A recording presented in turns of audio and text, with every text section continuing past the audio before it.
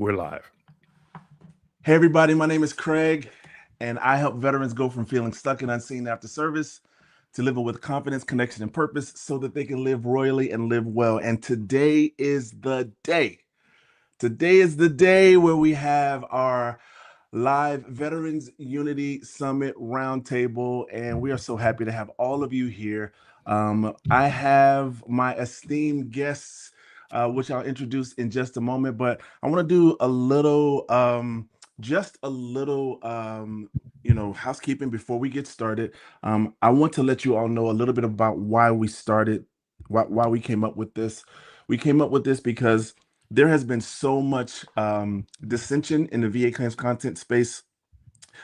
There's a lot of talk about accredited versus unaccredited and all of these types of things, and CMP exams and DBQs and all of those things. And so what we wanted to do is we wanted to do an event that brought everybody together from all corners, all sides, because at the end of the day, family, it is about the veteran and them getting the information and the resources and the education that they need.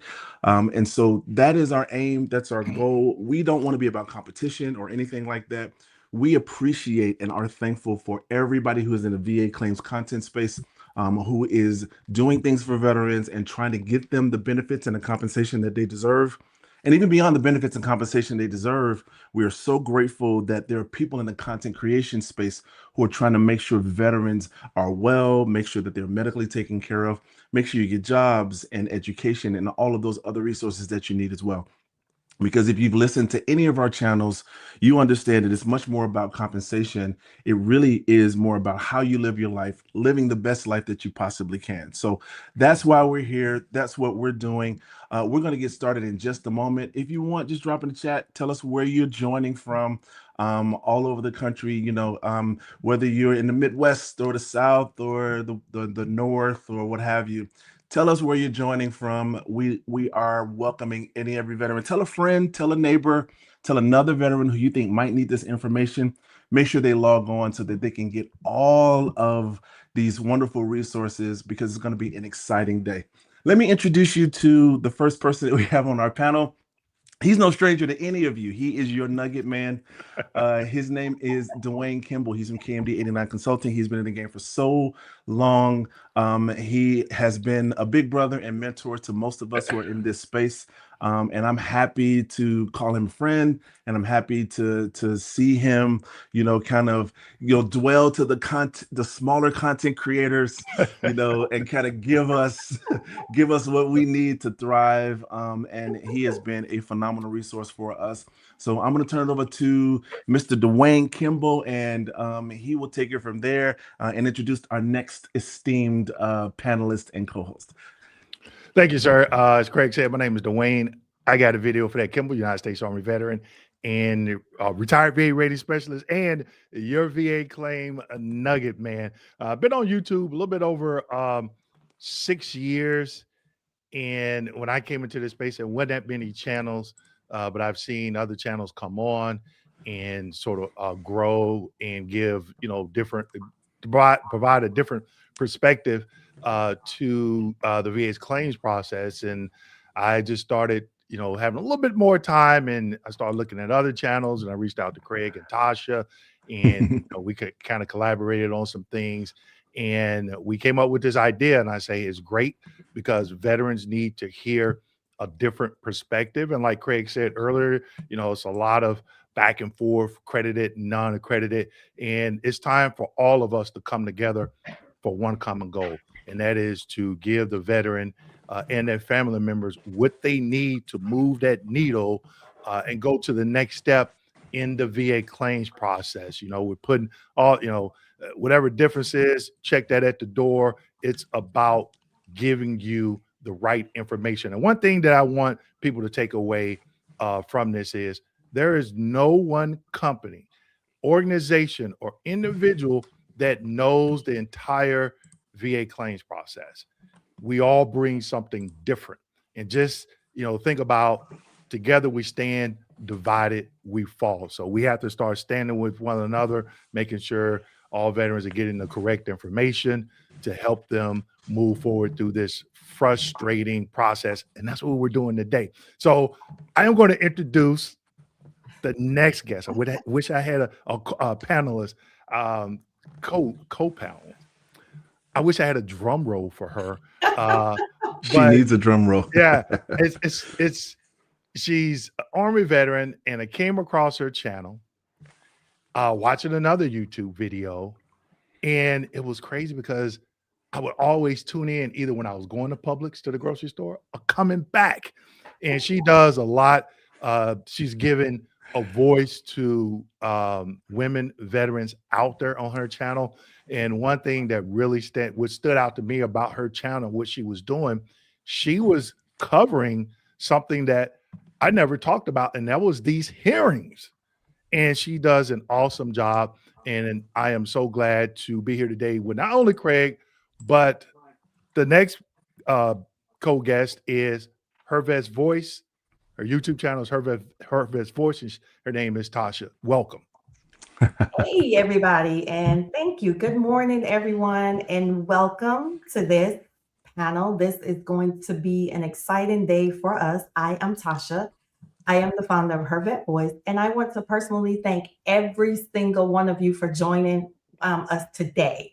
So I am excited about this. I am here with two phenomenal people. Of course, you know, the Nugget Man, and of course, Craig has the touch of making sure that you are mentally and physically able to adapt to anything. So I am so excited today about what is happening. When I met Dewayne and we brainstormed this together, I did not know exactly what I was getting myself into, but here we are.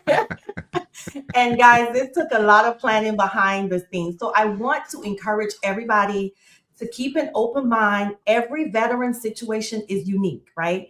And there is really one size fit all approach when it comes to navigating anything VA claim process, any of that. So our hope today is that by hearing multiple perspectives from experienced professionals, because we do have them here, you will leave this discussion better informed and more confident about what steps you are going to take next.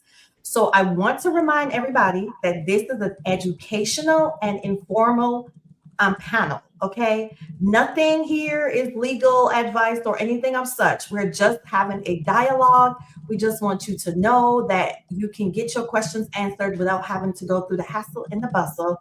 I'm excited about this, and without any further ado, let's get this party started and let's get going. So I hope you guys have an amazing time on this panel today. Thank you for joining.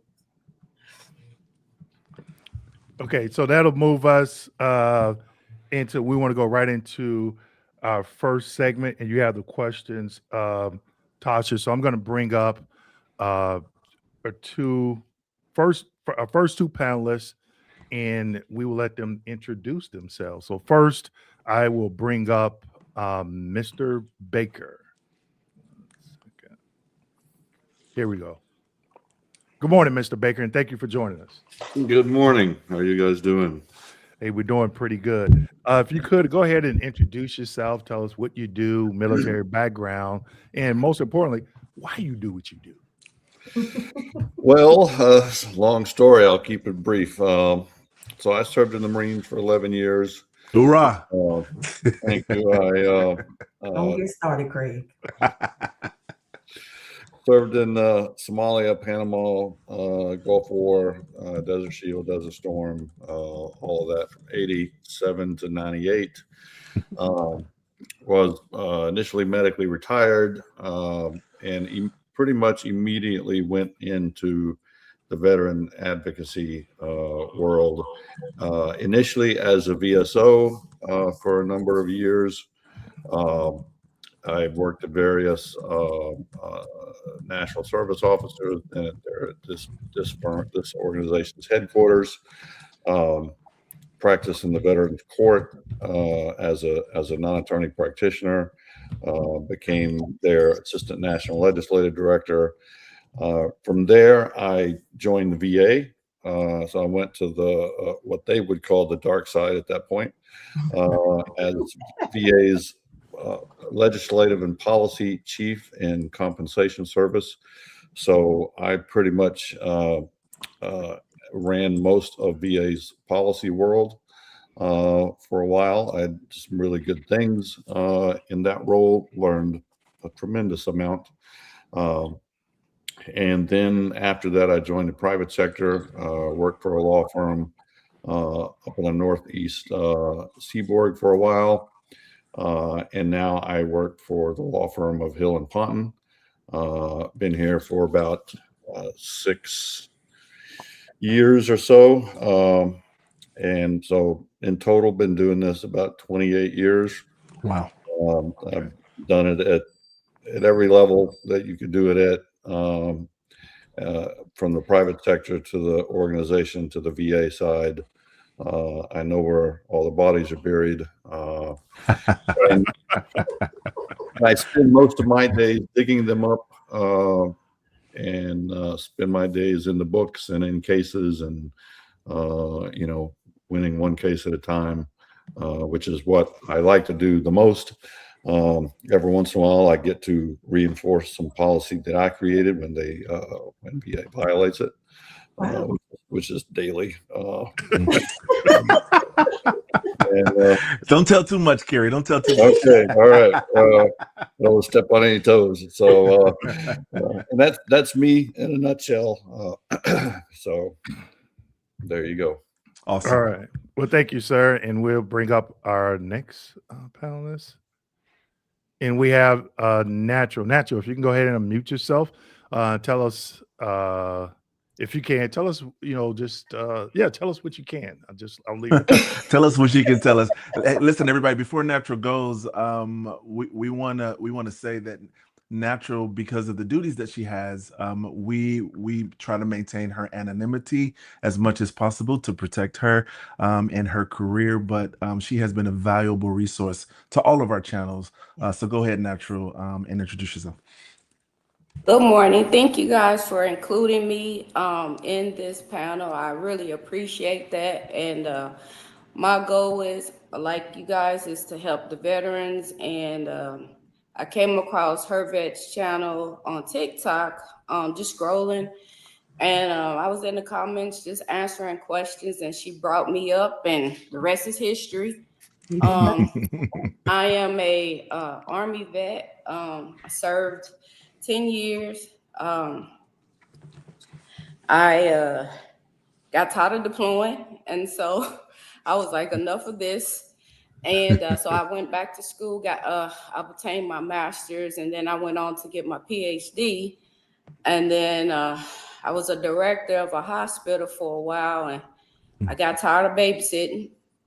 And so I decided to, I was like, okay, let me go over here. And one of my good close friends said, I think you would be a good fit over on the VHA side. And boy, was she wrong. But needless to say, I was there for years. And then an opportunity came up for the VBA side, and they loaned me out to the VBA, and I kind of got close with one of the directors at a certain VA, and they were like, "Can I see your resume? Can I see all your credentials?" And I was like, "Why?" And they were like, "Well, we would like to bring you on." And I was like, "Really?" And so I was like, "I don't know if I could do this." And they were like, "Yeah, you can do it." And I said, they was like, "We want to bring you on as an RVSR." And I was like, "I don't know nothing about this." And so it was kind of like I got through in the fire. It was kind of like learn as you go type of situation. And many days I cried. I was like, "Oh no, I can't do this. I can't do this. Yeah. I can't do this." And then I just I got with some people, and they kind of mentored me. And when you come from the military, it's kind of it's kind of hard to turn off that like, hey, you mentality. Like, I need you to do this now. It's kind of like you have to turn on that nice stuff. And for years, I didn't really, I was nice, but I didn't have to be all the way nice, you know, like I could just like get down there and do this. So it was kind of hard transitioning from military to the civilian sector, and your whole mindset has to kind of change. And so I kind of got stuck doing, I ain't gonna say stuck, I kind of got nominated to do some outreach within the community. And so that's where my passion kind of blossomed, when I went out into the community and I would listen to the veterans tell the stories on how they struggled to get their benefits, and you know, they didn't know what they were eligible for, and just being educated on the benefits process. So a lot of them didn't even know that the VBA even existed. So it was really like, it was kind of an aha moment for me, where I'm like, okay, maybe this is where I can kind of, you know, put my talents a little bit over there. I was already teaching at a college at that time. And so teaching for me was kind of like a, you know, it's like a second nature type of thing. Yeah. And so when I started to educate the veterans and started doing some outreaches at my church and stuff like that, it kind of led me to the path. And I guess that's kind of how me and her vets met. And we kind of, and so that's why I'm very appreciative to, you know, come on these channels and talk and try to help the veterans, because when I got out, there was none of these programs, you know, to help the veterans to understand the benefits. I was so ready to get out, I didn't even care. So, but again, thank you guys. I appreciate everything you guys are doing. Thank you. Well, thank you for coming on. Know we have a lot of questions for you. And now we have a medical examiner that we will introduce and bring on. Good morning. And we have Dr. Nurse Practitioner Brianna Coates. Welcome, Ms. Coates. If you could tell us a little bit about yourself, what you do, and most importantly, why you do it. Good morning, everyone. My name is Nurse Practitioner Dr. Brianna Coates. I am the owner of Coates Cares for Veterans. What was your question? What? Just tell us a little bit about what you do and why you do it. We want you to rap that song that's on your YouTube channel. That's what Yeah, about that. So I do CMP exams, which is the DBQs. A lot of veterans know as DBQs. Why do I do what I do? My mission stemmed from losing my 30-year-old brother to veteran suicide in 2022. He battled with mental health, and I think one of his biggest challenges was getting his VA disability benefits. I felt that he did not feel heard. So that is my mission to why I do what I do. Well, thank you for coming on today. I know we'll have, anyway, I know we're going to have a lot of questions. And people, this is a time to ask questions, because you know, we have a lot of people here. We have a former Raider, we got a nurse practitioner, we got a current Raider, someone from a law firm, and someone in the space of mental health. And then, you know, we got her best voice. So if you want to know anything about those hearings, she got you covered. All right. So I'll go ahead and turn it over to Tasha, and we're going to go ahead and get into some Q&A. And Craig and I we will be monitoring the chat. Make sure you go ahead and post your questions there. We got 103 people. So everybody, make sure you go ahead and like. Also, Mr. Berry, if you have a YouTube channel, go ahead, or anybody on here that has a YouTube channel, on the panelists, go ahead, before we get into the Q&A, go ahead and let everyone know what your YouTube channel is, so if they can go over and subscribe if they already have it. Absolutely. Go ahead, You Brianna. go first. Yeah. Ms. Coates, you can go first. Yep. So I have Brianna Coates VA Beats. So basically it's me in correlation with AI, because I'm not a rapper, but I pretty much take the DBQ and I break them down into songs, because I think about different learning paths, right? And to me, I have little nieces and nephews, and they love Gracie Corner. I see myself singing Gracie Corner. So with that being said, I'm just trying to find other avenues to jog the memory of our veterans, so that when they're in front of the CMP examiner and they're nervous, they can just sing a little song. So you're already prepared for the questions they're going to ask you, and you already have the answers. I think a lot of times when we go on these exams, we get nervous and we forget. But if we just jog our memories with little songs, oh, I remember. Yep, I have this. So it's Brianna Coates VA Beats. All right. And Wonderful. how about Mr. Baker? I don't have my own YouTube channel. I just don't have the bandwidth for that. But the Hill and Ponton, the firm I work for, does. Oh, yes. Have its own. I participate in that. We do it once a week. I'm on a lot of the time. Other people are on as well.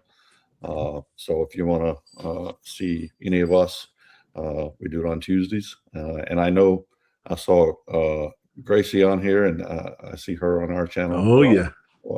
All the family is here, Carrie. Yes. Yeah. Okay. All right. So I'll go ahead and I'll turn over to Tasha with her best voice, so we can go ahead and get into some Q&A. So when I was given the task of picking out these questions, I went digging for the most hardest, complicated questions you could ever. Okay, that's just don't worry, Brianna. I got you.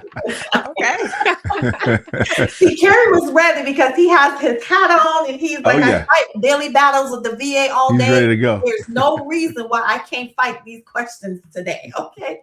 So my first question is, and which is always a common question, what is the most common mistakes that veterans make before filing their VA claims? Brianna, for you, before coming to get the DBQs and doing the medical examination. For you, Carrie, before getting to your firm, what is the most common mistakes that you guys see in your aspect of the area where you work that veterans make before going forward?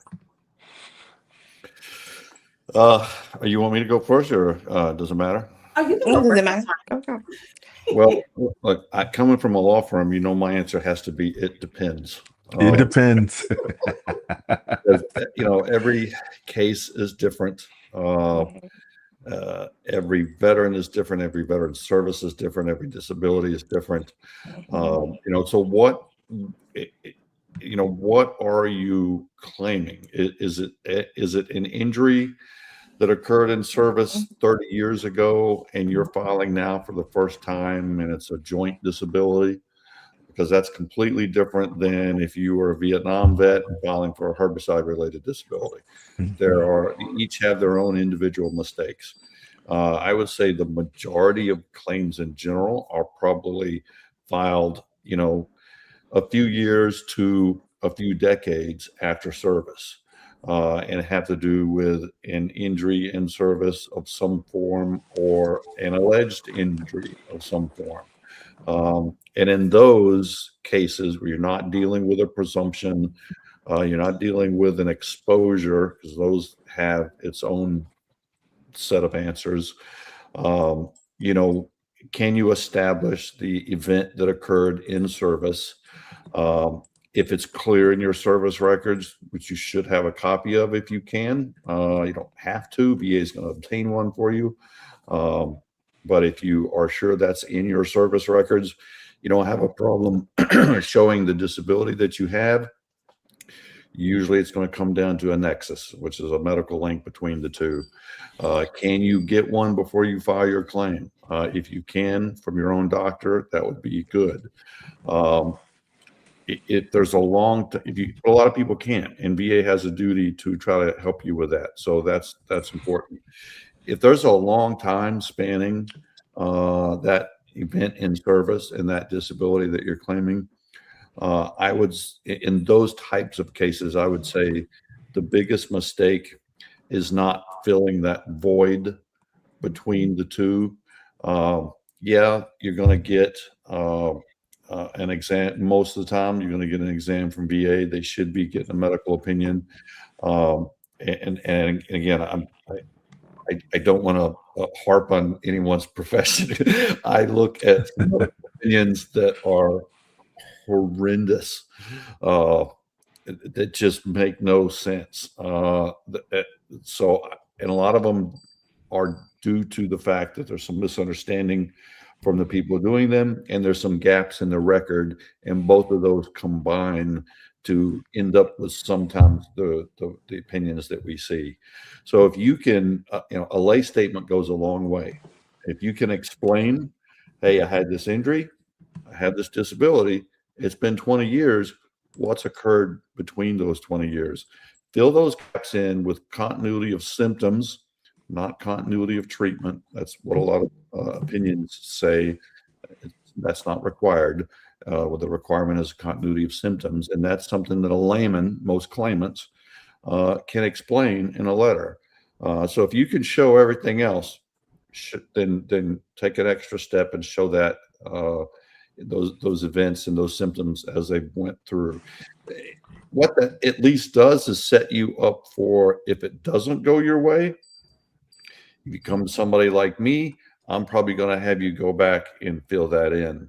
And then we're going to have to start from a different process. But if somebody comes to me and that's already there, well, that statement alone could give me the legal avenue I need to shoot down that medical opinion from a legal perspective if it's negative, because if that opinion doesn't address those symptoms throughout that time and that statement, those continuity of symptoms, that opinion is inadequate right on its face. So, and a number of other things. Sorry, my dog. So if you can fill that gap, that's a big help, because it provides a good legal weight for future efforts if you end up having to appeal. And if the examiner actually reads it and listens to it and then formulates an opinion in part based on it, you could end up not having to appeal in the first place.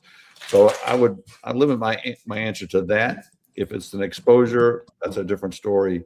If it's a presumption, that's a different, there could be 1,000 answers.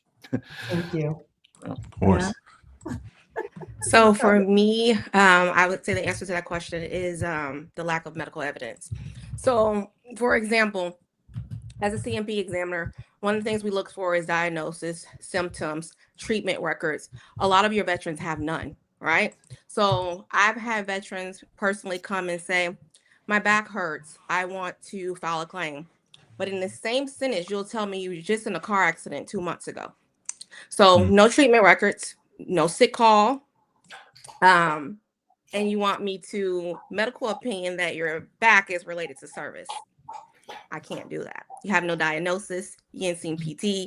So for me, it just would be the gap in evidence. So even with a lay statement, and I've seen it where we will say, I want to connect my back to service. It's worse because I got in my car accident last month, but there's nothing in between. So that would be for me. All right, Natural. I have a specific question for you. Hold on. I got to answer this one. I'm sorry. No, listen, you know, Natural is going to have to give her That's why I opinion said on that. that. You can't move on. No, don't skip ahead, it. Natural. Don't skip it. I knew how to ruffle her feathers. I Yes. knew it. Okay, so in my experience, what I find is the stories that veterans tell, they change often. So when we talk about, like, I'm sorry, I forgot your name. The nurse practitioner, I'm sorry. It's Brianna. Because I'm Brianna. Miss Brianna. Okay. So like Brianna said, they'll say, my back hurts. Well, you never were seen in service. You don't have a current diagnosis. One, they shouldn't even have went to see her because they didn't meet the elements. But sometimes it happens. You get the VSR trying to get their points, and they send. Now there are caveats to that. So if a veteran had an MOS like a parachutist, an airborneist, something like that, we can use that as a reason to order examinations and medical opinions due to their MOS. But sometimes veterans have post jobs that can aggravate disability, right? But they still lack chronicity of care. And sometimes I've seen examiners link the disability to their post service, right? Even if they had a, single incident in service. But I also have seen when it comes to mental, what I've seen is a veteran will fill out a 0781 for PTSD and tell a story, but they have no credible evidence to back it up. Because if we don't link PTSD to combat, we have to be able to corroborate the stressor. If we can't corroborate that stressor, regardless if we have a positive medical opinion, it's a denial because we have no way of corroborating the stressor. If they say, oh, I witnessed, soldier, I don't want to say the word, but, hurt themselves, harm themselves, and you can't give us any details, the name of the soldier, the day it happened, the unit, none of that. Something that traumatic, it would seem to me, I remember a lot of stuff that happened. I remember the names, I remember the date, but I know sometimes people that go through traumatic experiences, they sometimes kind of block it. But you're going to remember something. You're going to remember someone else that was there to be able to write you a lay statement or something like that. And what I've seen is they'll tell one story to the VBA. They go to the examiner, they'll tell a whole complete different story that doesn't even go with what they told the VBA. So what story is it a combination? You don't even mention what you wrote to the VBA. So then now we have to decide, well, is this person telling the truth or not? I've had instances where veterans said they set in on a group for mental health and they told another person's story. I'm like, that's third part. I guess it could be traumatic. You're hearing it, but that's the problem I see is the stories do not stay consistent and people keep filing the same stuff that is denied and they do not send new evidence and relevant evidence to be able to substantiate a claim. And that's the major problem when I see people filing supplementals or higher level. Sometimes the higher level reviews get turned in their favor, but for the main part, it's the lack of evidence, the lack of in-service events, and just credibility sometimes. And Tasha, if you wouldn't mind, I would like to take a quick. I promise I'll be quick. Yeah, go ahead. As a when I rated, as a former rater, I'm retired now, so I don't rate anymore. So I'm not under a tremendous amount of stress, so I can grow some hair. Yeah, you lost all your hair when you were rating. The public 7 o'clock. One of the things I've seen when I actually rated, and I even see today in talking with veterans, responding to YouTube comments, they don't understand the different ways or the different paths of service connection. You, in my opinion, you have to know if you're claiming it back, how are you claiming it? Is it pre-service aggravation? Is it direct? Is it secondary? Are you claiming something presumptive? If it falls on the presumptive, is it 1 year, 3 years, 7 year, Agent Orange, Camp Lejeune, contaminated water, Gulf War undiagnosed illness? Are you doing an 1151 claim? I think that is so important that veterans need to understand, okay, this is what I'm not only what I'm claiming when I have a diagnosis, but where does it fall under the different ways of service connection? What is the criteria for those different ways of service connection? And then build that evidence and support it, submit it to the VA. And one thing that Natural brought up that I'm pretty sure a lot of people didn't catch, VA employees are on production quotas. I would not want a VA employee to try to figure out what, how, they know what you're claiming, but where or how you're claiming it under the different ways. Yeah. I'll give it back to you, Tasha. Thank you. All right, Dwayne, do you want to go to chat or you want me to keep going with another question? Let's take a couple from the chat. And we do have some questions from the chat. Yeah, for sure. And I'll read them out and we'll go from there. Funny says, question, how do I fight against a misdiagnosis from a third party VA examiner of scoliosis? So I would give that to you, Ms. Coates. Ms. Coates, yes. You're on mute, Brianna. You're on mute. Yeah. All right, can you hear me now? Yeah, Yes. we got you. All right, so how do I fight against a misdiagnosed third-party examiner of scoliosis? I would need more information. So I guess I would want to say what led to the misdiagnosis. I'm not there to know what the examiner saw to know if it's a misdiagnosis, right? I would recommend a second opinion because you can also go to your private doctors or the doctors that you actually see and get your evidence to back that up. So I don't have an answer to that because then it also goes down to what medical credentials does this individual have to say it's a misdiagnosis. So that's a little gray line there for me. And understand, everyone, you know, we try to answer the questions, but I even noticed this when I do lives, there's not a lot of information. So I would say when you post your question, I'm not saying give us, you know, don't just give us your story, your whole story, but give us enough information that we can provide some feedback. And can we take two more before Yeah, we get go to- ahead. We have quite a Yeah, few. let's take two more. Yeah. All right. So 10 count says, I'm going to file a claim for spinal stenosis, primary, and radiculopathy, secondary. Do I file for hips as secondary or wait until my approval, then come back and do a new claim for hips? I'd like to shift that one to Carrie if possible. All right, I appreciate that. So everyone probably has different opinions on this. Mine is, if you know that you have a disability that you need to claim, and you're going to file a claim, get everything on that claim. There's no reason not to file for the hips. If you know you have a hip problem and you think it's related to the spine, go ahead and get it filed. In the AMA world that VA operates under now, as opposed to the legacy world prior to 2019,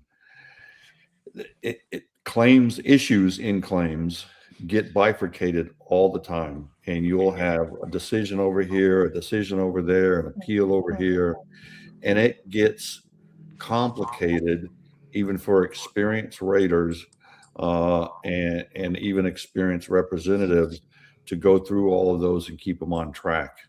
And if you end up in an appeal, it's far better to have everything under one appeal if you can keep it that way. And sometimes you can't. Sometimes it's going to get bifurcated regardless.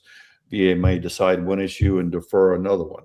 So you'll have a rating decision here that's got one decision in it, and 6 months later you've got another rating decision, and you didn't try to do that on two separate claims. But when then you do two separate claims, that can go even worse into more directions. So my advice is to get everything on one claim when you file initially. Yeah, things are going to come up down the road that you might not have been diagnosed with, that you want to file a claim for later. Obviously, that's out of your control. But when you sit down and do one application, get everything that you think you're going to file for on that application. Plus, you've got to think about your effective date. Let's say you lose the hips. And because you get a bad nexus opinion, well, you've still protected your effective date on those hips while following it with the other claims. You can appeal those, and you might end up fighting it for 6 months or 6 years. But at least you've got your effective date the same as your other claims. And so that would be my advice on that. Okay. Awesome. I know, Natural, I know you have something to say, so I'd love to let you go. And then Dr. Coates, if you'd like to add on as well. Okay. So in my opinion, I agree with him. But here's the thing: when you guys are considering secondaries, you have to think about if one condition existed prior to the one you're trying to get service connected. So if you had a hip diagnosis prior to a back diagnosis, then the hips can't be secondary to your back, because the condition, we can't service connect the secondary to the back if the hip condition existed prior to your diagnosis of your spinal stenosis. But in my opinion, with this new secondary law that passed with this baseline, I've seen more denials, just in my opinion, from what I've been reading. I've seen more denials on the baseline than I have seen approvals. Wow. So, And what you're referring to, natural, is the Spicer case with where the Spicer M21 has the versus baseline. Spicer versus Allen. Okay. so we'll have a positive secondary, but then we'll have a negative baseline for the non-service connected disability that aggravated that. So what that essentially is a denial with a favorable finding, because the examiner said they couldn't determine the baseline of the primary service connected disability aggravating the secondary condition.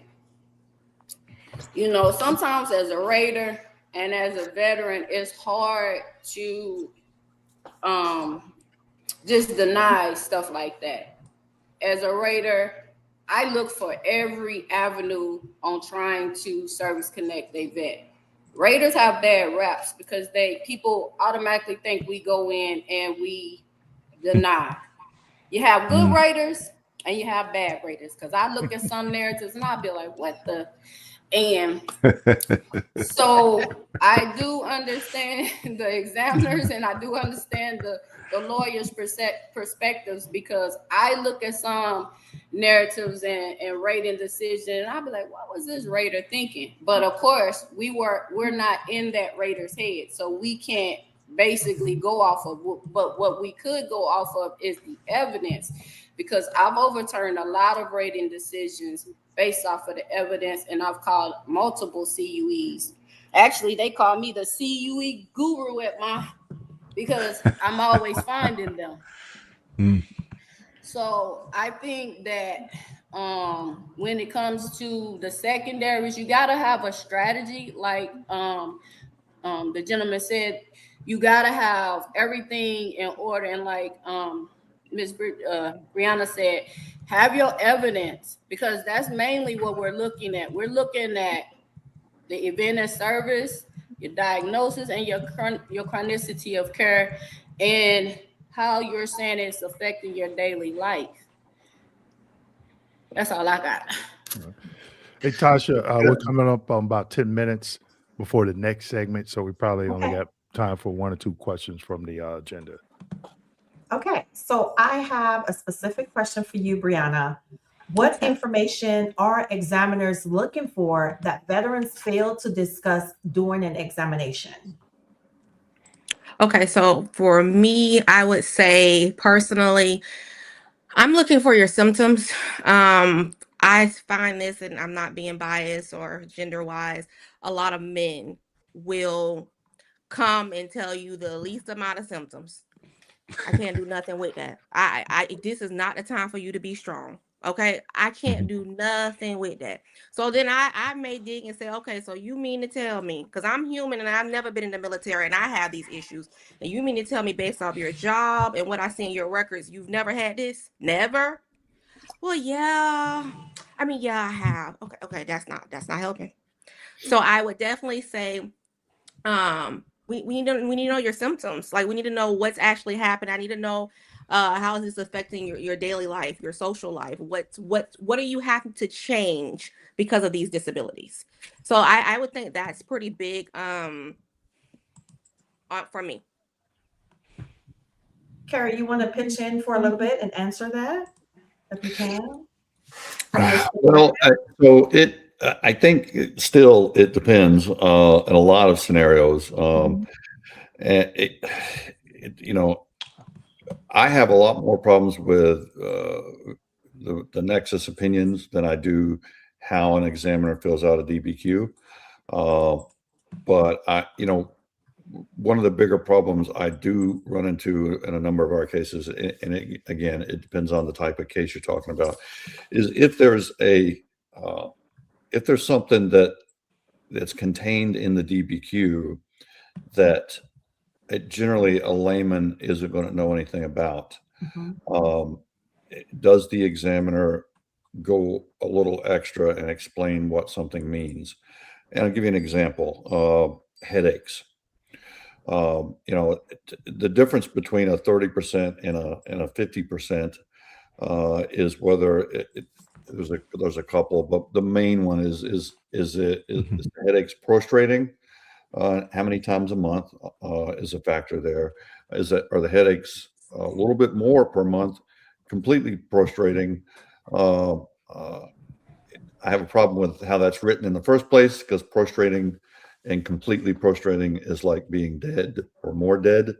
So there's issue there. But my point to this is, I'll ask my client, you know what prostrating means? And he or she would be like, well, no, I've never heard of that.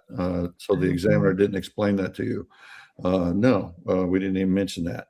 So, and I'll see in the exam that the examiner put, no, the veteran has no prostrating headaches. Well, how does he know or she know if it was not explained what prostrating even means?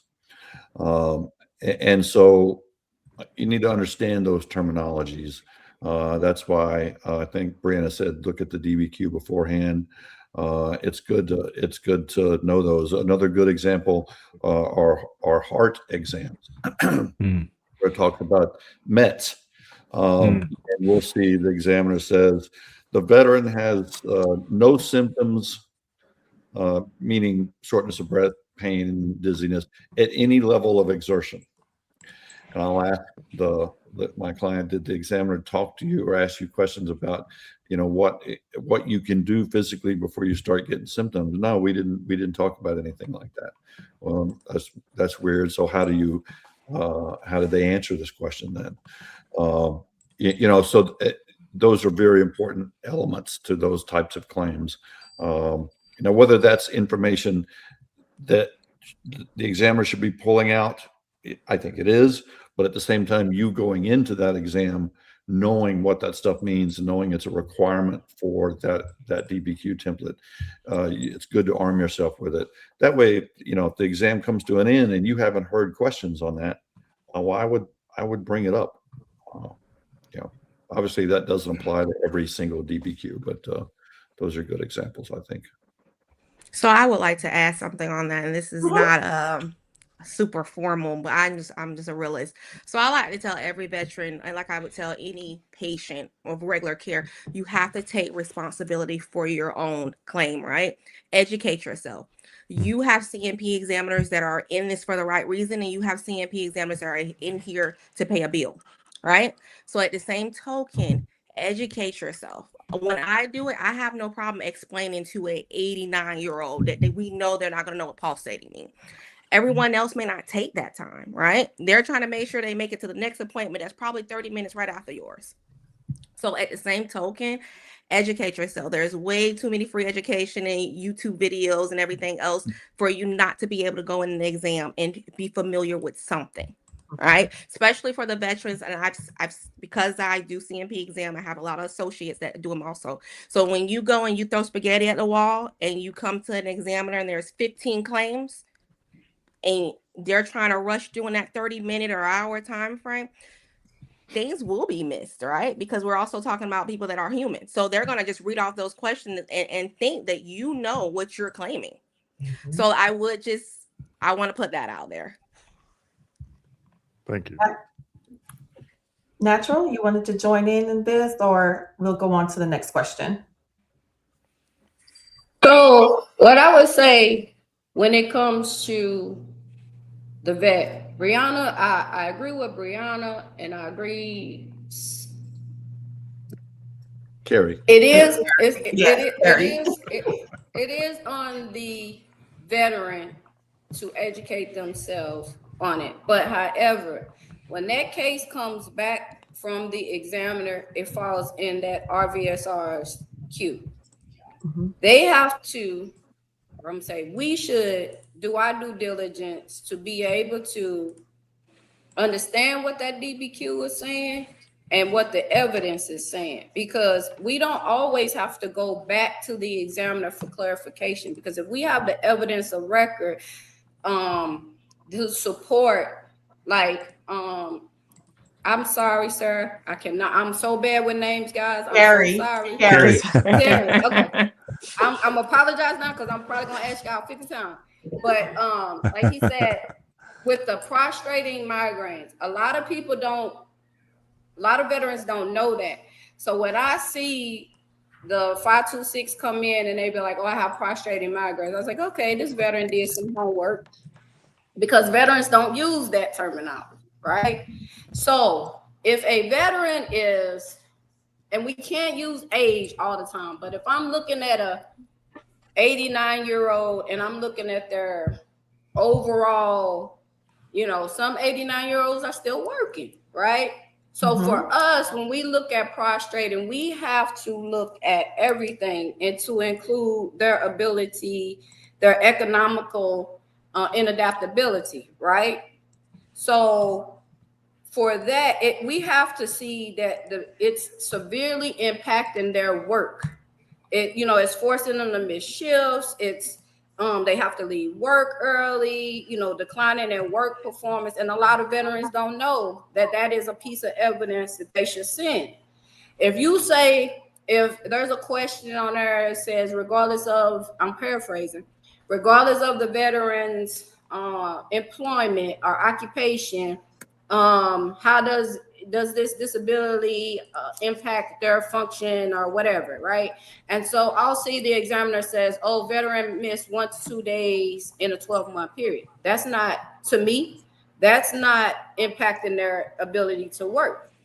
So normally, if I see that they have a migraine once per month, I'm going to give them the 30%. And then I'm going to explain why I don't give them the 50%. I don't have the evidence to show that it impacts your employment. Now, when it comes to a veteran that's, up in age, I look at the overall picture, right? And how they have explained it. If I don't have the evidence to give them the 50%, I will explain why I didn't give the 50%. Not every rater does that. They do that can-tech stuff, and I hate it because it doesn't explain to the vet why we didn't grant a certain percentage. Hence, that's why we have a lot of supplemental claims coming back, because it wasn't explained to the veteran in a way where they can understand why we did not grant the 50%. When it comes to METs and stuff like that, typically if the veteran has a lot of cardiac problems, there's going to be documentation either in their VBA or in their private. If you take the time to read that, you can deduce that the veteran has fainting, dizziness, because they're going to say that in, the medical professionals that's taking care of him, him or her, they will say veteran has had dizzy spells, they have had fainting spells, they can't walk up steps. So it's like a 3-part thing. It's like the veteran, the examiner, and the rater in conjunction, and the evidence to be able to support what the percentage is that is given. Look, if you're saying that you read past the DBQ, I would like to send more of my cases to you. If that's what We get that all the time. We get that all the time, Carrie. We get that all the time. I do read past the DBQ, and I have more deferrals than a little bit, because if I have evidence, if an examiner, and I have no dog in the fight. My dog in the fight is to help our fellow veterans. So if I get an exam and I'm like, what? And then sometimes the examiner, in their defense, they do not get all the evidence. And so that's where a rework or clarification, well, it won't be a rework because we didn't submit the evidence. It'll be a whole new exam, or, we can do an ACE exam for them just to review, the evidence that they didn't have. Sometimes that changes the outcome of the decision that examiner has made. So you have some good raters out there, and you have some that, Bad raters? Is there such a thing? I don't know. I don't know. Oh my we are. goodness. I know we're having a lot of fun, but We are. we're Yeah, gonna go ahead, move. Craig. We're over Time this for segment. We can certainly come back to some of these segment questions because Yeah, I think Carrie and goes Dr. fast. Brianna are giving and naturally giving some phenomenal answers. So, Yeah. Tasha, why don't you move us along to our next segment? All right, so we are on to segment 2. Oh my goodness, Dwayne, do we have somebody waiting for segment 2, or we're just gonna go into segment 2? No, we keep rolling. We can Because keep segment rolling. 2 is attorney VSO. We didn't have the VSO. Yeah. Educational consultant, veteran advocate. So yeah, we're good. So we're going to keep going into segment 2. And I know that we are getting plenty of questions in the comments. And I know that we are going to get around to you guys' question. There is a particular question, Dwayne, that I see that was just pointed out to Brianna that I wanted to pay a little bit of attention to. It is from Nathan LeBrew. Can we pull up that question, Dwayne? Nathan, right? For Miss Brianna, no. Establish. No, it's not this Is that one. this one? No, it Okay, is we- 9:56 a.m. Well, we want to come back to Okay, that's because the good. question was, how as a veteran do we keep the examiner from using age, gender, and genetics and general population out of their biased opinion? Great question. Great question. There it is. Thank you. Brianna, Yes. how as a veteran do we keep the examiner from using age, gender, genetics, and general population of their biased opinions? Well, that's very interesting. May not have the proper answer for that, Perspective. Mhm. but age, not necessarily age in general, does play a role, right?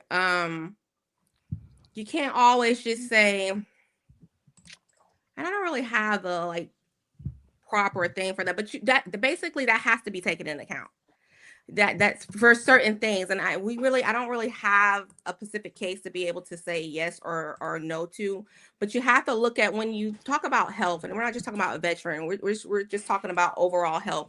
You're taught to look at, and we'll use patient, we'll talk about patient. You're taught to look at the patient as a whole, right? Because everybody's not textbook.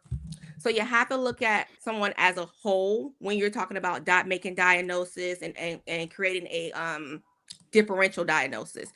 So I don't have the answer to how you keep the examiner from using those things. I would tell you, when I examine someone, I look at them as a whole. I'm not just looking at you in pieces. So I guess that would just be my answer to that. All right. All right. So in segment 2, that was one of my questions that I had jotted down. But this question is one that veterans ask all the time. And I'm going to get into this with you, Carrie. What claims are most appropriate for self-representation? Easy one.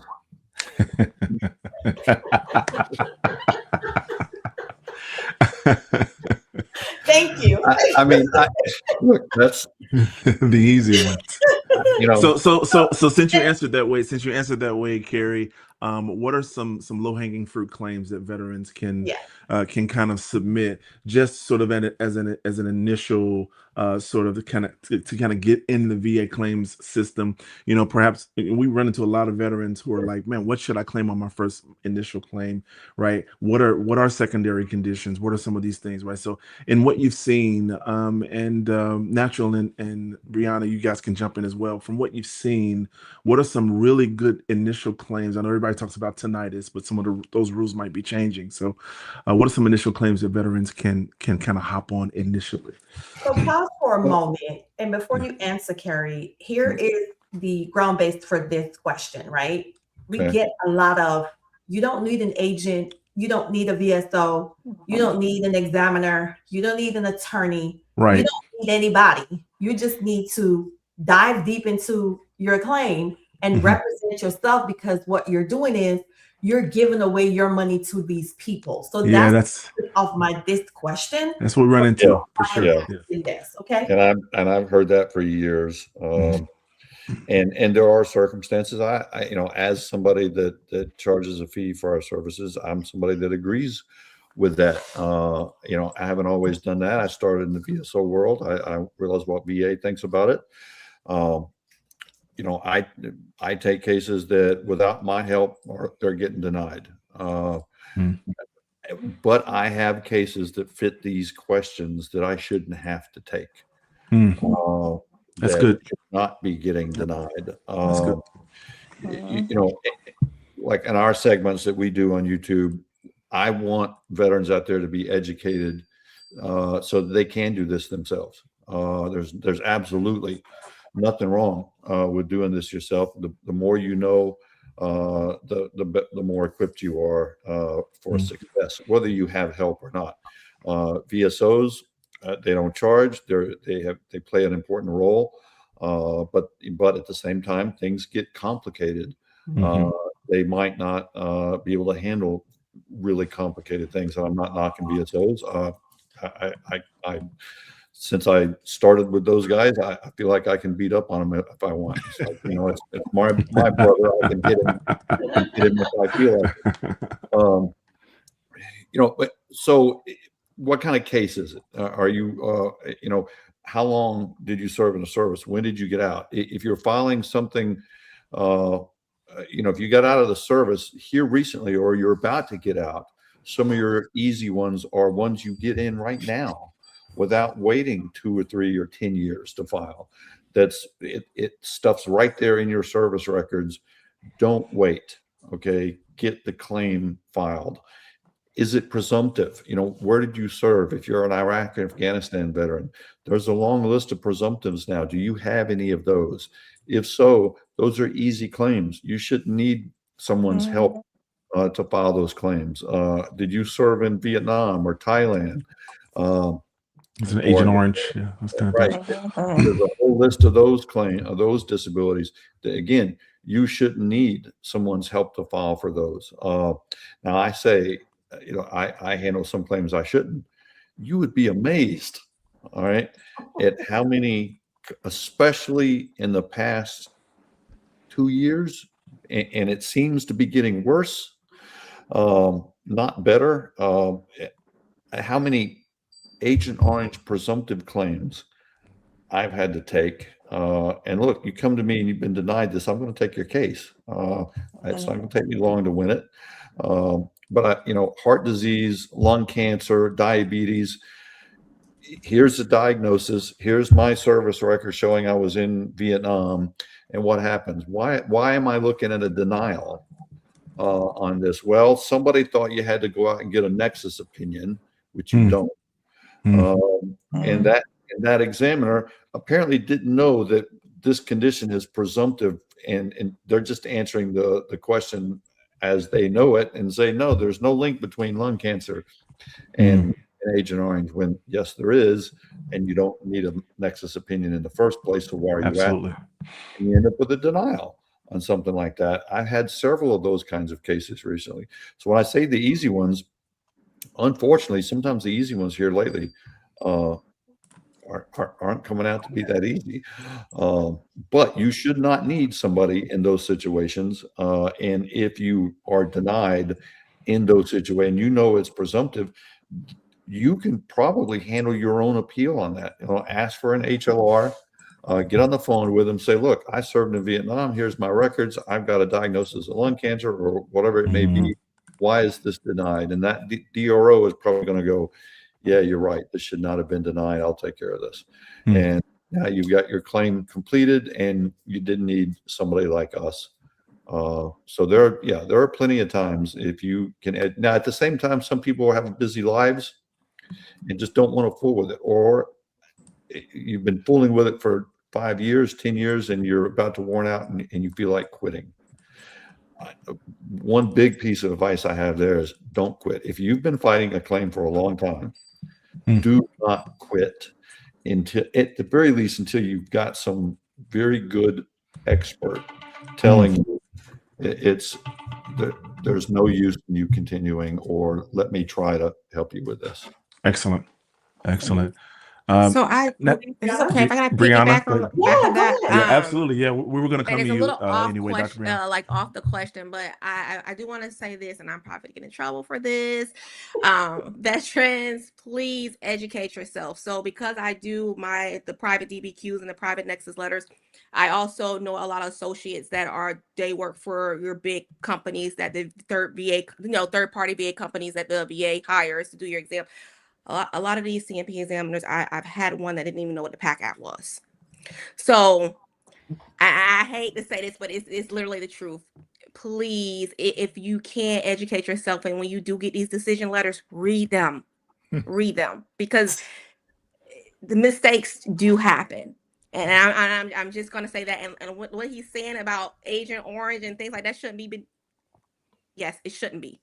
Yeah. But they are being denied because sometimes of the lack of knowledge on all ends.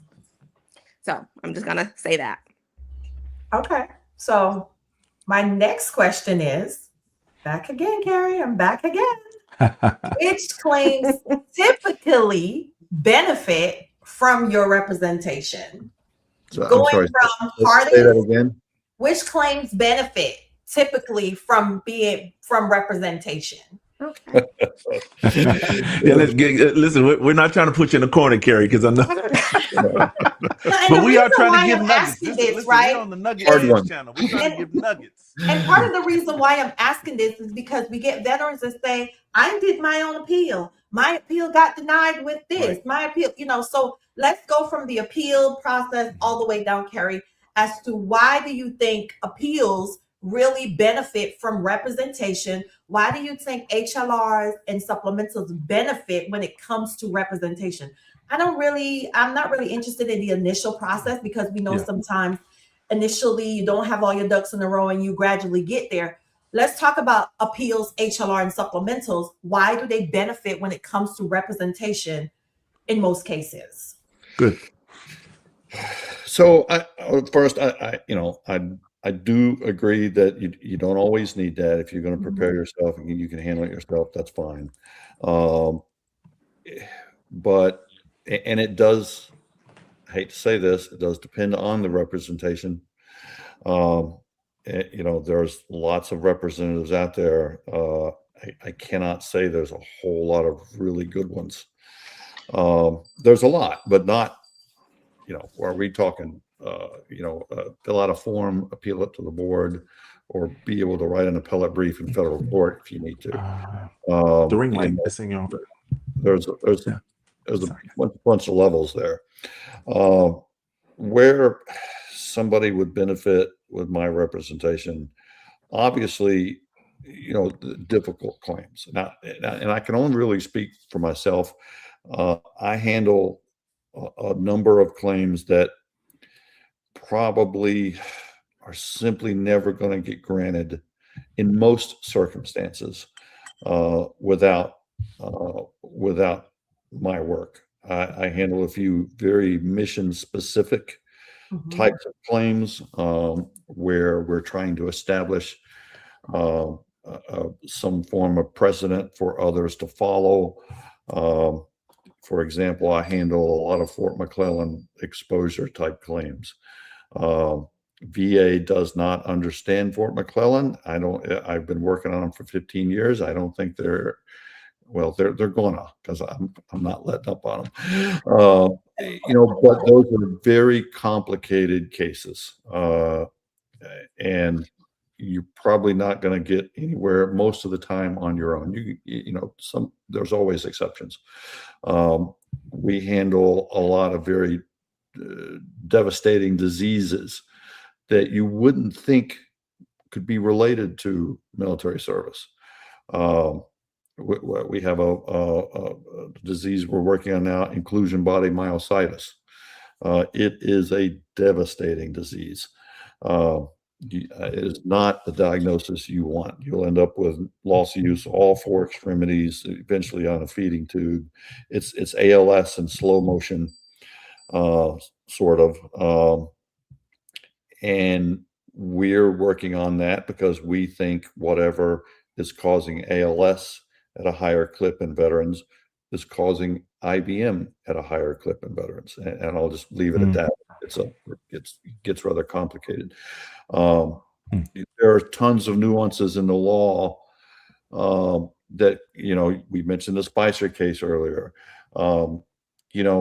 Most people are not going to understand the nuances between secondary service connection and service connection based on aggravation, and why in the hell, excuse my French, are veterans getting denied when a nexus opinion says, yes, there's aggravation, but I can establish a baseline. So, I'll take that case. I don't care if they say we can't establish the baseline or not, because you can almost always establish some baseline. And there's an argument there that, if you end up in federal court and force VA General Counsel to go, yes, Your Honor, we acknowledge that this service-connected disability aggravated this non-service connected disability, but no, we're not going to award service connection. I mean, you better have your ducks in a row if you're going to stand there and say that. And I realize what the Spicer case says, what it says, but there are avenues to at least make a very compelling argument as to why those kind of benefits should be granted. And remember, most of the time we only have to shift the burden to the benefit of the doubt. And I realize that's not something VA seems to apply very well these days, and it's not. But when it gets down to the letter of the law, and you've got a judge looking at it, if you can shift it that far, sometimes you've turned an unwinnable case into a winnable case just by doing that much. I don't know if I'm answering your question. That really does. That does help when it comes to why you need representation when it comes to certain cases, because like you said, there are some that are really more complex than, and sometimes the veteran can't see the complexity of it. For looking from the outside, it seems to be simple, but then like you say, when you have certain diseases, now when we talk about that, it goes back to the committee hearings where the VA has not updated the body system since 1945, right? They are now working on updated the body system. Some of them, yeah, about 11 of them. Some of them has been 11 of them has been updated now. That's because why? There has been a push to get it done.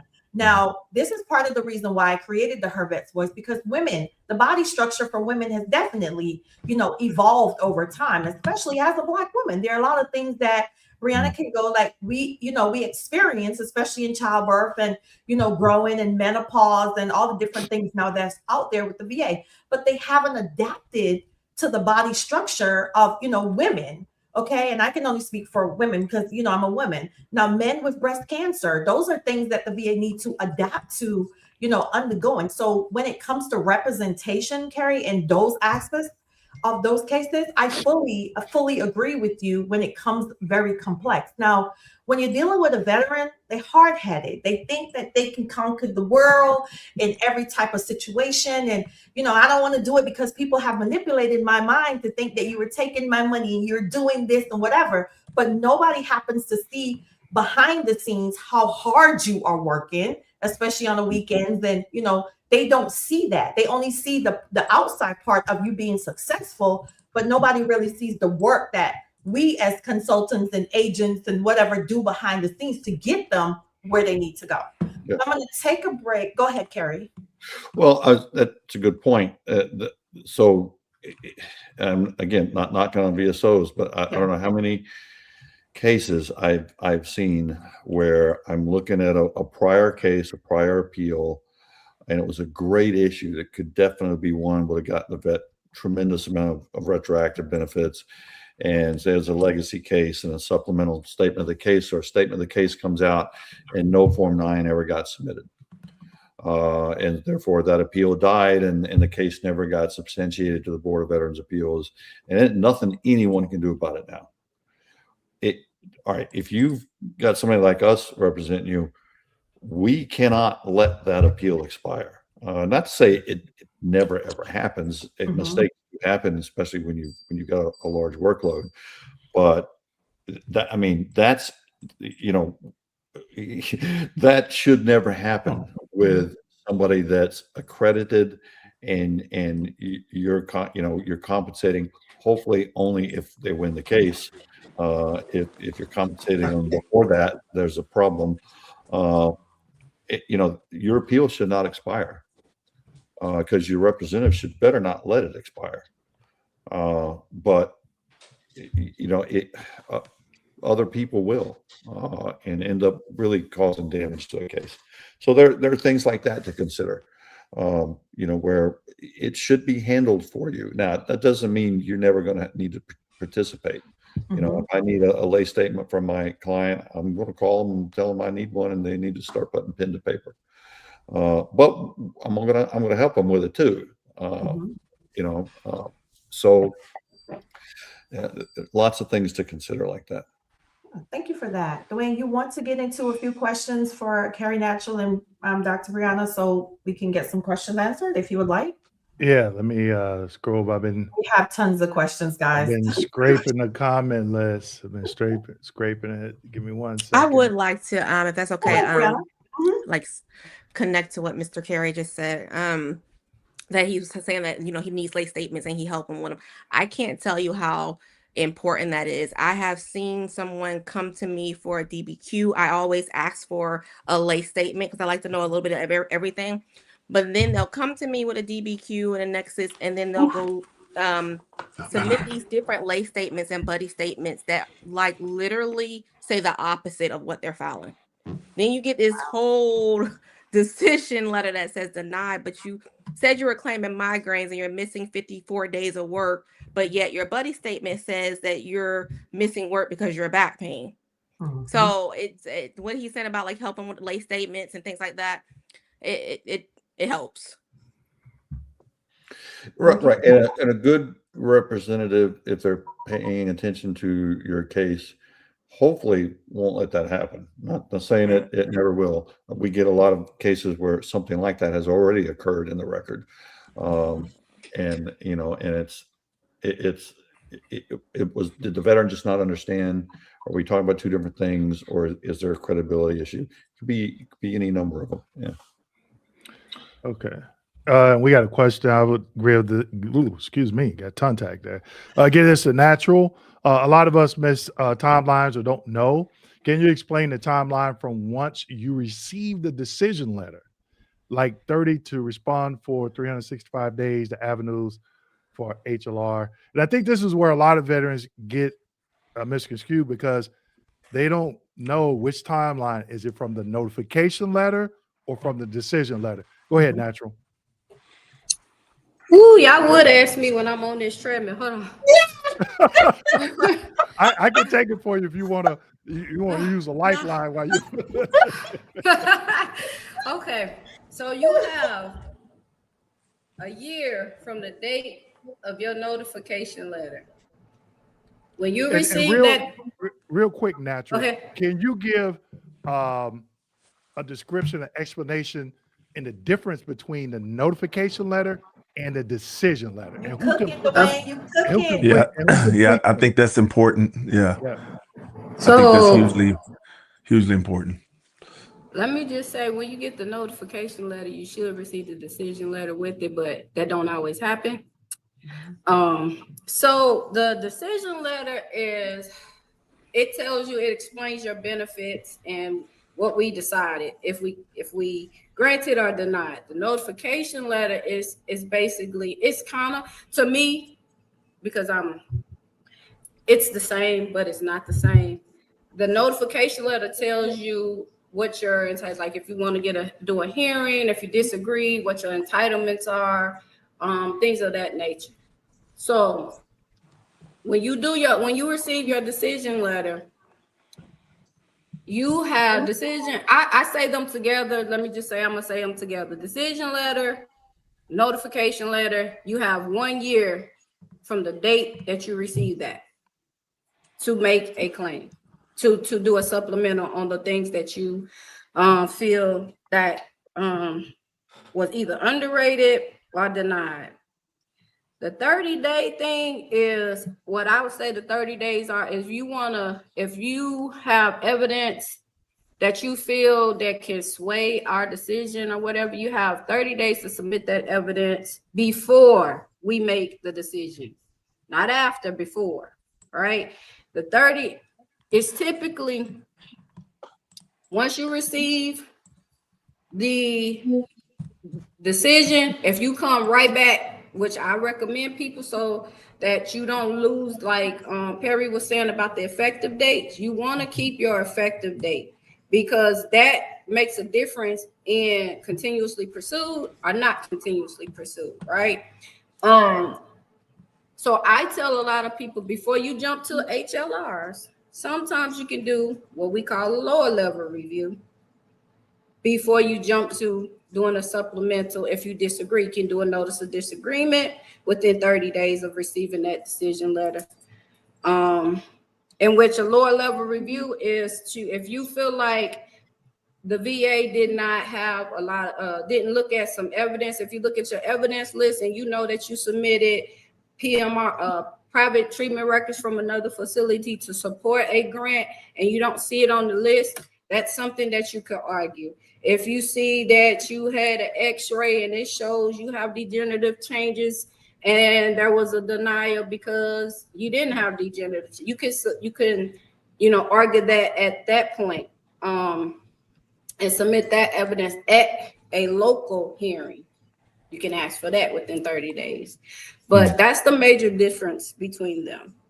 Now, when you say the lower level, which form would they be submitting? Which VA prescribed claim form would they be submitting for that? For the notice of disagreement? No, when you said when they're doing the lower level. You said the local hearing, I think. They can submit a 4138. I always say the last numbers. They can do the 4138. They can do that, or they can submit it on a, what is that form? 0995. Well, that's a supplemental. I want to say it's a lay statement or whatnot. I don't know. It's one of those 10 forms. I know what you're talking about. I did a video on it. I can't think of the form name either. Yeah, it's like 102 something. Oh, yeah, 10210. You're talking about that statement for isn't that the buddy statement? Is that the buddy statement form? It's like a lay statement of evidence or something like that. You can do either one of those forms, as long or if you have a VSO or a like Mr. Perry, they can submit all that and ask for a local hearing, and they can point out the evidence that was missed. Right? Okay. Go ahead. Well, you're talking about before a decision, right? No. I'm talking about like after they receive the decision letter, right? And they have a denial, and you look at the evidence list, right? And say that there is some evidence that was submitted that is not listed. Now, the RVSR could have just missed the evidence and not put it on there, but in reality, because that is a binding legal document, you have no, unless they say, hey, in the narrative, like we reviewed treatment records from, I don't know, one of these hospitals or your private physician, you don't know if they actually reviewed it, right? So you can come back and say, hey, I'm reviewing my decision letter. I had private treatment records. I had a nexus. I had this. I see. That was connected to service. It was not used in the evidence to make my decision. I want a hearing to discuss this. Right, Carrie. I think Natural's talking about, in that part of the decision letter up top where it says all of the evidence you submitted, right? Like, so it'll have your personal information up top. And then I think what Natural is saying is in that evidence list portion, if there's something missing from what you submitted initially for your claim and you were denied based on that missing evidence, I think what she's saying is you can submit something saying we need to talk about the fact that evidence wasn't included. Right, that evidence was. No, go ahead. And so typically what'll happen is it'll get assigned to an RVSR, they'll review the case, and then we'll either talk to the VSO or the veteran. Typically what happens is we'll ask the veteran, do you want to go to another exam? Typically they say yes, and then we send it off. But if we have the evidence to overturn what was decided, we'll go ahead and do it. Sometimes we'll go back and ask for a medical opinion based off of the evidence that wasn't submitted with the first decision. That's why it's important that people read their decision letters and notification letters to get an understanding of what their rights are before they jump to a HLR or a BVA case, because sometimes it can be handled at the lowest level. And it cuts out time. See, I don't know of a scenario that wouldn't require a supplemental 0995. 0995. Because we, in our experience at least, that would get us a reject letter. It wouldn't. What you mean? If you do a hearing? No. Are you talking about a hearing for adverse action, or because that's what I'm thinking when you say 30 days? Right. So there's a few different times now under AMA, not legacy, different, that you can have a hearing. Obviously, if VA is taking adverse action, like a reduction or a severance, and you ask for a hearing within 30 days, they can't take the action until that happens, until they give you the hearing. You can still ask for a hearing after 30 days, but they could take the action first if they so chose to. Under AMA, there's a specific regulation that allows you to ask for a predetermination hearing before VA makes a decision on the case. It's rarely ever used. That's where we get mixed up. Yeah, that's rare. That's because typically they'll say, basically, like they'll say you're jumping the gun. That's what they'll say. But you can do it. The law. We haven't made a decision yet, but some VSOs will do that because they've seen the evidence and they know it's going to be a denial. So they'll go ahead and jump the gun and ask for a hearing, but we can't do it before we've made a decision. Oh, you can do a hearing. It's just a predetermination hearing. Right. I've done one or two, in a complicated cases. I mean, that's not something I generally do. Yeah, that's an interesting. So, Carrie, you're saying a predetermination hearing before you would file something like an HLR or anything. So you're saying on the 0995? Before you even get a decision, so you file the claim, all right, either a supplemental or a 526. Yep. And before you get a decision, you can ask for a pre-adjudication hearing, essentially. Interesting. Yeah. Now, you might get the deer in the headlights look from VA. Okay. Because it's so Definitely. Yeah, that's very rare. Yeah, that's a nugget for me, for sure. That it exists. But it does exist. You can ask for that. What I'm not familiar with is after that rating decision, using that 4138 and to get them to relook at it. In my experience, that something like that gets us a reject letter saying you filed on the wrong form, which if you can do that, if you can do the 4138 or 10182, that would be great, because that might save us a supplemental appeal or an HLR appeal. But that's always gotten us a reject letter from, because and most, my opinion here, VA does a few things wrong. They allow the intake teams to look at the forms and decide if the form is adequate to do a certain thing. And if the intake team, who are not raters, who are not DROs, decide that form is not proper, they're going to send you a reject letter, and they're going to they're going to cancel out that end product in the system, and you don't have a claim until you respond to that reject letter. That's a really big problem in VA right now. It does do that. It does go to a claim intake person first. But what I would say, I guess, in that aspect, I guess go ahead and do the 4138 with the 0995 so that it'll get past them, and so the end product will get established, and let the rater do. You know. Well, those reject letters, obviously sometimes they're correct, but a lot of times they're not. A lot of times they're not. And if a veteran out there doesn't otherwise know, that claim's gone. It's never going to get adjudicated again until like me sees it 5 years later and go, no, that was illegal. You've still got a claim pending. Tasha, we are past segment 2. We are in the window for segment 3. But before we get that, I get beat up a lot of times for using acronyms on my channel by veterans. Like, you use these acronyms. We never worked for the VA. We don't know what it means. And Natural just said EP. Natural, can you explain what the acronym EP means for our veterans, please? Oh, it's an end product. It is what we establish to assess the claim. Basically, if a brand new claim can either be a 010 or 110, a claim for increase or new is a 020, supplemental could be a 040, 04 HLR, 040 DTA.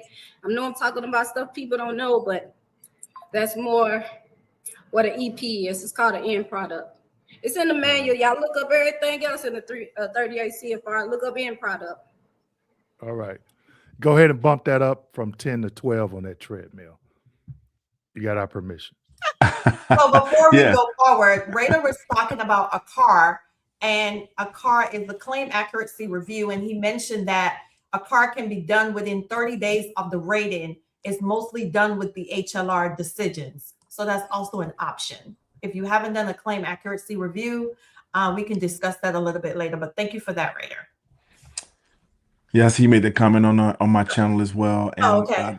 There are some questions stacking up. So if you want to move into segment 3, or Dewayne, if you want to kind of pop up some of the questions that we've got from the chat, this is not going to stop throughout our 6 hours. But we want to make sure we capture. Let me say a quick note about that. For those of you who are asking questions, we are going to do our most due diligence to answer everyone's questions. Yes. I am collecting all of the questions, and in our post-production products, we will either answer your questions on another live, or we will produce documents that have your questions answered from what we talked about in the live, or from what we can get from the experts. So you are not going to be left out. So continue to ask your questions. I appreciate it. I appreciate where everybody's joining from. We got people from Nevada, Las Vegas. We got people from Texas. We got people from all over. So thank you guys so much for joining us. Dewayne, did you want to hit a couple of questions before we move to the next segment? I think we probably got time for one, because it's 10:34 and 10:35. We're going into segment Sounds good. 3. I don't think this is a question, maybe a question/comment. My VA doctor won't even do a letter stating that my conditions are static, even though my code sheet says that. I guess where I'm confused is it doesn't make sense for your doctor to even state that the condition is static. If it's on the code sheet, you're good to go. So yeah. I wouldn't worry about that. Can I? Go ahead. Yeah. Technically, a disability doesn't come static until 5 years, right?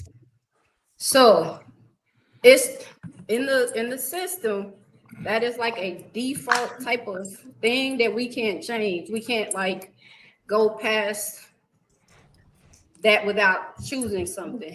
It's a button. It tells us it's a static disability. You need a routine future, or no exam, or something like that. So that's just like a default thing. It doesn't mean, because if it was static, we wouldn't have proposal to reduce and all that type of stuff. So a lot of veterans are getting so caught up in wording, you know, and that's what gets them tripped up. Because for the life of me, I don't know why people keep coming back once they've hit this 100% mark and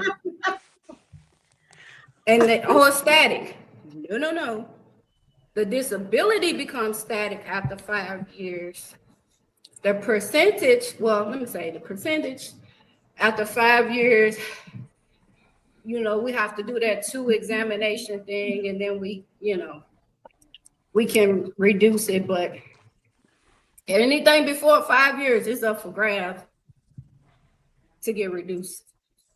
So and then Brianna, go ahead. The car. I'm sorry. The car. I wanted to comment on the car. Sure. I think you said Raider did that.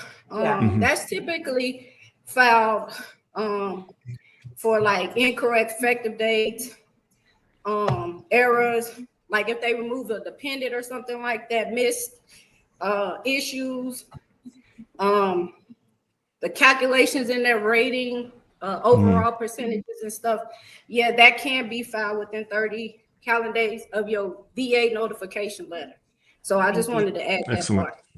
Excellent. Brianna, real quickly before we move to the next segment, when you think about ratings that might wind up, upon review to be, say, permanent and total or static, is there anything that goes through your mind from the CMP examiner side where you say, oh, it looks like this veteran's condition might fall under that category of not being able to improve? I just wanted to kind of hear your perspective when it comes to this particular question.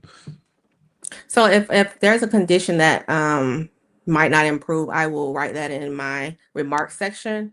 But as far as like when I do the exam, am I like looking for, oh, this is going to get you 50, this is going to get you this? That's kind of like not what I focus on. I just focus on what evidence I have and my examination. Excellent. I think that's a good thing for veterans to hear, because what we're talking about in this live is everybody's role in the process. And kind of like what Natural said before, veterans get caught up in all this wording. What you really need to understand is what your conditions are. What is your condition list? What have you experienced? What's your medical record looking like, right? Because I think a lot of veterans try to, in the Navy, we call it sea lawyering. They try to say, hey, listen, this regulation said I'm supposed to have this or I'm supposed to have that. Take your time, calm down. There are experts and there are officials who can help walk you through these things, no matter what direction you decide to go, whether you decide to go the accredited route or get an educational consultant to kind of walk you through some of these things. There are people who can assist and can help you work through some of these acronyms that Dewayne was talking about and kind of get you the help that you need. All right, let's roll to segment 3. If we're segment 3, and we are moving just get along. But before I say this, Brianna, I am going to have you on my channel because there's so much that we should talk about and we should discuss. So please look out at some of these questions we are going to be answering, but I have a little spin to it when it comes to our women body structure and how it can correlate. So I'm just going to let you know that now we're going to talk. But anyway, we are in segment 3. And this is going to be a DBQ segment. Yes, Carrie is going to be the DBQ segment. Yes, Carrie, DBQs. And Brianna, we are going to talk about the DBQs, what the VA thinks, the bias, the discussions, how can a DBQ be persuasive? Let's get into the DBQ questions. So I want to ask this question straight off the bat to you, Brianna and Carrie. Do you think that the VA have a bias against private DBQs? And if you think so, why? Okay. Well, I think I would be wrong to say that they don't, right? Like, who doesn't have bias with anything? That is so tricky, right? Because when you go private, you are looking for someone to pay like attention, right? You want somebody that's finding all the needles in the haystack that no one's looking for. So, I mean, you could be the VA's best friend or the worst enemy. So, yeah, why not be biased, right? I'm waiting for Dewayne to answer this. I'm like, what is that? The NPHR, the drag strip racers. Dewayne's pretty occupied with some of these questions. And let me say this: a DBQ is a disability benefits questionnaire. Okay, that is the questionnaire that examiners use to complete before it goes to the ring. That's the questionnaire. So let me just say that. But go ahead, Brianna. It's all yours. So that's kind of my answer on that one. Okay. Yeah. I mean, if hey, can a rater be included in this question? Do you know what? Go back. Yes. You put that incline to 15. And I am, but I got to answer this question. But I'm gonna let Perry go on. Not yet. It's not your turn yet. But yes. I want to hear that. Listen, natural. We may invite Raider HQ to balance this thing out a little bit and come up there and help you out. I want to hear let me know if you want us to drop the link so you can answer this as well. Yeah, Raider HQ, you can pop in, brother, if you like. Yeah. Let me So Perry said I got the mic. Okay, listen. Yeah. No, you don't have the mic yet, Natural. No, you do not. Okay, my bad. I'm sorry. Let me go back to working. I want Carrie to answer, Dewayne to answer, and then you have the mic. And if Raider wants to come up to talk about this as well, then you have the mic. Okay. Raider, you're not going to be a distraction, so you can come on if you would like. If I'm Dewayne, if that's okay, we can celebrate. Only if Raider, if you don't do this when you come on, I will remove you from the panel. He's not going to show his face, Dewayne. So don't. No. He know what I'm about to say. Okay. Get to the chopper. I'm gonna leave it right there. Oh yeah, we love the Schwarzenegger impression. If you don't start with that, we're gonna have a problem. We're gonna have to get to the chopper. Go ahead. We'll send you the link, Raider. We'd love to have you join us. Awesome. Go ahead, Carrie. I still got his email. So, all right. Yes, in general. Okay. VA has a bias. Okay. And that doesn't mean everybody in VA has a bias. So if you're in VA, don't think I'm saying you have a bias. But many people in VA do have biases. There's a regulation and a statute that says if I think my TV just turned on. Oh yeah, it did behind you. Yeah. Behind you, yeah. Somebody did say that dog sounded like a dog. It's on the timer, maybe. Let me. I don't know how that happened. Let me go turn that off real fast. Okay. Listen. This is what we want. This is what. And the reason why I want to leave Natural for the last is because I want her to hear everything first before she makes her, her spill on this. So. Natural, I got you. Okay. My dog was on the remote. Okay. Okay. So there's a regulation and statute in VA that says essentially when VA receives a private examination, if that examination is adequate for rating, then it is not necessary to obtain a VA examination to confirm it. Now, the problem with that regulation is it is discretionary. For years, there have been a push to make it mandatory. In fact, as a policy chief, I wrote up a legislative proposal to do just that. As long as the private examination was adequate for rating. Now, a lot of people from the top would push back. Well, private exams just say what what people want them to say, and the answer there is, well, so do VA exams. Well, the private exams charge money. Well, you telling me VA contractors don't? So there's always a yin for that yang. But the push was, as long as the exam is adequate, use it. Why expend VA resources when you don't have to? If you question the credibility and can say why, then you can say it's not adequate and go get one from the VA. So there's a very easy answer to this. Somebody from central office called me about 3 weeks ago asking where that proposal was, because it's come back and they want to revisit it. And I still had the proposal, and of course I'm sure it's still in central office. They just didn't know how to find it. And so that idea has been kicked around for a good 15, 20 years. And it's always the people, and I'm talking everybody wanted it, but yet nobody would do it. And it was always that little hinge of bias that stopped it.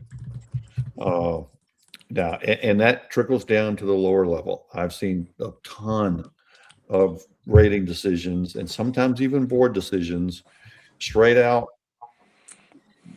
try to assert that a certain exam is not adequate because it was done by not done by VA or done over the phone.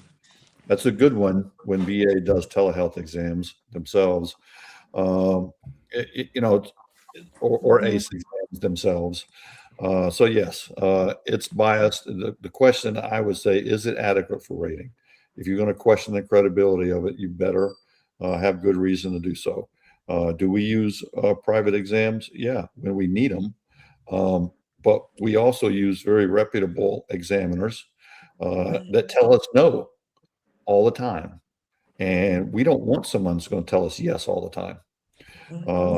If it's a yes man out there, and there are plenty, we don't use and our examiners review the complete file and formulate a good rationale. Or if we can't make the link between A and B, we don't make it. All right, we're not. In other words, I'm saying VA wants to, take a look at our stuff. Come on, take a look. And that's fine with us. I'm going to look at your stuff, and I can find bias the other direction a whole lot more. And so that's my 2 cents. I think that's a perfect time to bring Raider HQ up. Raider, you got Dwayne, I think. Do you see Raider, Dwayne? Yeah, he's here. Okay. Raider. Remember the disclaimer. I'm about to add you to the stage. Here we go.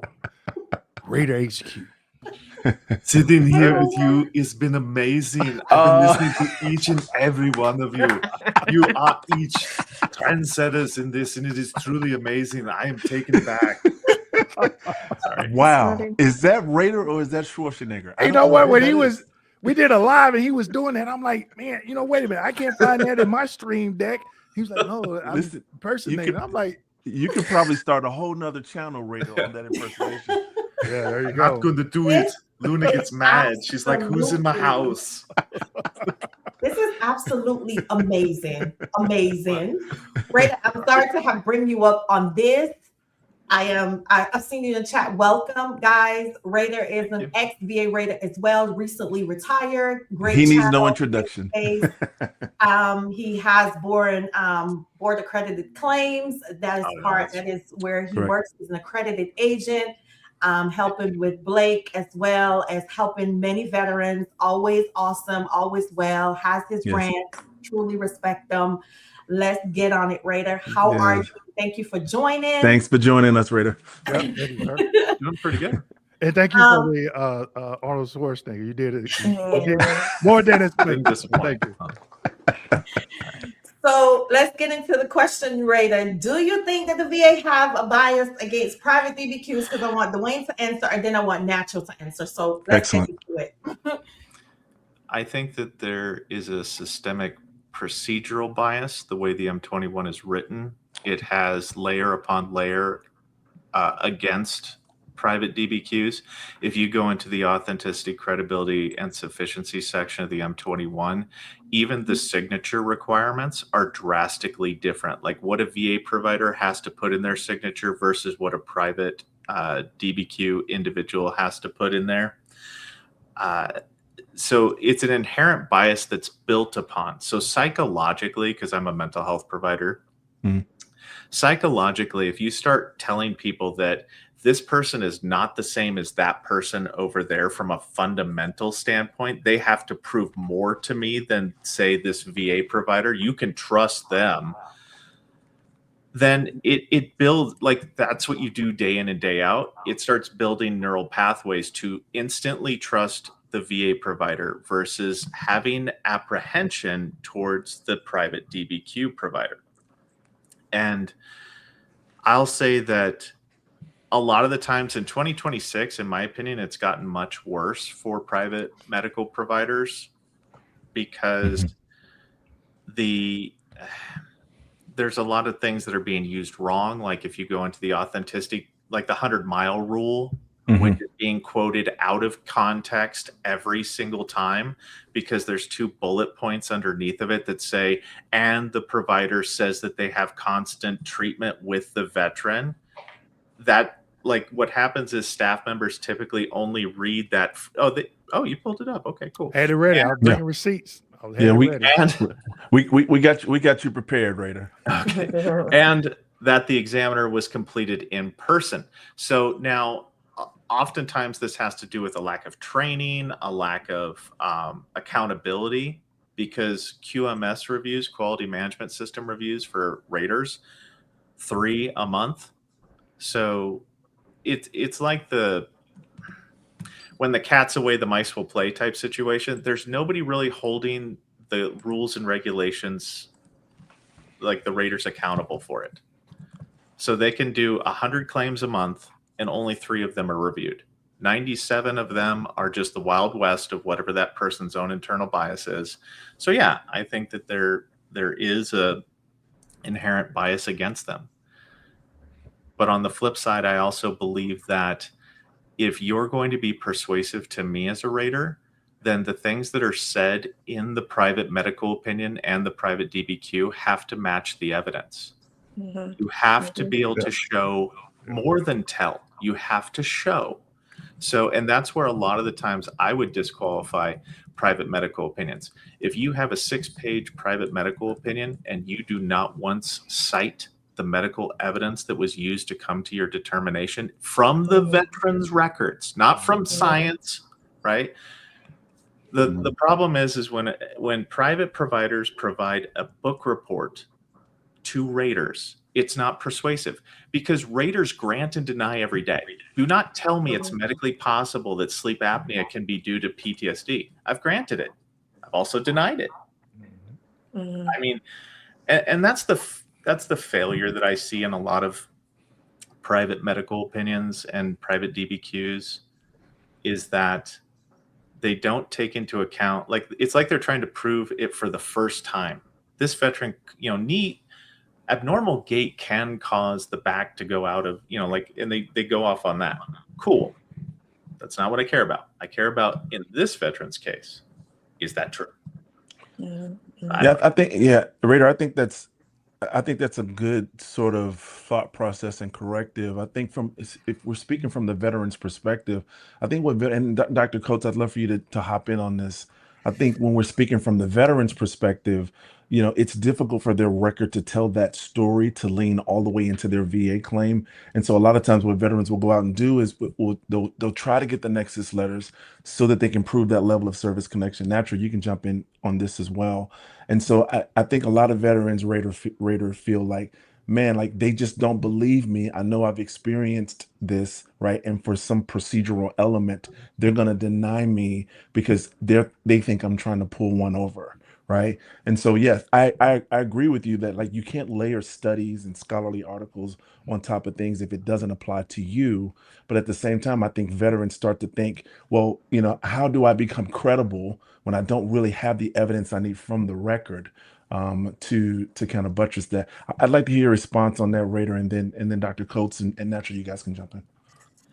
I think that's the current disconnect, or the current, we have a transitional type issue between what treatment looks like and what VA disability looks like. They don't line up exactly. Okay. So in a perfect world, your VA provider should be able to tailor your evidence in such a way that it complements a particular claim. Sure. Oftentimes you have to be your own advocate. You have to do secure messaging. You have to reiterate. You have to do this. But evidence is the foundation for this. You might not win with the rater initially, but you want a higher statistical probability of winning with a DRO, than having evidence that chronologically and logically supports the outcome that the private medical opinion and DBQ came to. That's it. I mean, it all comes down to the evidence. I always say evidence willing. If the evidence is willing, it will get you there. It's not a persuasive argument, and I know that I don't want to even begin to know what Carrie's side of the fence is, but making a legal argument to a person that's not a lawyer, that doesn't have a medical background, is not a persuasive argument, unfortunately. So you just have to show them things. Half the time the VSRs, and Natural can support this, the VSRs are literally looking for anything that says the words diagnosis on there to get, or it shows that the things in it match up. So I don't know. Makes sense. Yeah, great point. Dr. Coates, did you have something to add on there from the? So I would just say, I just want to first point out that I've done both. I've done private and I've done third party through the VA. And the videos you watch just to be qualified is not enough.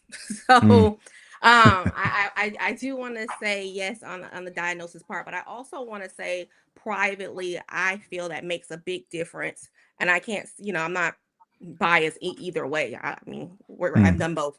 But even with records, when we talk about looking for a diagnosis, I can't tell you how many VA records that I go through where your doctors or your nurse practitioner are writing symptoms, giving meds, but still not giving the diagnosis.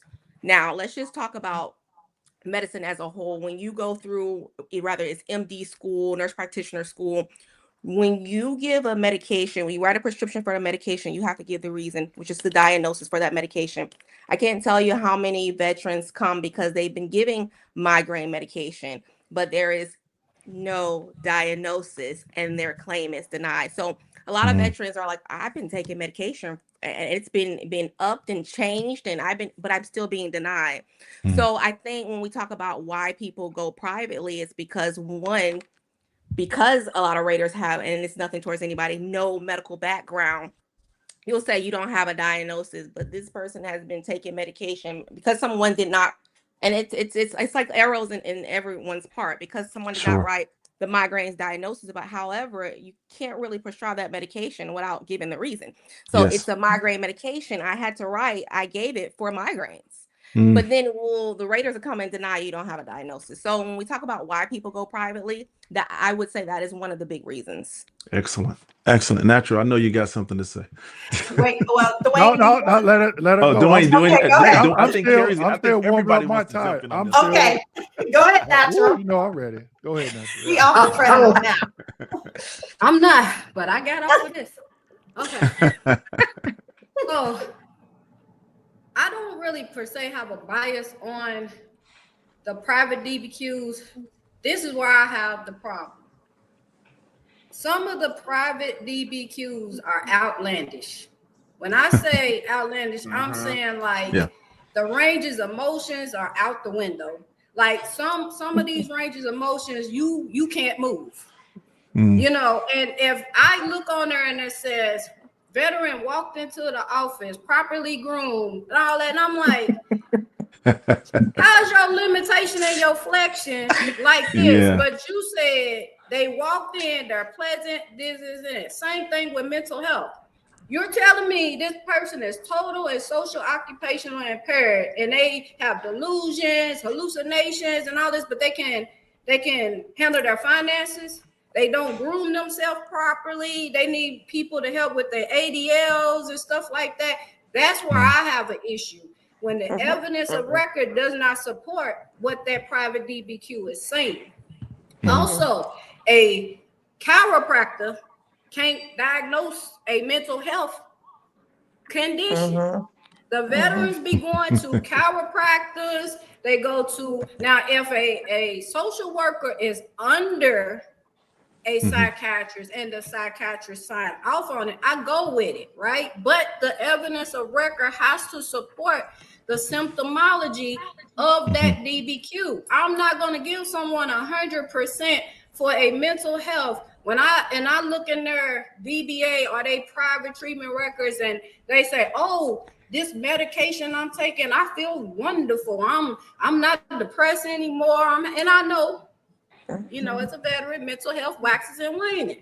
It waxes and wanes. I get it. But if you're telling me on this day you seen this person one time, and this is your deduction after reviewing what I'm looking at, there's no way you could review what I'm looking at because you wouldn't come up with the conclusion that this person is total and social occupation impaired, right? And then when the medical opinion is based off of what the veteran has said, not what the evidence has said. They give a rationale based off of veteran said, blah, blah, blah, blah, blah, blah. There is no, I can go in there and say all of that. Where is the medical literature? Where is the medical evidence to back up me giving this person this particular percentage? That's when I do. That's when I send for a VA exam. And I cite why. I cite why I am not accepting that private DBQ in my deferral and in my examination. Do I attach it? Yes, I attach it as evidence, but I also, attach the supporting evidence in that with that DBQ. That's my caveat to it. I do think there is bias because some raters they just like a deer in the headlight. Oh, it's a private DBQ. Now some people they just grant off of it. They don't care. They just grant, and that's fine. But then you have a rater like me that comes behind them and be like, "What?" If and this is where the veterans sometimes get themselves in trouble when they come in for an increase. If you are 100% for mental health, why are you coming in for an increase for mental health? Now you force me to look at everything, and I'm gonna say, okay, this wasn't even warranted. Now then, that's when the proposal to reduce come in, and this is where a lot of people shoot themselves in the foot. Like Raider said, we get three QRs a month. Now you may be one of those that slipped through the crack that you shouldn't have gotten it. We're not gonna catch it sometimes until you come back. That's when I say sometimes you should just leave well enough alone. And this is what gets a lot of people in trouble because some of them don't even read the DBQs that they pick up from these private providers. Some providers, they didn't even provide a signature bar or MPI. They don't know that we check the MPI numbers. I had one time where I don't know what the examiner was doing, but he gave an address of a laundromat. I'm not taking that because we check MPIs. Well, let me say we're supposed to. Not the laundromat. It was a laundromat. Wow. Or the examiner was retired. They're no longer practicing. Or one of them had their stuff suspended or revoked or whatever it's called when the doctors no longer have their credentials. How are you still practicing? So there's a lot of things that go into when a good rater gets it versus when someone's just trying to get production. Excellent. I feel like we got a batting lineup of heavy hitters that are ramping to go. So Dewayne, give us what you got. Do it. I'm just waiting. All right. I and Carrie may remember this.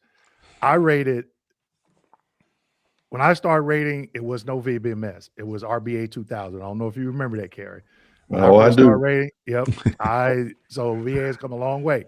And I remember when it was still DOS. Yeah. Oh wow. And so people say, "Oh, you don't know what you're talking about, Dewayne, because the things have changed." A lot of these regulations that pertains to private DBQs are the same when I rated because I was rating before VA introduced these DBQs and even after.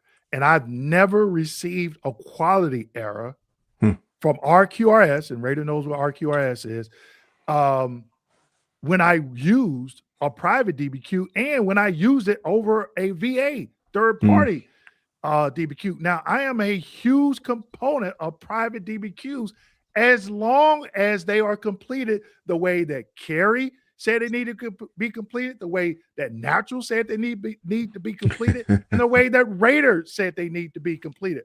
I am not wasting VA resources to send a veteran to an unnecessary exam when that private evidence falls under 38 CFR 3.326 subpart B, and that's what Carrie stated earlier. When the evidence is adequate for rating purposes, and this is where veterans get it wrong because they say, well, they shouldn't have done it per this regulation. It says,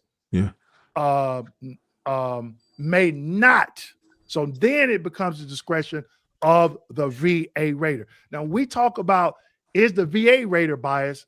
The VA is nothing more than two letters on a building. So when I look at it, I say, are VA raters biased? Yes, there's a lot of them out there because guess what? I worked with some of them and I've heard what they said and I've called CUEs on them like Natural did because they did it the wrong way.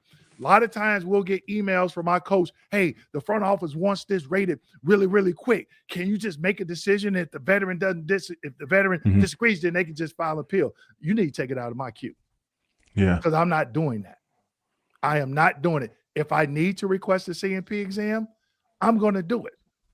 If not, I'm not going to do it. But it's based off what a little bit of what Natural said, what Raider said, and what Kerry said. And at the end of the day, two things, it's up to the Raider.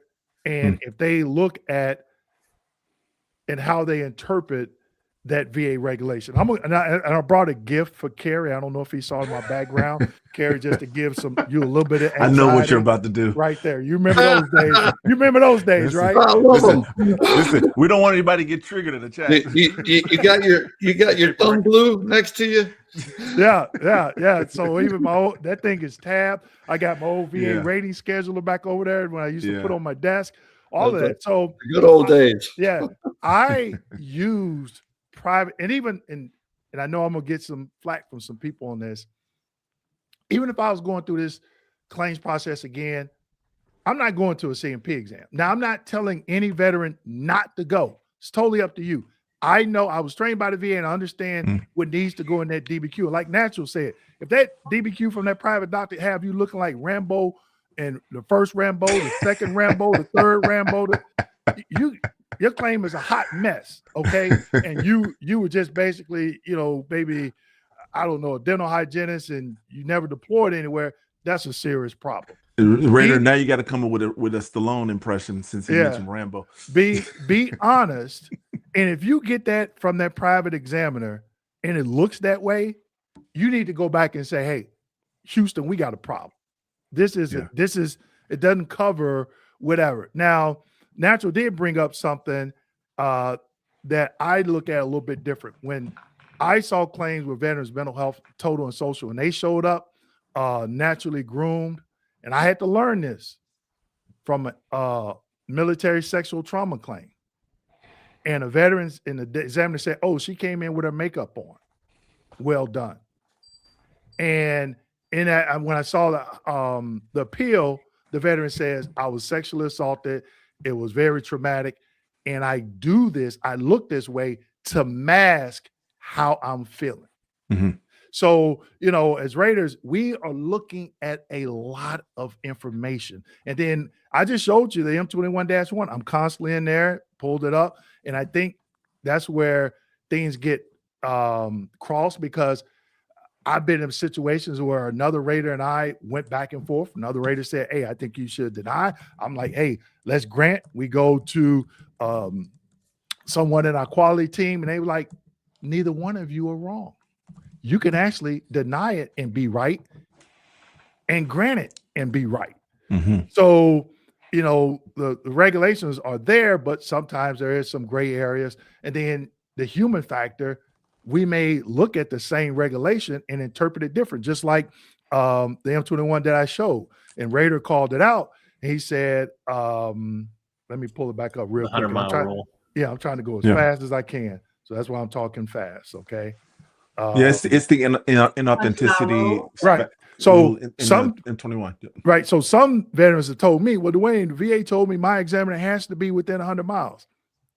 Where does it say that in here? It says is located in a reasonable distance, generally more than 100 miles from the veteran's place of residence, yet the provider report, and Raider called this out, yet, so you have to look at that. And I don't think some VA Raiders are looking at that. And, I guess one time somebody said, hey, you popped up in some VA training. And I'm like, how did I pop up in some VA training, right? I've seen that. Actually, I have it. I do have it. If you want me to sign it for you, just yes, I do. Give your autograph. I'll sign it for you. But the thing of it is, how is that being portrayed in that training? Is she just saying 100 miles, and then the VA employee saying, oh, they have to be within 100 miles, but not giving these other two bullet comments, regularly seeing the veteran as a patient. I heard Kerry say this earlier. You could do telehealth and telemental. Yeah. Right? That counts, So I wouldn't say VA bias per se. I'm looking at more those VA raters, and I still know I don't mind pulling a Band-Aid. I'm not going to call them out, but I know some of them, they still work there, and they shouldn't be a rater because I never felt that they were doing it the right way when I was there, and they're still doing it that way. So, whew, man, that's what I do say. You had a lot to get off your chest, Dwayne. Yeah. Okay, You had a lot to get off your chest. We talked a little bit about DBQs. What about Nexus opinions, Raider? Those are the most scrutinized because it's the most subjective information that's put together in a very specific way. I will say this is just my own personal opinion, but oftentimes I will see medical opinions that are written as if they want it to fail so that way it can go to the board. Wow. It's made on legal precedent. It's not made on medical precedent. The only thing that you had to ever do with me is convince me that you have used the information to come to an informed decision. Mhm. And it comes down to the authenticity, credibility, and sufficiency reviews that staff members have to do on these. If it looks like the provider is biased and that they want the outcome, not that they're reporting the outcome, then that always raised red flags with me I will look harder at it rather than if you just tell me, look, this is what they've got going on. I'm going to account for all the multi-factors involved. So age is not a factor for this because they're only this old. Their genetics do not predispose them to have this condition. As long as you have mentally thought it out more than me, right? That's what I'm looking for is I'm looking for a medical professional to flex their medical muscles more than me. If I could have done the exact same thing that you did in your medical opinion, then you didn't win me over. Now I can only speak to me, right? But I did train a lot of raters, and that's what I would say is if they're just providing their medical expertise and that's the conclusion they came to and it made sense, right? There's no conflicting evidence in there, then grant when you can, deny when you must. And that's the philosophy that should be upheld. Can you say that again, Raider? Because a lot of people think out there that we are trained, we go through training just to deny the claim. I've heard that. And I tell people we go through training. I think that's a misnomer. Yeah, unfortunately, we do have to deny sometimes, and we have to know how to do it when we deny, and we also have to know how to grant. So if you could say that again, Raider, so it will stick with people. The VA's philosophy at every single team meeting was grant when you can, deny when you must. It was reinforced time and time again. And the problem is that if the veteran could see behind the scenes, then they might know why they were denied. In the absence of understanding, the imagination will I had all the evidence. Did you? I mean, if I could wave a magic wand and if I had Doug Collins' ear, I would make long form narratives a mandatory requirement across the board. So that way everybody could understand what evidence weighed in their favor, what evidence weighed against them.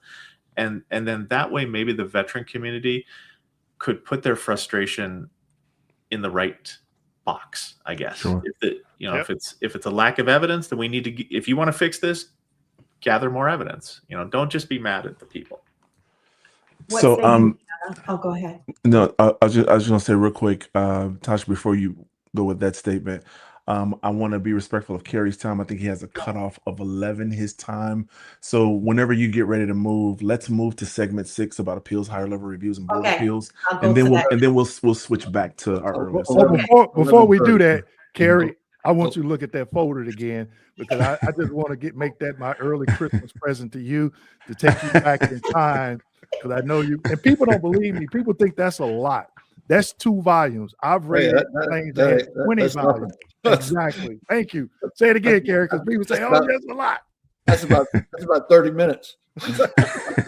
And I seen those things pushed around on carts because they were 15. Oh my gosh. So that's my early Christmas present to you, Kerry. So you can just reminisce if you need me to. Listen, Kerry, that looks like discovery in a legal office. You're a guy after my own heart. I'm telling you. What say you, Brianna, about the Nexus, and then we're going to get into appeals because I got a couple questions for Kerry as well. Go ahead. All right. I think I can extend my time a little bit here. Okay. Go ahead, Kerry. But I'm just saying you're cut off time. Okay, wonderful. I would like to weigh in on the medical opinions once. Okay, sure, absolutely. Go ahead, Brianna. No, I'll wait. Okay. So, come on. I do agree with, what is it, Raider HQ? I do agree with him. Arnold So- Schwarzenegger. That's who it is, Dr. Okay, Coates. that works too. So outside of what I do privately, I'm very invested in the veteran community, as I told my story in the beginning. So I go to different events, talk to a lot of people, but long story short, there are providers out here writing nexus letters for toenails. We're just at this point making up stuff. Nothing's in the records. We're talking about things that if you take Tylenol tomorrow, it's done. It's acute. It probably happened because I don't know. You walk through the forest. I don't know. But like, so I do agree with the whole nexus letter thing. You do have providers out here, writing things. For one, sometimes they don't even need nexus letters, and then two, I don't understand. You pay what for what? So I would just say, I mean, pretty much everything he said. The nexus letter really needs to support the medical opinion. Needs to talk about what evidence, where you got it from. Like, you just can't just make up stuff out of dust. So I mean, that would be my opinion on that. Excellent. Carrie, did you want to chime in? I know you said you had. Yeah, I would like to add on just the whole exam medical opinion process as a whole. I mean, if somebody's looking for a lack of credibility, they're probably going to find it. True. That's their goal. And I don't think most veterans as a whole have a lack of credibility, maybe a lack of understanding all the time. But yeah, there's some ones out there that with dubious credibility, but as a whole, veterans are credible. I agree. On the medical opinion issue, I agree 100% with what Raider HQ said.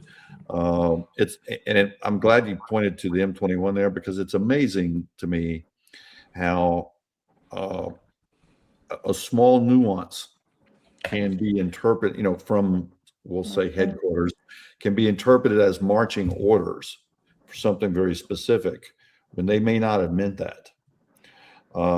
Yeah, are they going to scrutinize private opinions? Yeah, and they should. And I agree with what everybody said. You need to have your ducks in a row. If you're going to make an opinion, it should be based on the record. It can be based on things outside the record, credible testimony. What about combat veteran testimony?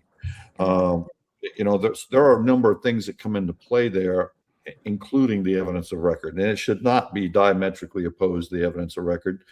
But there are, so the medical opinion portion, it almost always is diametrically opposed, because if you're getting a private opinion, you probably got a negative VA opinion. And it's the negative VA opinions that I have to harp on. And I do this not from a down at the weeds level.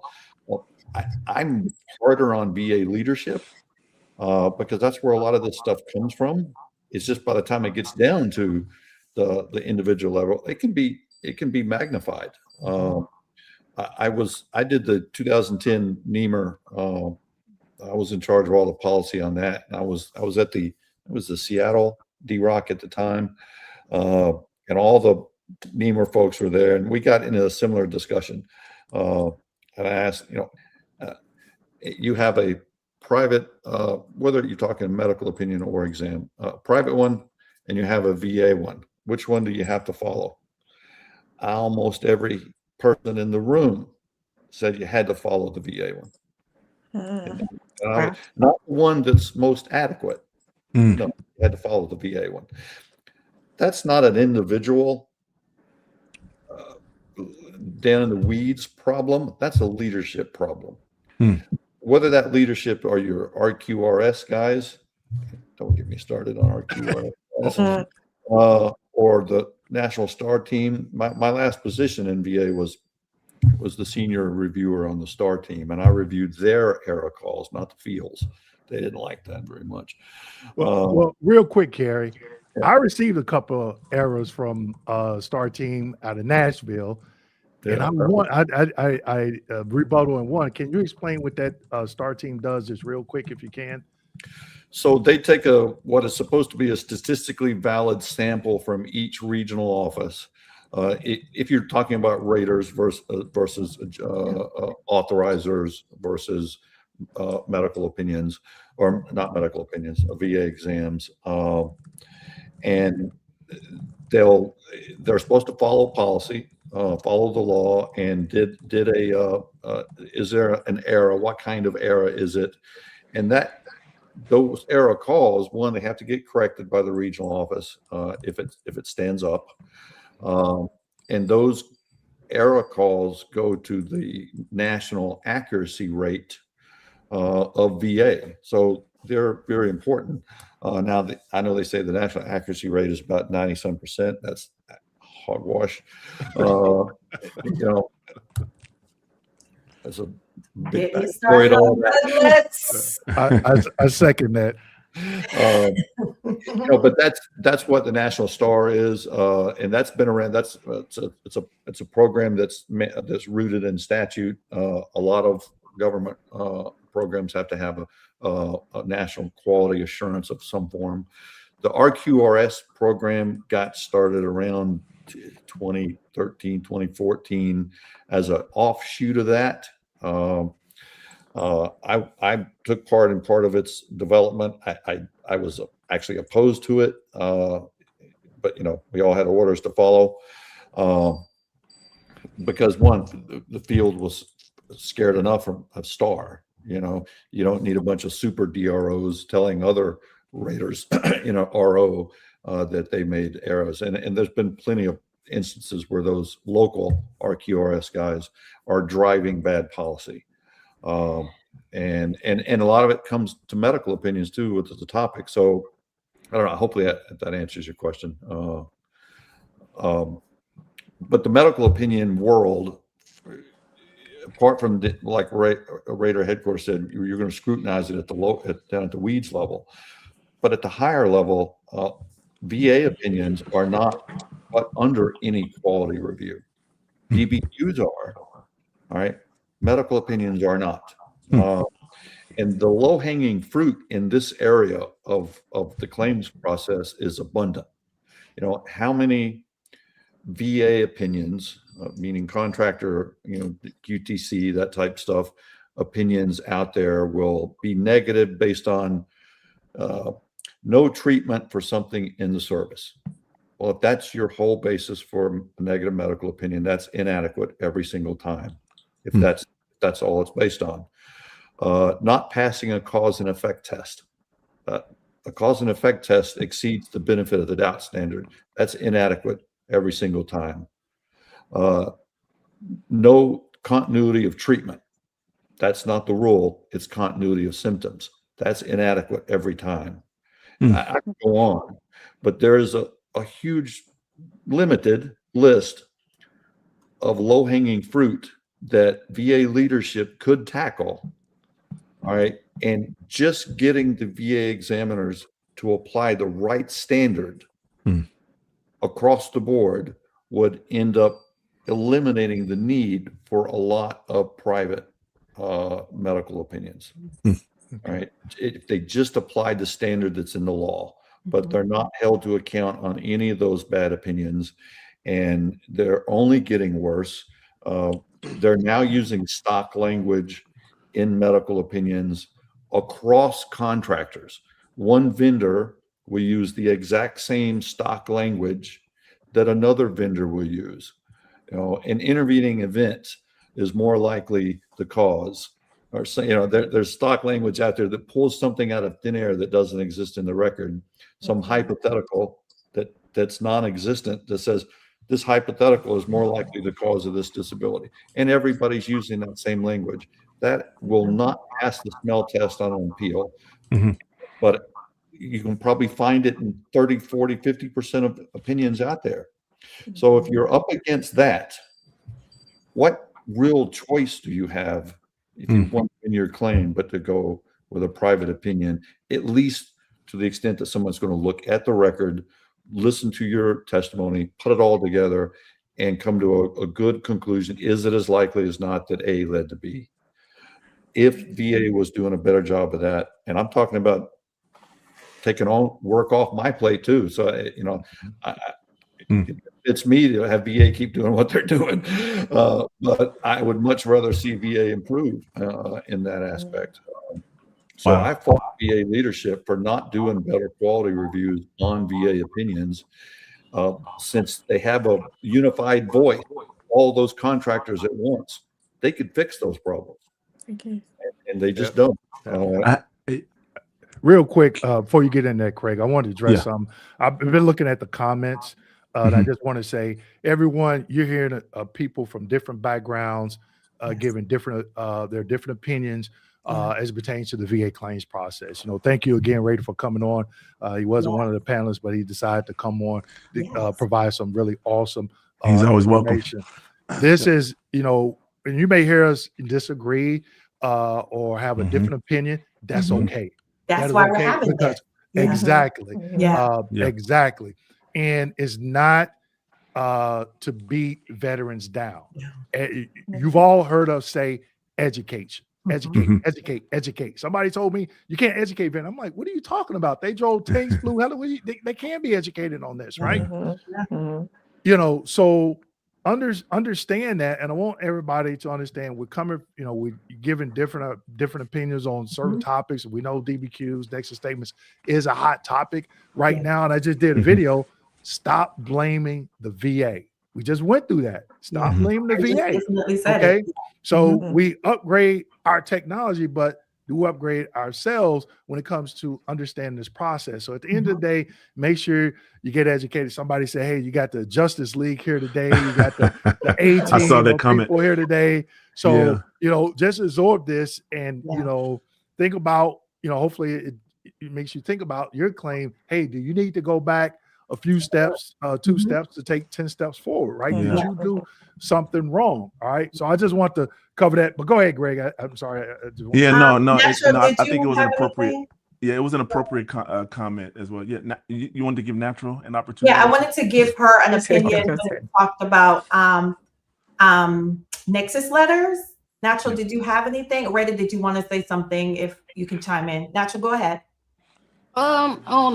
See, the problem I don't have a problem with nexus letters, but the problem becomes this. It's a back and forth thing. If the VA has sent a veteran to an exam and we have a negative opinion, and then they come and they file a supplemental and they submit a private DBQ and a nexus letter with a positive opinion. Now the VA has to do a reconciliation of medical evidence, which shows that now because we have 2 examiners disagreeing, right? So we end up right back sending the veteran or sending the case to a VA examiner to then make a tiebreaker, right? So now I call that a training issue. Well, hey, that's what we have to do by our 38 CFR. Right. So we have to send those back to do a reconciliation of medical evidence. And then it's typically we go with the third person. Not always, but typically that's what some do. But a lot of people have to go off of the evidence in its entirety, not what happened last week. I call it following the yellow brick road. You have to go all the way back to when that claim was established. And a lot of raiders don't like to do that because it takes time, right? It takes time to go review these cases because you got some people who's been filing claims since the 70s, right? So there is a lot of things that you have to look through. You have to look through those rating decisions. You have to look through the evidence. You have to look at it in its entirety. Sometimes you find a lot of evidence, sometimes that is in favor of the vet. I'm always going to go in favor of the vet. And my narrative, like Raider said, is going to always be in the long form because that way I can explain to that veteran or that VSO or that attorney on why my decisions are what I've made. And I'm showing the evidence that I've used to make whatever decision it is. Now, nexus letters, sometimes the nexus letters is not based on the evidence of record. It's based on what that veteran took to that private examiner for that examiner to review that don't even jive with what's the evidence of record. That's the only caveat I have to that. When the veteran, if you're going to go get a private DBQ and a private nexus, make sure you take the evidence that you have to support that DBQ and that nexus that examiner is going to write, because the examiner can only go off of what they have. So once that private DBQ comes to whatever RO, then it jives with what the evidence and what your lay statements and stuff of that nature goes. Because a lot of veterans be like, oh, I'm just going to say this. They don't know. They got raiders like me. They go look and be all up in your business. I go look at everything. And sometimes it's not favorable for the vet. So it always goes to, no matter how bad the truth may be, tell the truth across the board. That way it comes out better for you. If you tell one lie, that you lose a little bit of credibility, but I'm always going to come with the evidence. I don't, I know veterans have memory problems, and I know, their truths are their truths, but the evidence never changes. I think that's excellent, Natural. Thank you so much. I appreciate that. Go ahead, Dwayne. Did you somebody posed a question? Do anyone know if Secretary Collins is listening to the stream? I would pose this to Kerry because he has all that pull on the VBA side. Do you think you can get Mr. Collins? You think Dougie listening? Down, Kerry? No, I don't. We'd love to have him think join. Secretary Collins is listening. But that does not mean somebody that answers to him isn't listening. Not to be. That's actually a really good point. Raider, I want you to chime in on what Natural just said. And I think if you could, while you chime in, can you talk a little bit about what your thoughts are on the inauthenticity of nexus letters? We talked about the inauthenticity of DBQs, but what about the inauthenticity of nexus letters? And then any other way you want to respond to that question. I mean, I think Dwayne said it the best in that, if you have like disagreements, we can all have disagreements. Like everybody has their own internalization as to how they rate. I know that mine's pretty much the same as Natural's. Like I utilize the evidence. Like I checked my feelings at the door, and then I would review. And then if you met the threshold per the M21, then you got it. That's it. Like I am a simple creature.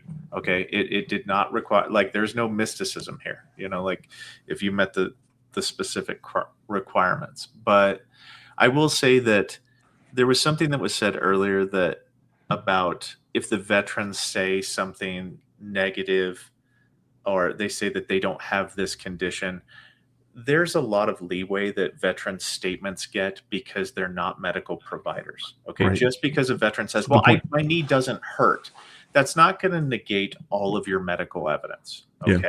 What we're talking about here is raters have to contrast evidence. That's how the brain has to be wired. Mm-hmm. Like, is that we're looking for differences. What are the discrepancies? What is different here? Because that's how sometimes with like private DBQs and medical opinions versus VA ones still get called to the carpet. If you have conflicting medical evidence, you sure as heck know I'm deferring that back. Mm-hmm. Like I would always defer it back instantly, because it's a system that's based upon fear of getting a quality error. You want to make sure that you check all the boxes. So at the end of the day, the RQRS didn't give you a quality error in the future, 10 days from now, because that's typically what would happen is the claim would get reviewed 10 days following that.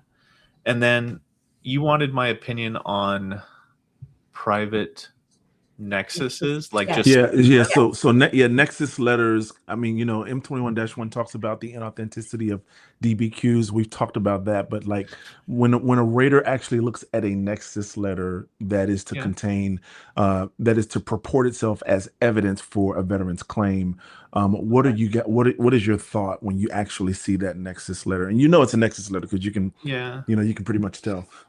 I'm looking, so there are certain things. So I go with authenticity first, okay, which is we're looking at the NPI number. We're making sure all the evidence was reviewed, matches up, that everything is dress. Then I go to the authenticity section in the manual, and I go down and I look, okay, were they 100 miles away? Is there an explanation, right? Because the VA doesn't care that the veteran is 100 miles away. The VA cares. How would you ever know that that human being that did your medical opinion even exists? Yeah. Are they a specialist in your field? And that's why you went to them? That makes sense. Mhm. That is authentic, right? Are you a long haul truck driver and you sometimes seek care at the end of your route? Fair Mhm. enough. That Sure. makes sense. That's why typically veterans should submit a 4138 with their medical opinion The saying, statement in support of claim, you guys. Yep. 4138. Sorry. He's got my back. But something that actually reports why you're going with that person. How would you have known about them? My friend told me how to get in touch with them. Because authenticity means a different thing to different people. It's a very fluid concept. Some people weigh into authenticity more than they do credibility or sufficiency. The majority of the time, sufficiency is what disqualifies private medical opinions and DB. Well, I call them medical opinions because nexus is a term that is not used internally like that. But for medical opinions, the sufficiency of it is oftentimes, if the examiner doesn't ever speak or relate or tie in any medical evidence to their opinion, like you could literally take that veteran's name out of there, put a different veteran's name in there, and it would be just as true as the first one. Mhm. You lose me. Right? That's a credibility issue right there with the because there's different assessments. There's Makes sense. credibility, authenticity, and sufficiency of the Sufficiency. examiner, and then there's the veteran, right? If you're reporting symptoms of, my leg fell off, and the examiner reports that you walked in on both of your legs and you don't have a prosthetic, that's an issue, right? Like there are things here which veterans tell the truth, right? But there's a difference between truth in a treatment capacity and truth in a legal capacity. If you're at a claims adjuster, right? If you get into a car accident, what's happening is I am looking at this like you need to prove to me that this caused this accident, that the statements match up, because we're dealing with money. It's a legal adjudication that's happening. Mhm. So oftentimes it comes down to sufficiency. Some people disqualify based upon their own internal bias against private DBQs. There's a spectrum of ranges of why people do it, but there's a process to disqualifying it. And if they don't do it, then you can use that against them. Awesome. Real quick, Craig. We do have some people that donated super chats that have questions. Yeah, let's acknowledge those folks. I would like to get to those, but before we do it, I want to make sure, because these people, they obviously gave super chats. I want to be respectful of Mr. Baker and Raider, because I know they're from the credit side. If you all can answer some of these questions, fine, but I don't want to put you all in a position where it could be a conflict there. So just let us know. Natural as well. Okay. Yeah, exactly. And also, I got a question for Natural and Raider, just to get their take on this. When I rate it, because I get a lot of questions of people saying they just get a nexus statement, and I'm very confused by that, because I know what goes into a nexus statement. So let me give you this example. One veteran calls me and says, Dewayne, the VA rejected my nexus statement and they're requesting a CMP exam. And so there's like 5 or 6 questions I had. 2 minutes in the conversation, the veteran was claiming an increase. So I'm like, you don't need and wouldn't pay the $1,800 for a nexus statement. And I'm like, that company didn't like ask you questions. But when veterans in this example, they're claiming, let's say, a back condition secondary to a knee condition, a lot of veterans think, oh, I only need the nexus. Where when I rate it, you're getting a CMP exam because the range of motion is not in the nexus, it's in the DBQ. The diagnostic code criteria for diagnostic code 5237, the general rating criteria for the thoracolumbar spine and cervical spine, is range of motion. In the nexus, 9 times out of 10, you're not going to see the nexus. So when I rate it, if the nexus was good enough that I could use, but I needed the residuals, I will request a CMP exam without the nexus. So I'm just curious, Natural and Raider, how did you all handle that, and then we'll get into some of these super chats. Excellent. Go ahead, Raider. Okay. Okay. So I think one thing that needs to be pointed out is I think that whenever you were rating, you did both the examinations and the rating together, combined, right, Dwayne? Yep. Okay. Unfortunately, the VSRs primarily, now a rater can order an exam, but primarily the VSRs are the ones who review for whether or not an exam needs to happen. So this is a policy issue and it's a process issue where a lot of the times the veteran submits a medical nexus, and then what happens is a VSR, who is once again not a medically trained person, they don't even understand typically how ratings work because it's an assembly line. They're the first person in the assembly line. They will sometimes on their face just disqualify a medical opinion without any cause and then send you for an exam. Sorry, I think I might have lost the point, but yeah. All right. Natural. So when a private DBQ is submitted, it's supposed to go to a rater as a complex exam review before any examination or any action is taken on the case. So once the rater, if the rater reviews the exam and nexus letter or medical opinion, however you want to word it, if they deem that as sufficient, then rating activity go ahead and go. You don't need a VA examination. But that's where the disconnect sometimes comes in. They don't send it, like Raider said, they don't send it to the RVSR for them to review it before making that examination appointment. And sometimes when I get it, I'll be like, well, this private DBQ was sufficient for rating purposes. Why did we go and get a VA exam, right? Especially when it's an increase. If I have the evidence and the DBQ, the private DBQ is sufficient, I'll go ahead and use the private DBQ because it was of record in the VA exam. It didn't persuade me neither way, you know, but the evidence of record was sufficient enough for rating purposes. Why did we go get it? And that's where I feel like the disconnect is. So Natural, would you say that the private nexus letter would only have that evidentiary weight if there's no conflicts with the other line of evidence? Is that what you're saying? Yes. Okay, good. Yes. Raider, So but sometimes, I'm sorry, sometimes what happens is like Dwayne was saying, sometimes we'll get a nexus but no ranges of motions or anything like that. Okay. And then that's when we will have to go ahead and order a VA examination. Just to be able to, you know, because of the way that we rate, you know, we need those ranges of motions to you know, determine the percentages and stuff like that. Excellent. Go ahead, Raider. You had to chime in on that. Yeah, so I agree.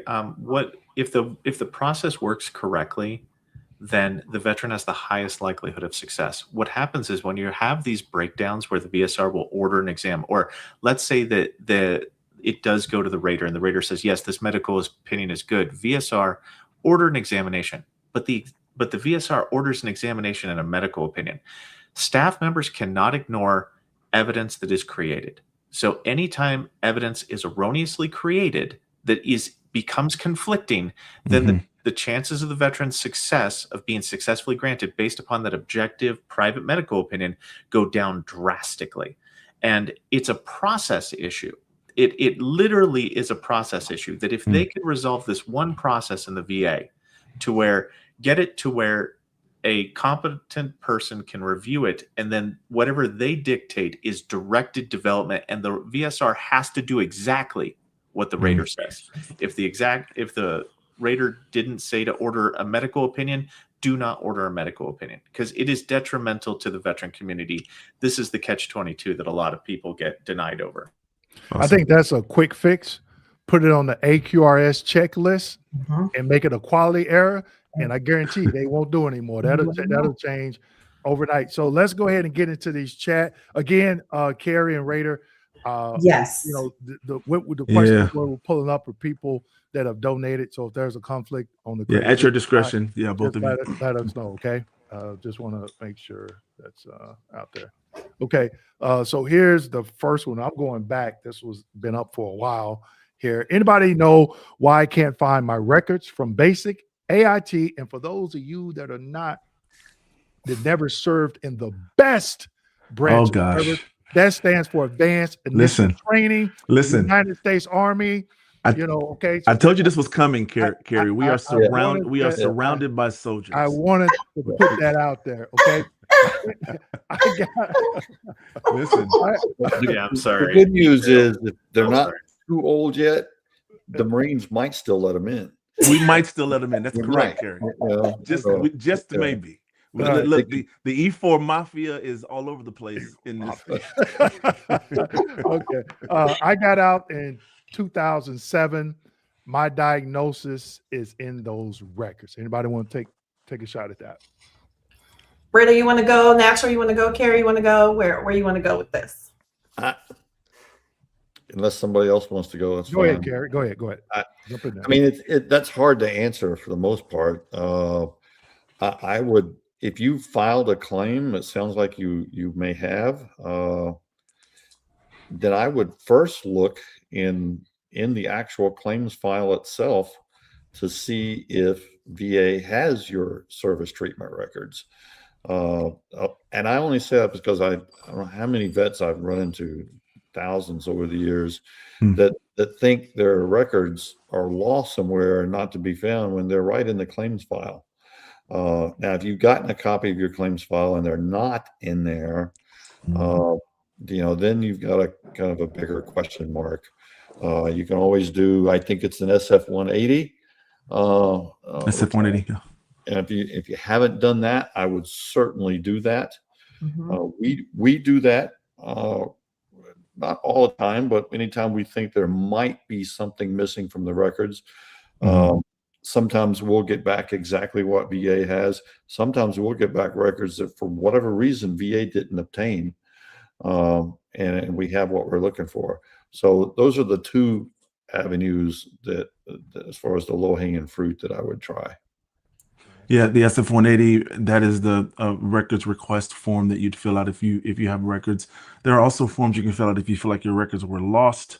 Of course, we know about the 1973 fire, those kinds of things. That SF-180 can be done electronically. It could be done manually as well. So Raider or Natural, anything on that particular element of this question? I'll go. So I would go to somebody with VBMS access and see what repository that they tried to get the records from. It could be operator error. There's also in VBMS under the Veterans tab, there's a file folder location. Sometimes there are physical folders. I mean, 2007 shouldn't have that, but sometimes documents are waiting in a box somewhere that haven't been scanned yet to Lee Summit. So if my two suggestions are, check to see what repository they did, because you could have gotten a trainee, let's just be honest, you could have got the trainee, somebody has to be trained, and they could have tried to get a PIES request for what they shouldn't have. And they might have considered that trying to get your records. And then go have the staff member that has VBMS go to the file folder location and just check the status DCSC2 or to see whether or not it's scanned. Sorry, I know those are all acronyms, but those are my two things. Awesome. All right, well, I think I ahead, would say Natural. one last thing too. It depends on too if you are reservist, National Guard. Also, sometimes you have to go file, check with those entities to make sure we've requested. Not sure if that's the case in this, but there's typically like Raider said, but sometimes it's reserves and National Guard records too that need to be requested. But I just got a caveat with basic and AIT because a lot of people are under the impression that basic and AIT is active duty, and it's not. It's active duty for training. Now we can turn those periods into active duty But the evidence has to support why we're turning it into that. So I just wanted to drop that little bit of information. Naturally, is it 90 days? Is that the restrictive time period? Like you have to actually have been in basic or IT for 90 days? Is that right? Well, I don't know anymore because let me tell you something. I done Okay. seen cases where people done did 17 days. and got depending 100%. on depending on what the disability is. I've seen people, so it in theory, yes, but in actuality, I've seen less time and people granted with 100%. People had an asthma attack after the gas chamber, and now there's 100%, chopped it out. Did 4 days, and so it's just like I said, it just varies. Yeah. Carrie, for the record, only soldiers get an asthma attack after the gas chamber. Let's move on. They don't even get real bullets on the rifle range. That's exactly right. So move right along. This is the next question we get to. It's 11:52. We have our next segment at 12:05. So we have a few. Oh, Miss Brown just dropped. Yeah. Okay. She coming back. Okay. So we want to get through the rest of these. So here's one. I have audiology, ENT, eye doc, and 2 physical therapists saying I have TBI symptoms based on their profession. How hard is it to get TBI connected? Before this goes out to anyone, again, under the different ways of service connection, how are you claiming it? If you're claiming a direct service connection, you're going to need a current diagnosis. Seems like you already have that. A link in service and a nexus. So a link, what I look for, treatment, diagnosis, treatment, complaint, diagnosis, injury, or event while in service. So I'll leave that there and let the rest of the panel go ahead and chime in. But before the panel goes, Dewayne, I'm having a hard time trying to figure out, is this person saying they're trying to get TBI secondarily connected? Or because it said, how hard is it to get TBI connected? Do you have a primary service connection already? So again, Craig, like I said, how they claiming on the different ways of service connection? Got it. Okay. So that you're correct. That there has to be clarification.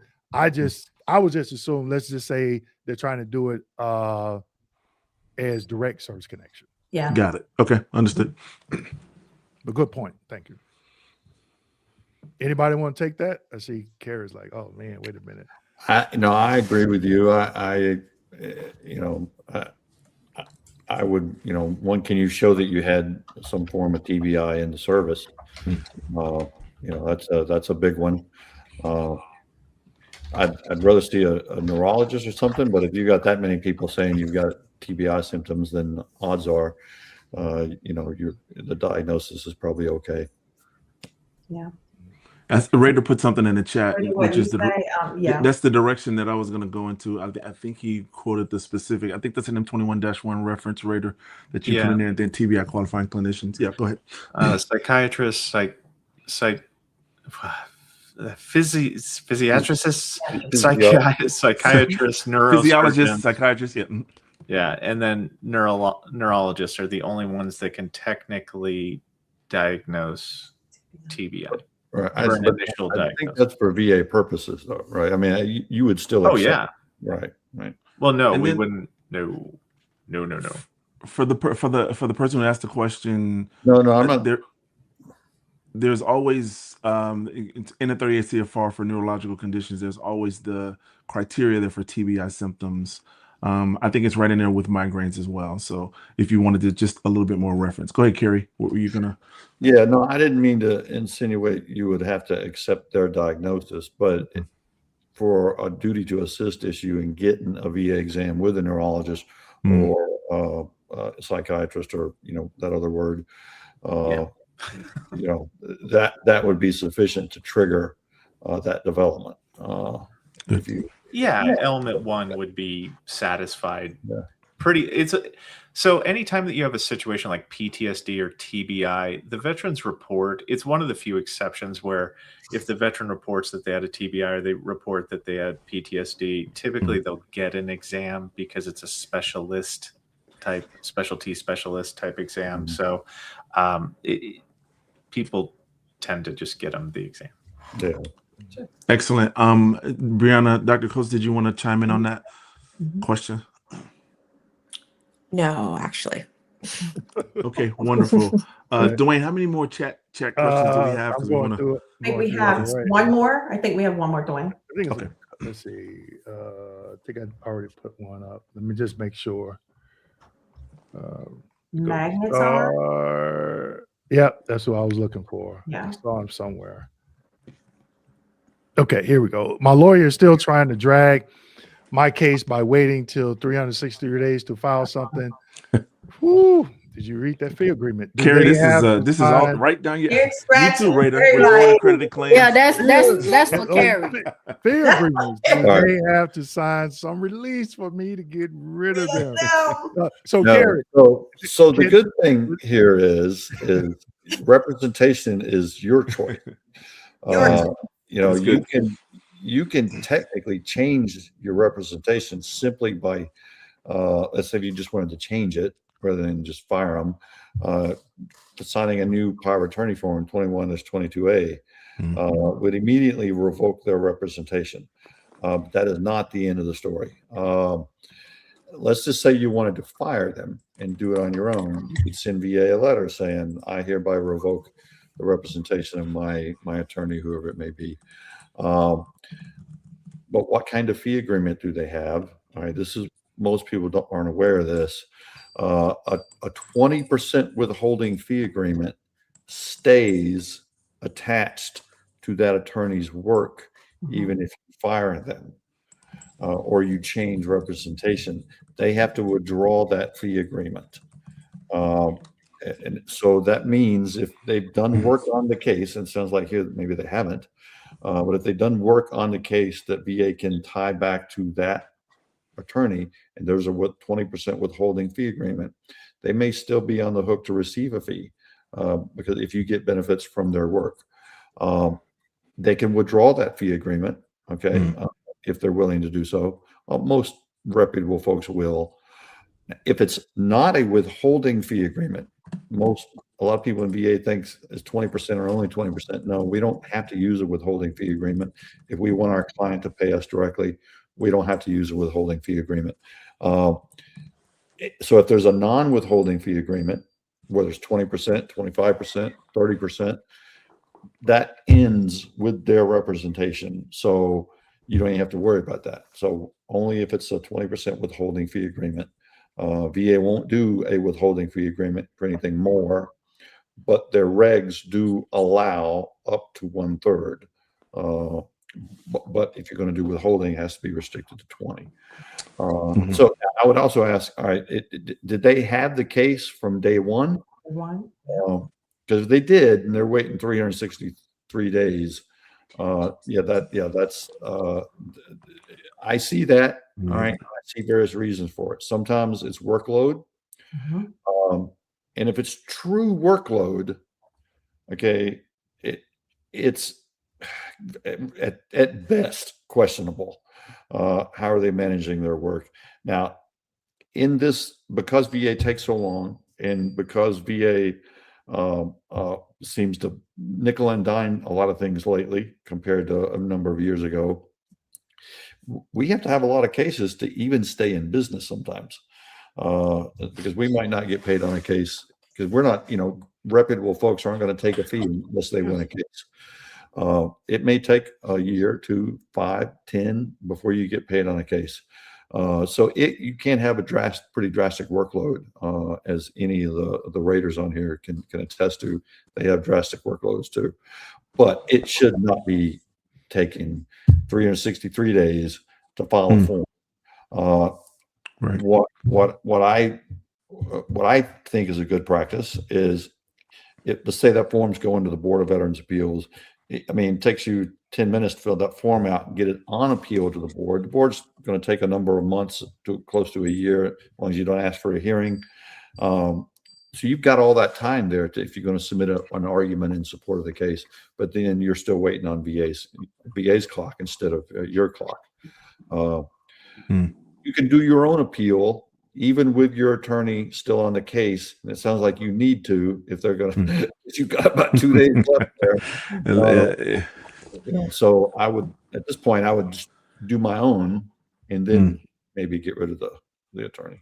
Yeah, and I just dropped the link of the form that Kerry was talking about. It's the appointment of veteran service organizations as claimants representative. It's the VA Form 21-22 Alpha. Rita, did you want to jump in on that one with regard to some of the work you've done on born accredited claims, or? I'm actually working right now, but no. Hey, they got you working on the weekend? Yeah. Hey, I didn't mean presently, but I mean perhaps. No, I just like, yeah, it's one of those where 3 days is kind of weird. Are you still there? Okay. Yeah. I think I lost you. Right. So what's the holdup? Like, I would want to know what exactly that particular person is doing. What's the holdup? I want to, like, same as like a treatment plan for your medicals. I want to know the treatment plan for my legal. Like, what are you doing? What are we waiting for? Because sometimes the representative might be waiting for the veteran to gather evidence, right? Like, if you don't have a diagnosis, and in order for me to appeal, you have to get a diagnosis, I can't do anything with that, right? Like, I'm not making excuses or anything, but if it is legitimately something that the veteran needs to do, it might have been a communication breakdown issue to where maybe the person that is representing didn't articulate that appropriately. But trying to figure out what the actual holdup is, because if that person's waiting, for the board, I know nothing about the board. I will not speak about the board because I don't speak about things I don't know about. But if they're waiting at the board and they've misunderstood and they're just waiting for the docket or whatever to come through, I'd want to know exactly what's going on before I, fire people or whatever, because it might be legitimate that they should be fired, and it might just be, hey, look, we just didn't communicate right. Let's get on this. So he said they aren't waiting on anything. They just don't even respond. So that's a communications issue. Very much so. Right, Kerry? I would say communication.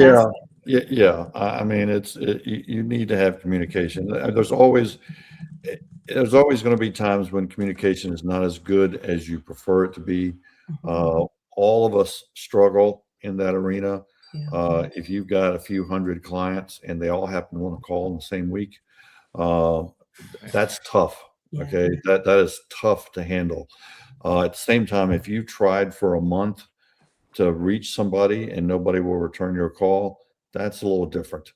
And two, I would add, how Rader makes a lot of excellent points. And how long have they had the case?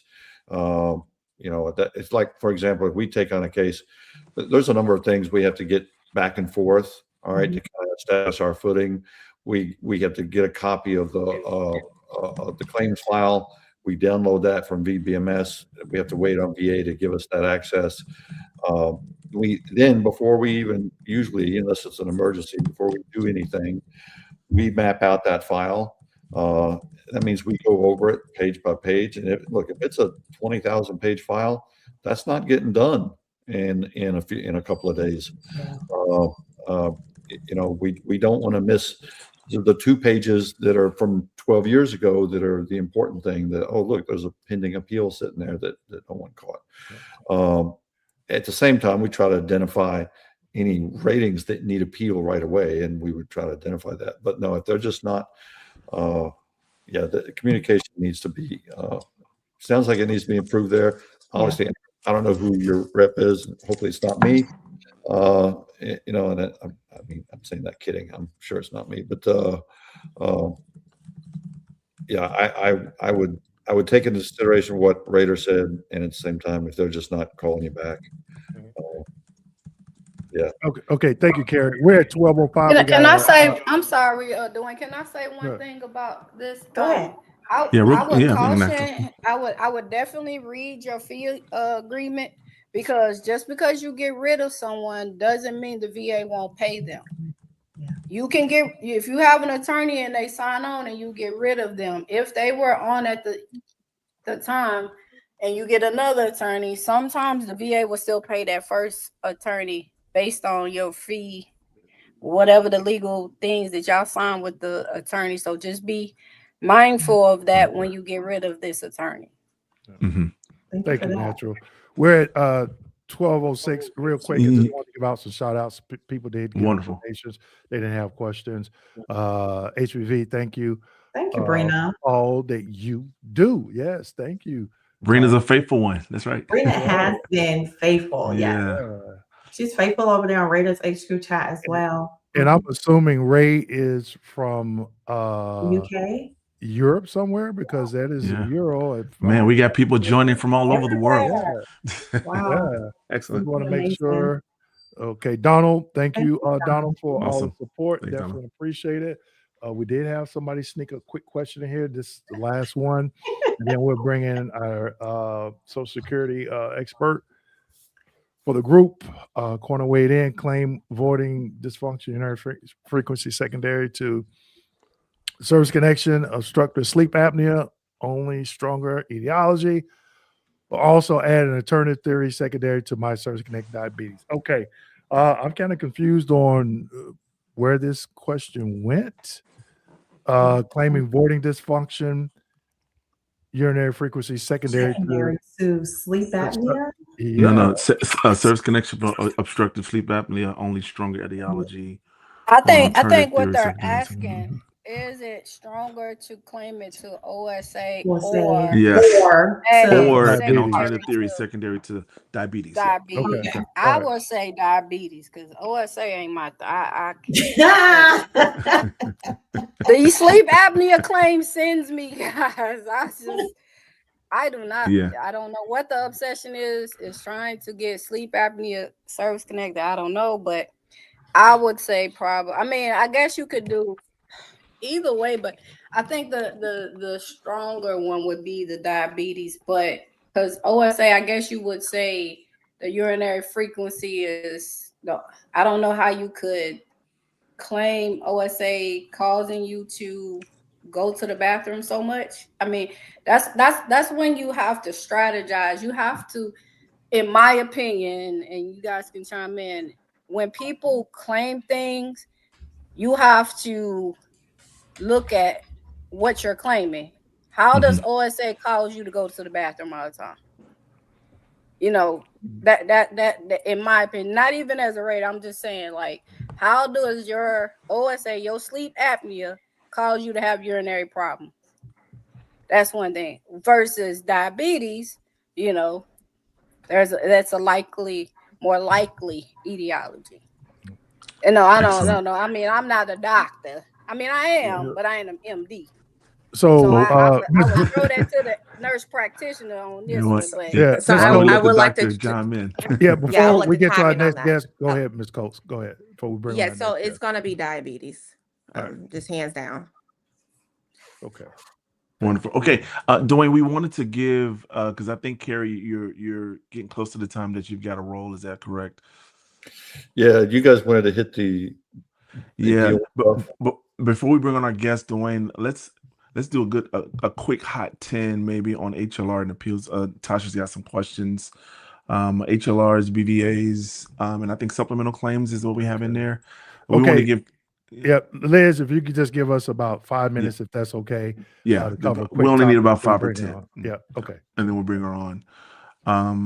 Go ahead, Tasha, with just a couple of questions you're on mute. Go ahead with a couple of questions for Carrie. Okay, I'm sorry, I was on mute. So I wanted to get on the reasons why denials don't necessarily mean that there's the end of the road, right? Because a lot of veterans, they don't read the denial letter and they feel like, oh, I'm gonna throw this in the garbage. I'm not fixing to fool with that. And they set up the road. So my question was, when it comes to appeals, which we're focusing on, what mistakes lose appeals and what evidence win appeals? That's one of the biggest questions that I want to focus on before we get to the next segment. Very good. Yep. So again, very case specific, but from a 10,000 foot perspective, I would say that the thing that loses appeals the most is not continuing to keep the appeal alive or not filing the appeal. A lot of people will do part of the appeal And if they get denied on appeal, then they give up, or they might take one further step and then they might give up. Or if it's denied at the Board of Veterans Appeals, if they go that far, then they might give up. None of those are reasons to obviously, depending on the facts and the circumstances of the case, none of those are reasons to give up. You've got multiple routes in which to appeal. I can get into that if you want. And what was the other part of the question? What evidence wins What appeals? evidence really wins appeals? Well, again, very case specific, but if you're talking cases that need the event and service, the diagnosis, and the nexus, all three of those have to be there. If you've got conflicting evidence, kind of like everyone's talked about in the already, if you've got a conflicting VA opinions, private opinions, a lot of the time it comes down to nexus. I'd say more than the other two, at least from a sheer numbers perspective. And so securing that nexus from your disability to service, whatever the event and service may be, whether it's exposure, traumatic events, injuries, you need that nexus. If your appeal is going to the Board of Veterans Appeals and all you have is VA's negative opinion, you're most assuredly going to lose that appeal unless the board happens to remand it. So you've got to secure that link more than anything else, I would say. Again, case specific. If your case is exposure related, it may be about proving the type of exposure. That's a whole subject in and of itself. But exposure cases are there's a lot of them these days, and sometimes getting the exposure conceded is 80% of the claim. Just what that exposure is. Thank you for that. Awesome.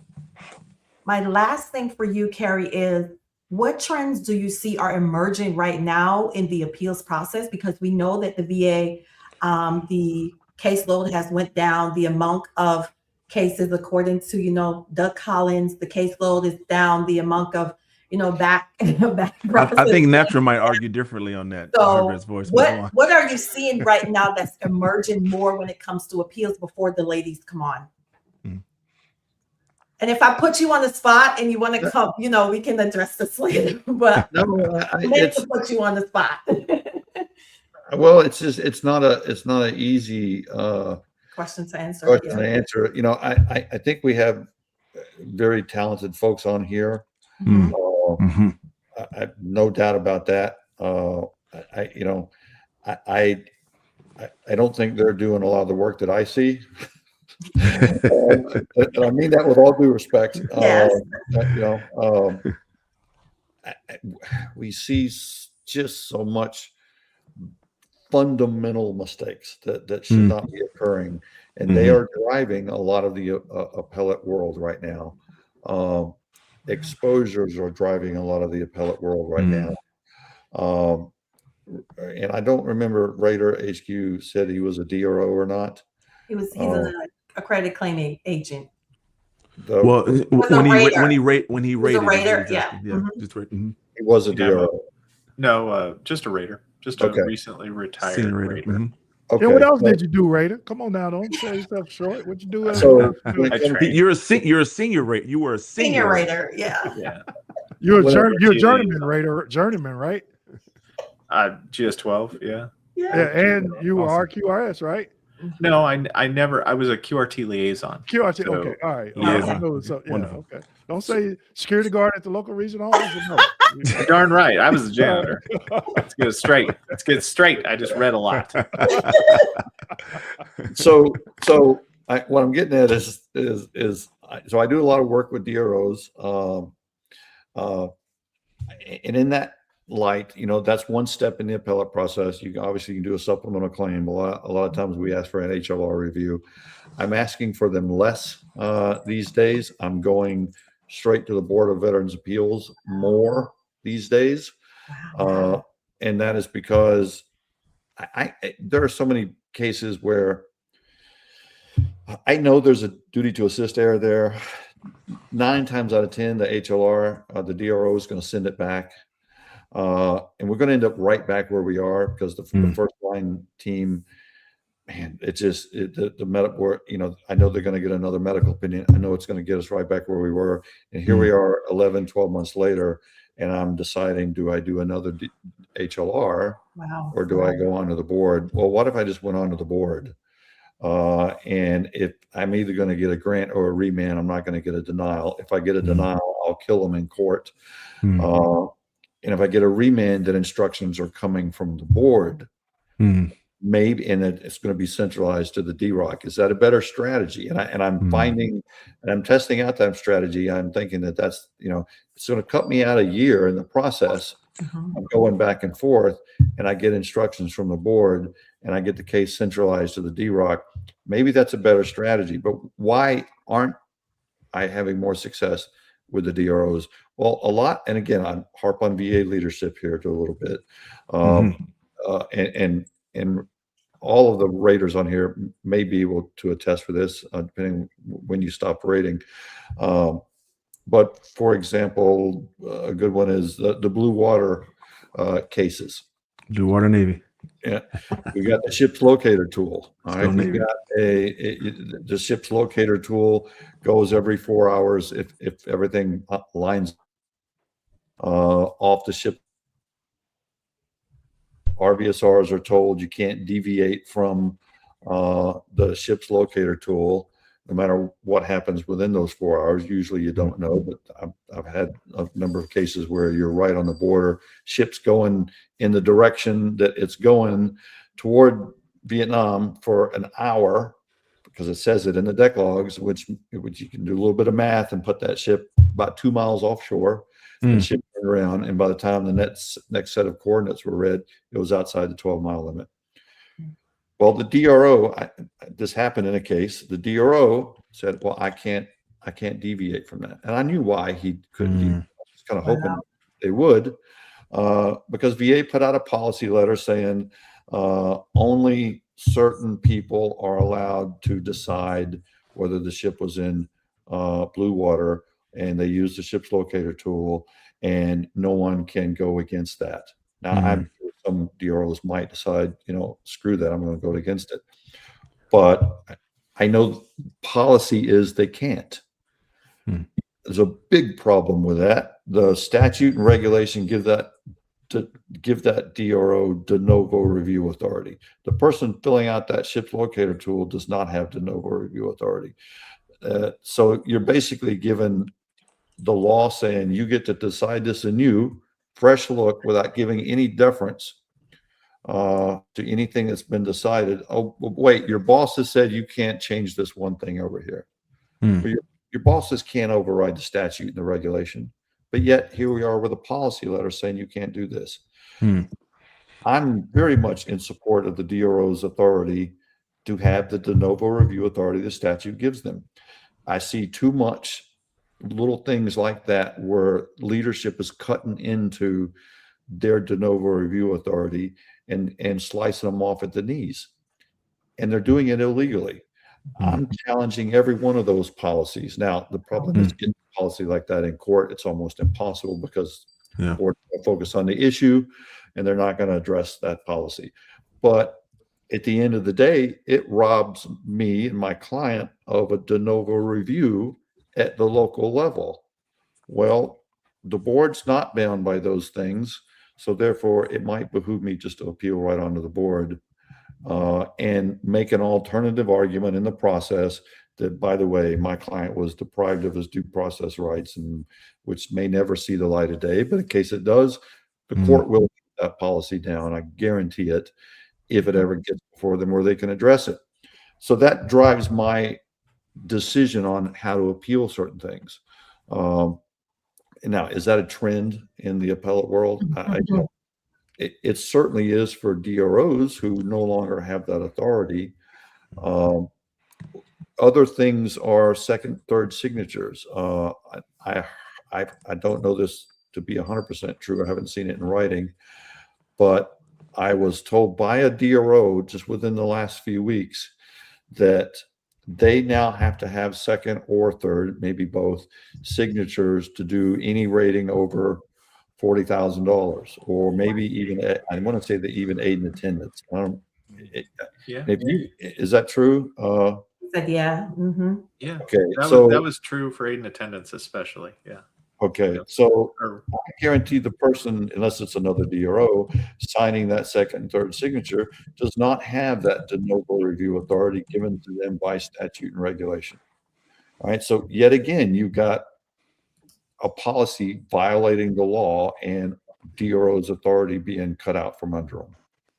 So, and this is all a leadership issue. If the people making these policies knew what the law said and applied it correctly, they would know they can't do this stuff. Yet it's still being done, and it's driving denials. And so I really do hope they're listening, because somebody's watching what they're doing that knows a little bit about their process. And I would love to restore the DRO's authority and Raiders' authority with that respect.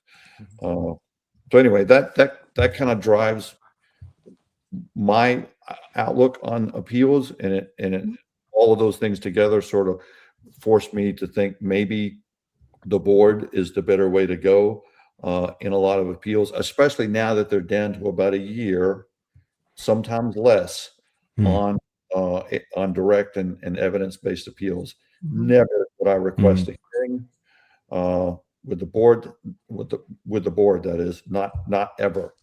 It's going to be 5-6 years before you get a decision.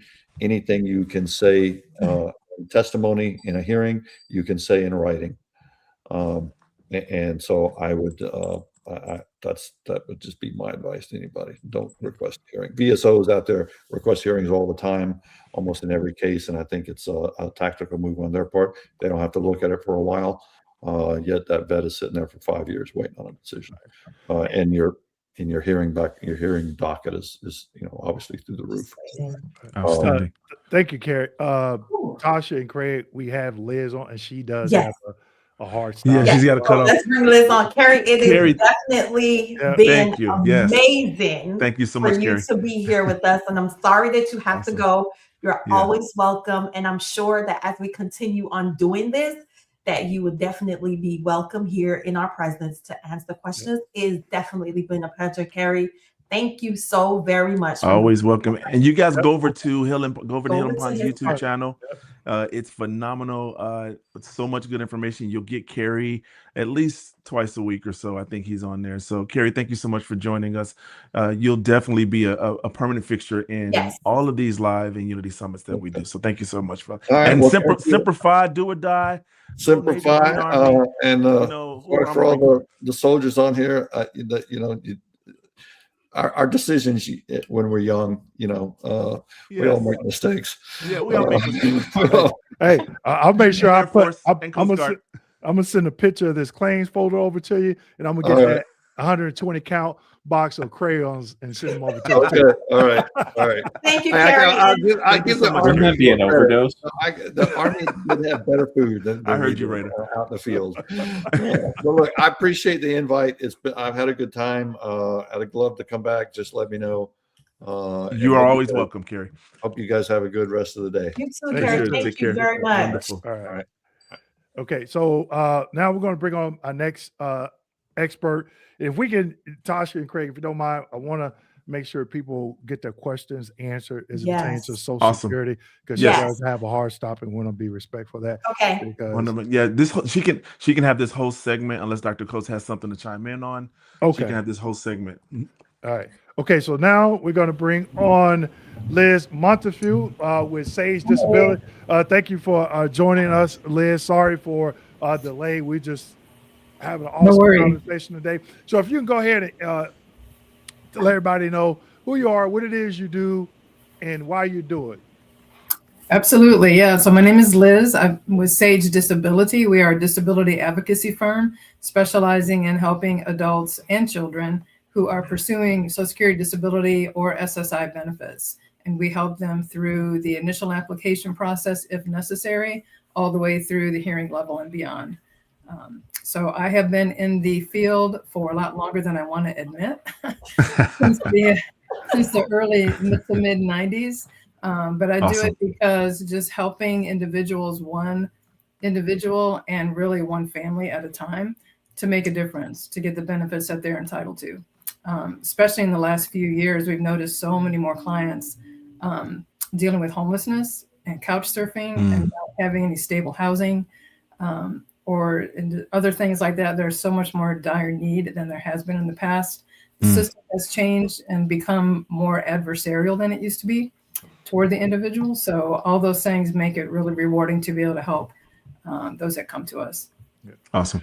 Yep. And one thing about Liz and I, we met years ago back when I first started my business, and we did a few free events here in Tampa for veterans. And she came and she talked about Social Security a few times. So definitely thank you for that, Liz, because I know you got a passion for what you do and veterans as well. And again, thank you for doing those events for me, because it's hard trying to find experts like yourself to come on platforms like this and discuss what you do. So I'll turn it over to Tasha. Tasha, I know has some Social Security questions. I sure do. Hey, Liz, and welcome.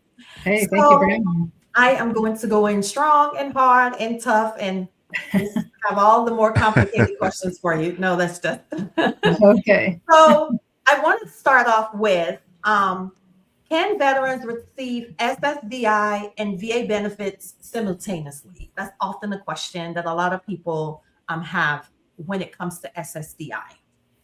That's a great question. And there is a lot of confusion around that. A lot of that stems because of all the acronyms, as you know, in the government world, not just Social Security.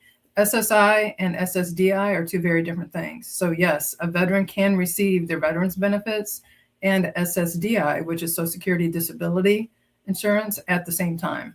There is no offset that applies there. There's no financial eligibility that needs to be met from an income or asset standpoint to receive SSDI. The SSI, which is supplemental security income, that's where you have the financial criteria that have to be met. That program is for folks who have never worked or maybe have not worked enough credits to qualify for Social Security disability. So they have to meet the financial criteria, limited income and assets, in order to also proceed to the next step of medical determination. So the medical determination is the same for both programs, but there is that difference in financial eligibility. All right, so getting into that, why do some veterans receive VA benefits but get denied SSDI? The process that each of the agencies uses to determine disability is very different. So on the Social Security side, there's a lot more emphasis on functional capacity.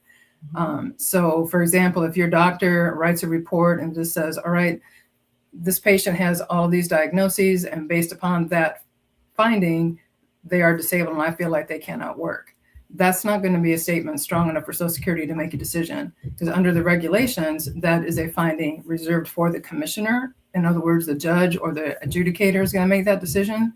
So our job is to show functional capacity has been diminished because of those diagnoses. So we help to develop evidence to document those types of things, because that's what you're going to be looking for under Social Security. All right. Well, thank you for that. Now, let's get into the evidence when it comes to the SSDI claim. What evidence is most important when it comes to filing for SSDI? So with regard to the medical evidence, you definitely need to have current medically determinable impairments, is how Social Security words it. That just means that a qualified provider, they have their list of acceptable medical sources, has to make a determination that you have that diagnosis based on objective evidence and exam findings. So there has to be that kind of medical evidence. In addition to that, if you have any work activity that you've been performing, maybe part-time or more than part-time, we're going to have to document that work activity and determine if it's going to be something that will preclude you from actually pursuing the claim or not. Because Social Security, that's one of the misconceptions about Social Security. You are able to do some work activity while you're receiving benefits or even filing, but it's a very limited amount. So if someone's working part-time, maybe they're driving for Uber or DoorDash just to get some cash, and they're constantly paying some bills, we still have to verify what those wages are. So we'd have to get evidence of that type of thing as well. I do have a follow-on question to that one, Tasha, before we move to our next one, Go ahead. which will really segue into our next question. Liz, with regard to the evidence piece, a lot of veterans, and we have a question about 100% P&T and TDIU as well, but a lot of veterans put together a lot of evidence for their VA claim. How much of that evidence can carry over to their SSDI claim, or should it be considered two different levels? Because I know you talked about functional impairment. No, the VA records are definitely vital to documenting the Social Security claim and the evidence of those impairments being medically determinable and severe according to the agency definitions. Got it. So, yes, we definitely pull that. We pull records from the VA. What we don't find when we do that is that the DBQs are often not included. That's a really vital piece of evidence if that's able to be obtained. I just recently learned from talking with Dewayne that that's more difficult to be obtained now than it used to be. But that particular form is awesome because that's where the doctor outlines the basis for the findings of disability under VA.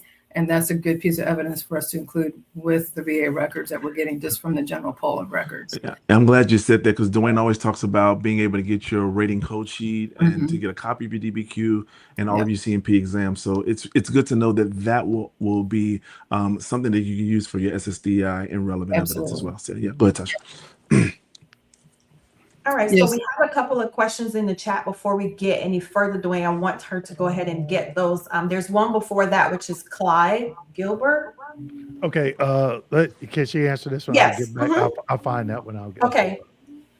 So Liz, how does being on workers' compensation work against your credit, or does it at an age 65 and the person is not getting SSDI? All right. So if you're on workers' comp, you're disabled because of a work injury that happened. So you're not receiving wages from your carrier. You're receiving income from a workers' comp carrier. You're not getting wages. So there is an offset that used to apply. There has been a change in the law with regard to that, the windfall elimination that occurred that makes that not apply like it used to. But as far as working against your credits, if you're still employed, with that employer, that's going to show up as still earnings on your earnings history. Because what happens is the IRS reports everything to Social Security as far as what you're paid. So if your employer is paying your workers' comp, you're still employed, it shows up on your earnings history. That's going to go toward credits. But then we have to discuss with the judge, hey, these are not actual earnings. This is a disability payment because I was unable to work for this period of time. So it may show up on earnings as credits, but then we have to be able to discuss that with the judge. If the judge would try to say, oh, well, you've been working, so why should I award you disability? So we have to make that distinction. Excellent. Okay. The next question here is, can I get extra Social Security benefits after being diagnosed with SBS? So there really isn't an extra or an additional Social Security benefit. That's another misconception that we hear a lot as well. So Social Security is a long-term program based upon what you have paid into the system. So your rate of pay is based upon your earnings history.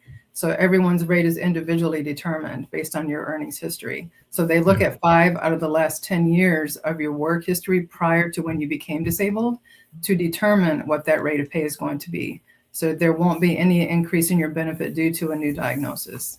Excellent. Interesting. Wow. Yeah. We have a question here. Can you file for a Social Security disability even though I reside in Germany? That's a very good question. Great question. Yep. We just had a client from Guam that we were able to award benefits to because he was on base. So yes, it is possible. We'd have to look at your individual situation. There's some reciprocity with different countries as well. So I have never had a client in Germany, so I'd have to do a little research on that. But I know it is possible to apply when you're living in other countries, especially if you're in the military. Excellent. So I want to get into TDIU and SSDI. And I know this is a question that you probably get often. How does TDIU affect SSDI, or how does SSDI, rater, and natural affect TDIU? We can get into that as well. Right. No, that's a really good question because a lot of people assume that once they've been found TDIU or they have 100% rating, that they're automatically going to get their award from Social Security. But again, that's not true. Social Security regulations state that they are not bound by any decision of another agency, whether it's VA, whether it's workers' comp, or another agency's disability decision. They make their own independent decision. Yeah. So getting evidence of that status is definitely vital importance and very good evidence to support a claim. But again, that's not going to guarantee that you're going to get an award. Excellent. Wow. Radar and Natural, did you want to chime in on how SSDI affects TDIU, if at any it does? Okay. It has a synergistic relationship. Okay. So what happens for development purposes, if there are any kind of Social Security determinations, there are medical examinations that are utilized in the pursuit of that. So what happens is VSRs will try to track down that information. They'll do a SSI, SSDI type review. It's in VBMS to where they can pull the records to see if they find that the veteran has SSI or SSDI. They will reach out to the Social Security Administration and try to get those records, so that way they can be part of the overall. Because the medical examinations that are done by Social Security, they are more comprehensive to deciding the outcome. So they're more probative. So they're often utilized in the decision making quite a bit. Wow. Thank you for that. Very good. Anything Excellent. natural, or we could just move on? I think we had something. Okay. Grace says, Okay. I thought workman's comp is not taxable. Taxable. Good question. I don't know if it is or not. Okay, Liz, can you answer that? I know that's maybe outside of your preview. Yeah, that's a bit outside my wheelhouse, but Yeah. for the most part, it's not.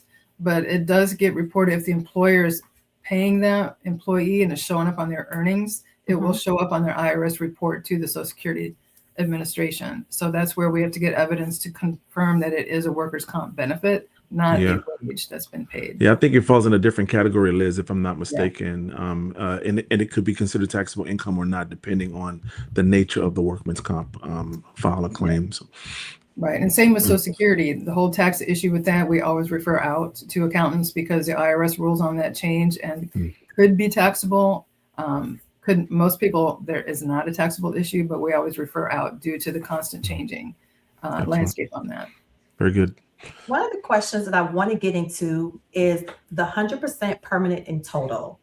Does that give a veteran any leadway when applying for SSDI? A lot of veterans think because the VA has given me this 100% P&T, my claims are static, that plays a huge role when it comes to SSDI. Can you explain in detail if it does, if it doesn't, and how it works?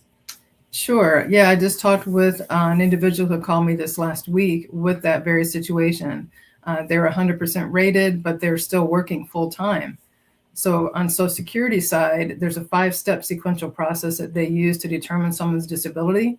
The first step they're going to look at before they even get to the medical side is the substantial gainful activity piece, which is this person working and what are their earnings? So if they're making too much money, Social Security won't even consider an application and not even get to the fact that they have a 100% rating or any other medical condition because they're making too much money. So if you're working while you're 100% disabled under VA, that's going to be a difficult conversation. We'll have to delve into things a little bit more in detail. Are you taking FMLA? Are you taking time off? I mean, how are your wages truly impacted by your impairments? And is it going to be a stumbling block for you or not? Very good. Yeah. Hey, can I ask Miss Liz a question? Yeah, absolutely. Go for it, Natural. Miss Liz, could you explain to the audience that if you are IU and you're in receipt of IU from the VA, how, if they go back to work and they make over the poverty threshold, how Social Security notifies the VBA and how it affects their IU? Because we get that a lot on her Vets channel. That's an excellent question. I be trying to explain to them that entities talk, right? You can't right. think that we're not going to find out that you went and made $80,000 and not get back to the VA and you keep IU. So I'm glad that you're on here so that they can hear it from a Social Security standpoint versus a VBA standpoint, because we can tell them all day, but they still go out and do it. Thank you. No, that's a great question. And it's a huge issue for a lot of people. You don't want to ever get in an overpayment situation with Social Security. So if you've been awarded benefits, Social Security has a program where you can go back to work. It's called Ticket to Work. Once you've been on benefits for 12 months, they assign you a ticket number, and that basically protects you. You're allowed to return to work to test the waters, see how you can tolerate that work activity, being that you still have your impairments while you're still receiving your benefits and your Medicare. Those things can remain in place for you. If you're going back to work and you're not under the Ticket to Work program, then you're walking a really difficult line, because if you are making earnings over what they consider to be substantial gainful activity, then you're going to get into an overpayment situation. So right now for 2026, they allow you to make $1,690 gross pay before any deductions, before you'll have any kind of impact on your claim. So that's not a lot of money. Very part-time. Wow. Yeah. We have a couple of questions here, Dwayne, in the chat. Really good questions too, especially the VRD one. Yeah. How can VNRE, which is vocational rehab, work either positive or negative in when filing an SSDI claim? That is a great question. It's a really good Vocational question. rehab, is an excellent resource for someone who's wanting to file for Social Security, because it can work either way in your benefit. So if you're getting assistance from Voc Rehab, they're assisting you, they find you a job, you go out and try to do that work. If you're not able to maintain that work activity for 3 months, even up to 6 months, and you cannot continue and you have to stop due to your conditions, then Voc Rehab is going to be able to show, hey, they made a good faith effort. We found them work. They were not able to tolerate it because of their impairments. We get those reports from the case managers and submit them as really strong evidence to Social Security, showing the good faith of the individual trying to go back to work, getting the resources that they can access. If they're not going to be employable, then of course the case manager will write that as well. If they've been assessed, they're not able to locate any work, then they're going to write up a report that says, no, this individual is not employable. We're not able to find any substantial gainful activity for them. And we submit that as evidence as well. So it can work either way to your benefit with Voc Rehab. It's a great resource. So Liz, just a quick follow-up question for that one. So I know that when Voc Rehab rehabilitation counselors assess for granting vocational rehabilitation compensation, they often look at like what is a severe employment handicap versus what may not be as severe. That's generally depending on what type of rating you receive or what type of conditions persist. Does the Social Security Administration have that same sort of tiered level where, okay, this is a severe employment handicap, to where, like, you know, this might be looked at in perhaps even in a more predominant way than maybe perhaps some other conditions? They do. They have what are called the listings. You may have heard that under the Social Security regulations. So the 5-step process I mentioned, the 3rd step are reviewing the listings. Excellent. So every body system has a list of different impairments, where if your condition is so severe that you meet the criteria for those listings, Social Security will award you benefits right there and not even get into the vocational aspect at all. Yeah. Very good. Very good. Listen, guys, Liz is dropping some nuggets, so I hope you guys are picking this up. But I do want to say that we will, in post-production products, have all of this information available. We'll have Liz's contact information available. That will be a resource for all of you veterans who are joining us. We appreciate you joining us. All of you who have just come in just for station identification break, we love to have you on this panel with us.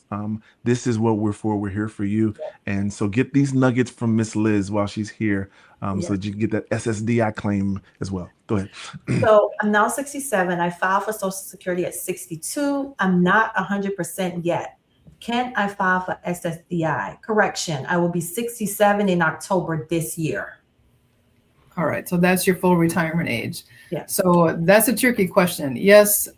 If you're drawing your early retirement from Social Security, you're going to want to do a check with the My Social Security account that you can set up on the socialsecurity.gov website and determine what would your disability monthly rate be as compared to that early retirement rate that you're already drawing, because you're going to want to see if what the significant difference would be between those two rates of pay. For most people, a disability rate is going to be higher than a retirement rate because of how Social Security calculates those different benefits.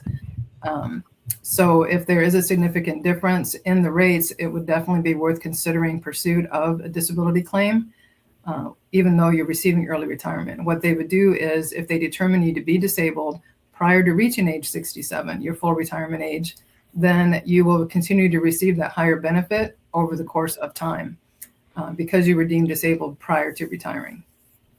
And we know that you only have a very short time here with us, Liz. So I want to get into what are some of the biggest myths that you hear or you deal with when it comes to SSDI. This is a big one. That is a big one. Yeah, some of them we've already talked about.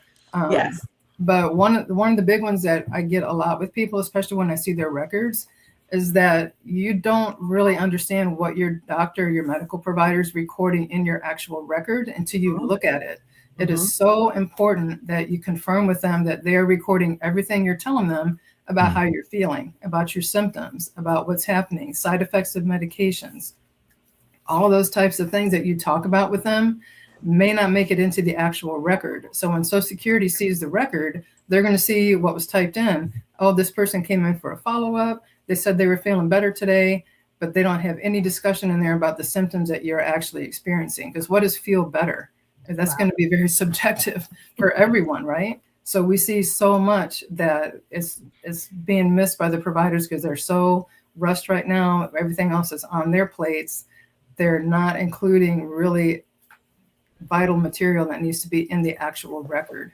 So my recommendation to a lot of people is talk to your provider. You can even ask when you go in, hey, can I see the notes from my last visit? Just so I can get a copy of it, and then you can read through it. And if they didn't talk about what you told them last time, make sure they put it in there at this visit so that it's recorded in the actual record. Because objective medical evidence and these reports and follow-up visits from the providers is key with Social Security. Liz, I think you just broke open something for VA claims too. I mean, that what you just said is what we've been trying to beat in veterans' heads for so long. But the beatings will continue, Liz, until morale increases. That's continue to happen. Now, Liz, you did say go to the Social Security's website. Can you give that website? Oh, sure. Wonderful. Yeah, it's www.ssa.gov. So now it's you also ssa.gov. Okay. So thank you. So you also talked about you could go there and get your retirement age. So I know when we did our video, I went immediately there and it told me exactly. I had to log in. I had to reset my password. Now, in order to get that retirement age, do you have to create an account and log in and give them your specific information for the Social Security? It's like, okay, here's your retirement age, and give you all that information. Right. They have calculators online where you can plug in your birth date and get your retirement age calculated. But if you want to know your specific benefit amount, you have to create that account online. Because basically that account will show you what they used to mail to us in those statements every couple of years. All of that now is available online. Yep, because I sure checked mine last week. Yep. Yeah. I did the same right. So in the middle of the year and then at the end of the year, right? So I was talking to them. I was like, oh, I got all these credits. I can definitely go down to the people and get going, right? But then when you look at it and it gives you, it's very detailed, guys. It is very detailed. It now gives you where you're at what age you're at, if you're married, when you become 62, when you become 67, if you work till you're 70, it gives you all the details. So Liz, I want to, this is a question that's not even on my notes. I keep hearing people say, hey, you're going to get an extra $200 in Social Security disability or whatever because you were deployed to wherever location you went. So can you debunk this? Because a lot of people be in the comments, oh, you can get an extra $200 because you was in Operation Iraqi Freedom. Let's talk about that a little bit before no pressure, Liz. You're going to say, I wanted that, but my cousin, third time removed, was there. Can I still get it?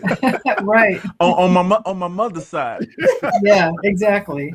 No, that's true. Like I said before, there are no extra benefit payments for different scenarios like that. There is a special program for wounded warriors called compassionate allowances, where there are certain criteria. If you meet them, your case is supposed to be quote unquote expedited through the process, according to Social Security's definition of expedited.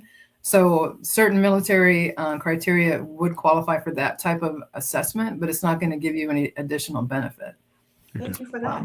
Yeah. So there is one other myth I wanted to talk about real quick that I do hear a lot. A lot of people say, "Oh, I have to be off work for a whole year before I apply for benefits." So everybody hears that 12-month criteria. What that 12-month criteria means is that your condition has to be expected to last for 12 months and functionally impair you from being able to perform work activity. So you can file for benefits before that 12 months has expired, because especially in light of the fact that their processing times are extremely backlogged right now, you're not even going to get an initial decision from Social Security for 9 to 12 months after you file. In most jurisdictions, they're very backed up. So it's not that you have to be out 12 months to wait to file, but your condition has to be expected to last for 12 months and be functionally limiting. So it's a little distinction there that does, I think, need to be made.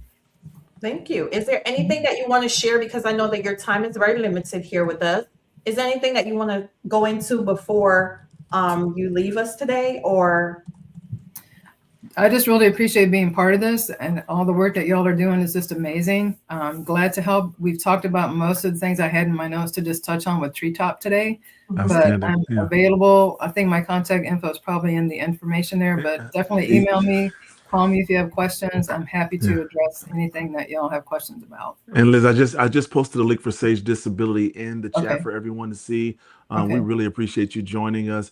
Guys, go to that website. Oftentimes you'll find that if you just look at the website that, you know, folks have, you can get a lot of your questions answered from some of the FAQs they have on there, some of the tools that they have on there.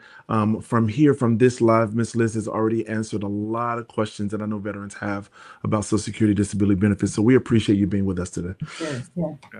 Thank you so much. Thank you, Liz. Thank you.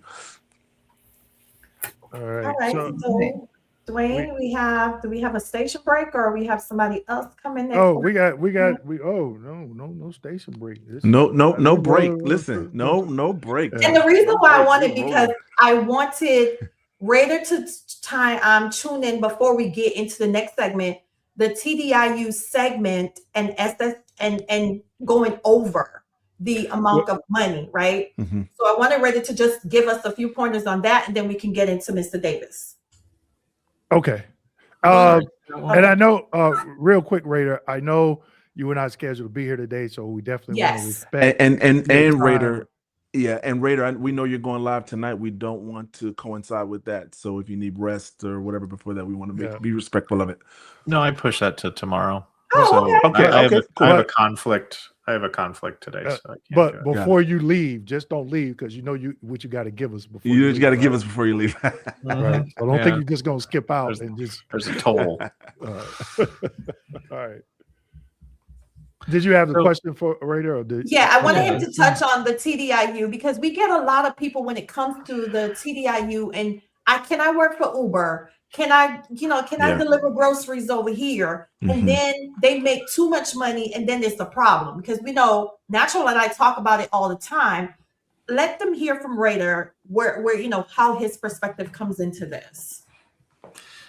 Okay, so first thing I'm going to say is that this is a hot button topic. Like, people get very, very upset whenever you have any kind of opinion on TDIU. And it stems from fear. And I get that. Yeah. There's a lot of individuals who this is a form of an ancillary benefit. TDIU is not a disability. So it does not share the same protections like the 10-year, the 20-year rule as a disability does, because it's not a disability. It's a benefit that's awarded if you continue to meet criteria year after year after year. The moment that you make more money than the poverty level for a single person, that's whenever you run into a problem. Propose to reduce? Yeah. Will you get a hearing? Sure.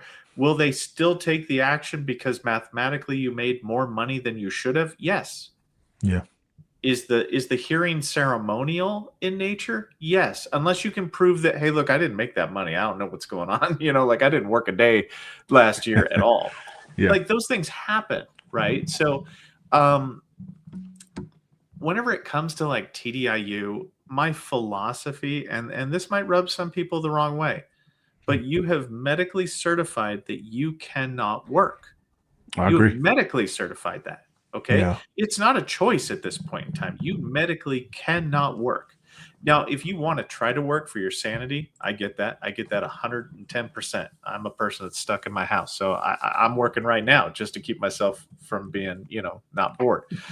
But, you have to be, if you want to work, you've got to be able to be an honest participant in this process. If you can work more than the amount, should you maybe try to get to a natural 100%? Maybe, if that's on the cards, right? I would much rather, have you do that than, because you can work. If you become a natural 100%, go ahead. You mean just a scheduler 100% rater, like where those are your conditions, instead of trying to pursue TDIU? Or if you're on TDIU, you can still pursue claims after being on TDIU to transition over to the higher benefit is what I would consider it, because you can work and get the 100%. That can happen, like that can totally happen. I get the fear behind TDIU. I mean, the current climate does not appear to favor TDIU. No. And that's as far as I'll go on that. But for me, it's that you've medically been certified that your disabilities prevent you from working your previous job. That's the classification. Now, can you do part-time work in a job that's completely different than your other job? Sure. Yeah. But once you show that you meet criteria and you go over the monetary value, the poverty level for a single person, it's hard to get it back. I'll be honest with you. You don't want to put yourself in that position, because trying to get it proven again, you have so much evidence at that point in time weighing against you that you're fine. Yeah. I believe that. That's not my personal belief, but that's the way the VA looks at it is, sure, if you make over the poverty level, you are fine. And that's a horrible place to be in. Yeah. I don't know those that would quibble with what you're saying. I think it's consistent with how the M21-1 and even some places in the 38 CFR define unemployability, because it's a pretty it's a pretty high bar to get TDIU in a lot of cases. And I don't think veterans understand some of the statements that you just rendered with regard to unemployability. It really, when you really think about it, this whole process, this compensation process, was kind of designed based off of workability. If the veteran was really able to work, or they're not able to work post-service. So I think it's really important to understand some of those nuances. All right. Thank you. I think Mr. Davis has stepped away for a minute. But I want to share a scenario, because a veteran challenged me on this, and I didn't think he had a case. So I want to get Naturals and Raiders choice feedback on this real quick while Mr. Davis comes back. Had a veteran, he contacted me. He said, "Hey, Dewayne, VA is proposing to sever individual unemployability." I'm like, "Well, did you go back to work?" He was like, "Yeah, I went back to work, not once, but twice, and made over the poverty threshold." Now, he said he reached out to a law firm, and they told him, "Oh, you got a case." I'm just like, man, based on what he told me, I was like, I don't see it, because he was like, "Oh, I've had individual unemployability for 20 years. And the VA sent me the proposal to reduce like November, 30 days before he hit this 20-year protection rule." And he said they shouldn't be able to do it because they didn't schedule the hearing until this past June. And so now I'm thinking, what does 20 years have to do with that and them scheduling the hearing in June and not in December? So he was thinking, oh, well, I'm protected by the 20-year rule because they should have scheduled that that RVSR hearing in December and not June. And that's all he gave me, but he was just really stuck on that. And I didn't see a path. I was like, you got caught with your hand in the cookie jar. Why even go back to work based on just what you just said, Raider? What do you say about that, Natural and Raider? And that's all the information that he gave me, so I know it's kind of slim.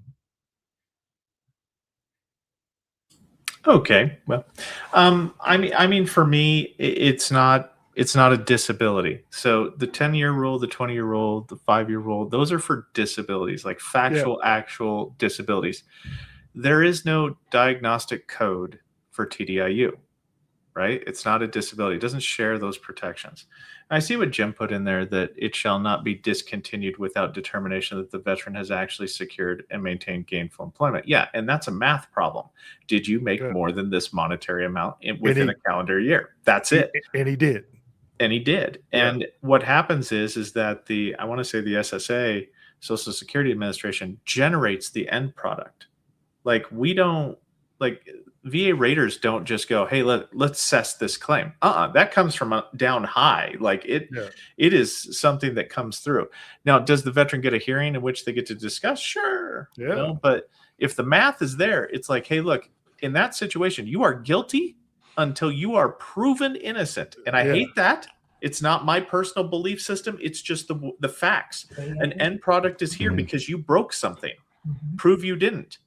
You know, and it sucks. And if people follow the guidelines, you know, make sure that you don't make over a certain amount, then you have nothing to fear. Right. If you're somebody that hasn't worked a day in your life after that, then you're fine.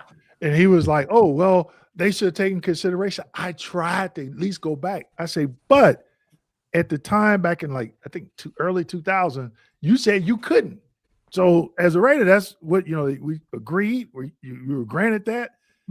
They're not looking at what you tried to do 10 or 15 years later, you know, if that makes sense. But like I said, I just couldn't see a path forward. I was just only given the information that was given to me. And I was just like, if you get, why go back? If they granted IU, why go back? Why not pursue, like you said, Raider, to get that 100% permanent total, and then it's moot at that point. But I just thought I'd bring that up before we bring our next guest on. He is in the waiting room, is ready. Are we ready to move forward? Yeah, absolutely. Anything else? Yeah, I think we're ready for the next segment. Yeah.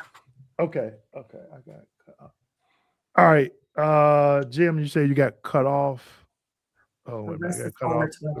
12 consecutive months. I think he was responding to his previous. Okay. All right. Okay, cool. Over 12 consecutive months. Yeah. We're gonna bring in our next guest here. And we have Mr. Davis. Mr. Davis, thank you. And welcome for joining us today. Can you hear us just fine, Mr. Davis? Yes, sir. Yes, sir. All right. Sounds good. So go ahead and tell everybody who you are, what you do, and why you do it. No, fantastic. Hello, everyone. My name is Kenneth Davis, CEO of Veterans for Veterans, Veteran Advocacy Group, where we serve our veterans in obviously VA benefits, entrepreneurship, and also real estate. So we're able to kind of try to cover a wide range of information for our veterans, and just make sure that we're advocating to the top of the hopefully the hill, so we can get policies passed. Okay, and I believe you wanted to serve in the Army, but you served in a different branch, if I'm not mistaken. Yeah, well, I just didn't meet the qualifications, so I went to the Navy's door. They graciously accepted me. Wait, be careful, Mr. Davis. Be very, very careful. We got nothing like that. Yes. I was in the Navy. During Operation Iraqi Freedom. During Freedom, there were multiple deployments on the USS Ronald Reagan, and had the pleasure to just serve with those brothers and sisters in arms, and it was a great time. And during that time, I was able to meet so many great people, but at the end of the day, was able to really join the veteran community once exiting. Okay, Ms. Davis, can you tell everyone what you used to do for the Department of Veterans Affairs? Well, I was a VA rater, working my way up all the way from obviously a claims assistant all the way to DSR, so on and so forth. So I worked my way through the ranks, being able to serve at the Washington, D.C. Appeals Management Office over time. Was able to travel to multiple different locations, whether it's San Diego, Milwaukee, Washington, D.C., and in Las Vegas, Nevada, where I had the pleasure to work for the Department of Veterans Affairs for many years. All right. So I'll turn it over to Tasha to go ahead and let's get some Q&A going. If you need me to pull any questions. How are you? From the chat. I have created the most complex questions for you here today. So No Let's pressure, no pressure, Mr. No Davis. pressure. Well, excited to answer. Excited. So you have some camaraderies here with you. Natural is a Raider. Raider HQ is the next Raider, and Dewayne. So you really are surrounded with You're in good company. a lot to help you with these questions. So I a veteran, as you know, and I'm an advocate for women. So let's get into the VA claims process. Do you feel like it is too complex right now for veterans to navigate alone? Oh, If wow. if it before compared to before and now, do you think it has become more complex for veterans to navigate alone? What are your thoughts on that? Well, I'll say this. I think the VA has made many strides to try to simplify the process, giving access to certain things that did not have access before. VA.gov has come a long way versus e-benefits, right? E-benefits, that was it was a mission to be able to get to what you needed to. Yeah. But however, I will say the complexity of regulation, whether if it's in the Warrants Manual, M21, or the CFR, it's just a difficult process to understand. I think even behind that, understanding how policy works to be able to route through the process of getting a bill passed to be able to apply to VA benefits, right? I think there's a lot of hot take buttons that people press, and then those regulations or understandings then put veterans at an uproar. And then when that happens, it creates emotional turmoil. And then next thing you know, the VA is repealing some information that they shouldn't put out anyway, right? So I do think that that the system has become a little bit more simplistic in regards to access, but not processes and systems, right? So that has been the challenge, I believe. So with that, do you feel like the claims industry has become better or worse in the last 10 years based on when you rated compared to what you see now? I think Mr. Kimble probably put you up to these questions, huh? He did not. He did Listen, not. we can neither confirm nor deny. Listen, Mr. Davis. What we need to do now is just use our Navy intelligence. Okay, like use our Navy intelligence to get through this, like we always do. Well, I would say this. I think it's fabulous that the veterans are getting the help that they deserve, right? And get access to the benefits that they earn.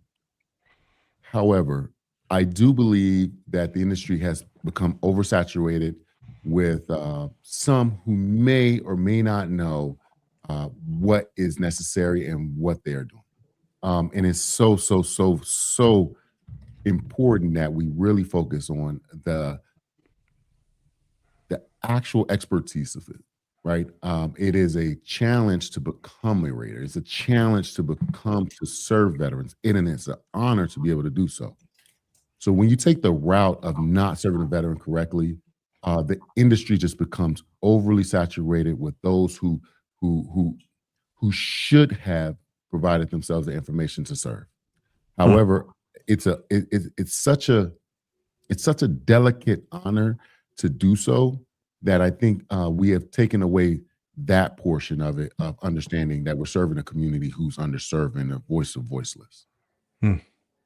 Tasha, I have a sort of a sub question to that one, and I really want all the Raiders to chime in on this one. Raider HQ, Natural, and Dewayne, and Mr. Davis.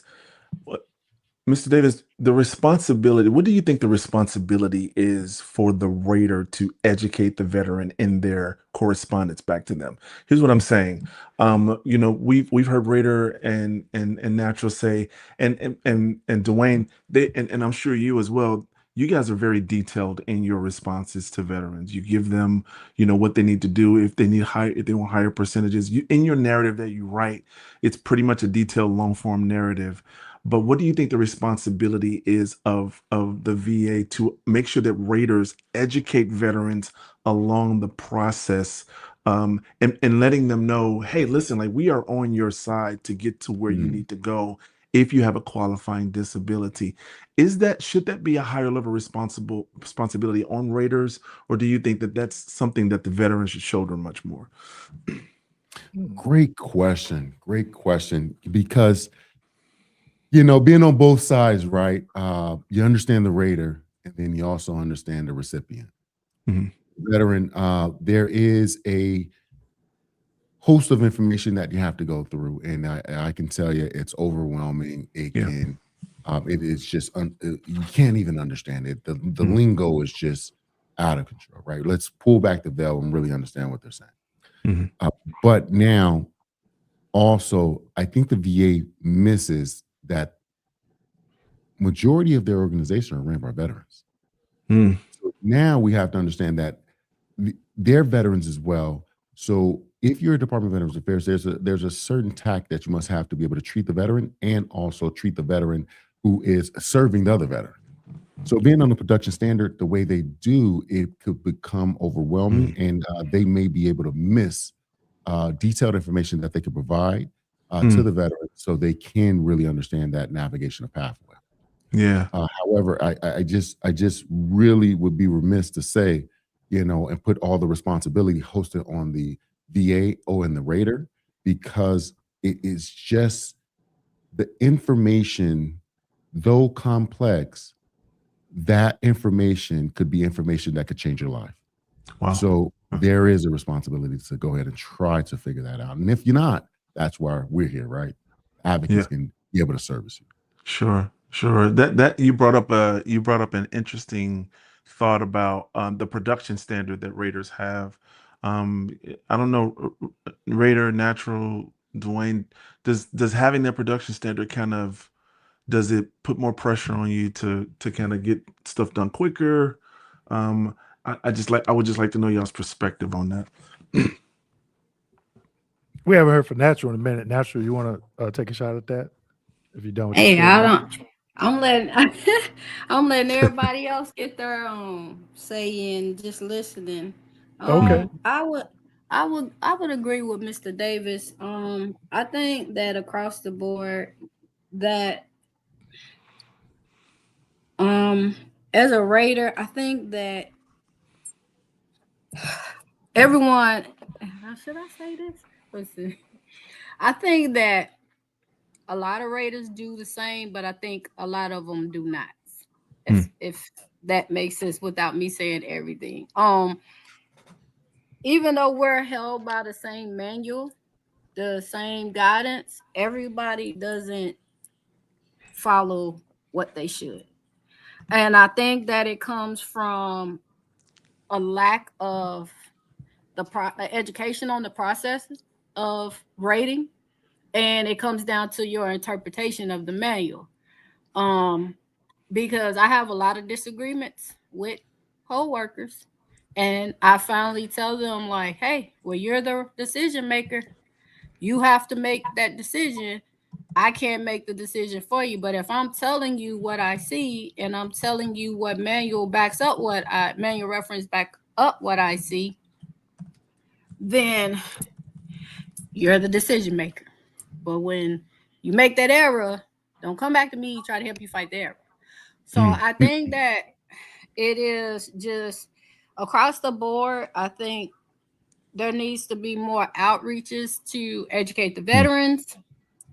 And I think that we do have annual training, but do I agree with the annual training all the time? No, because the processes, what I don't like is when a law changes, the manual gets updated and we take a TMS course. Come on. And then we're applying rules and laws when we haven't been like educated on how to apply this law. We may get an email that says, hey, this has been updated. You know what I mean? And now you expect us to apply this to the claim process and understand it. And I think that's where it's a lot. Everybody is focusing on bringing down the backlog and bringing down, and keeping claims under 125 days and all this stuff.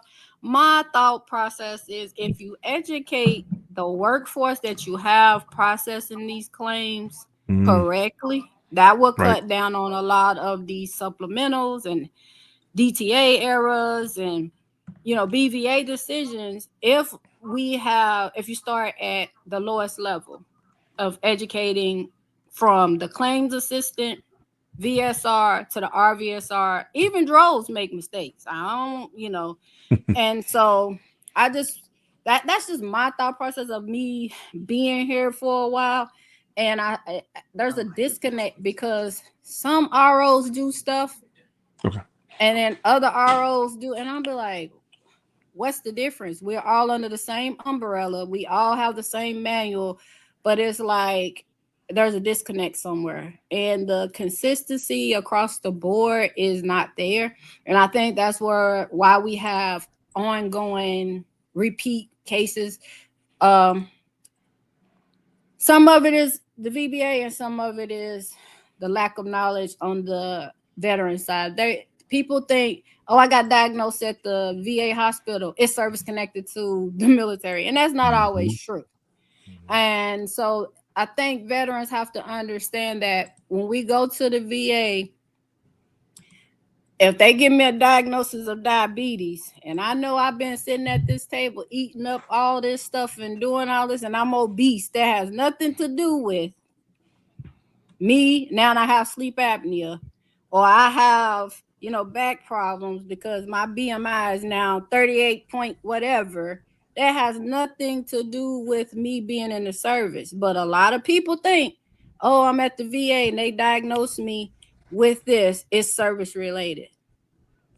And that's just not true. So I think if we start educating everybody, and it's not pointing the fingers at anyone, it's just my personal opinion, because I'm a veteran myself and I'm also a raider. So I understand from both sides. But as a veteran, I had no idea about the benefit side when I got out of the military.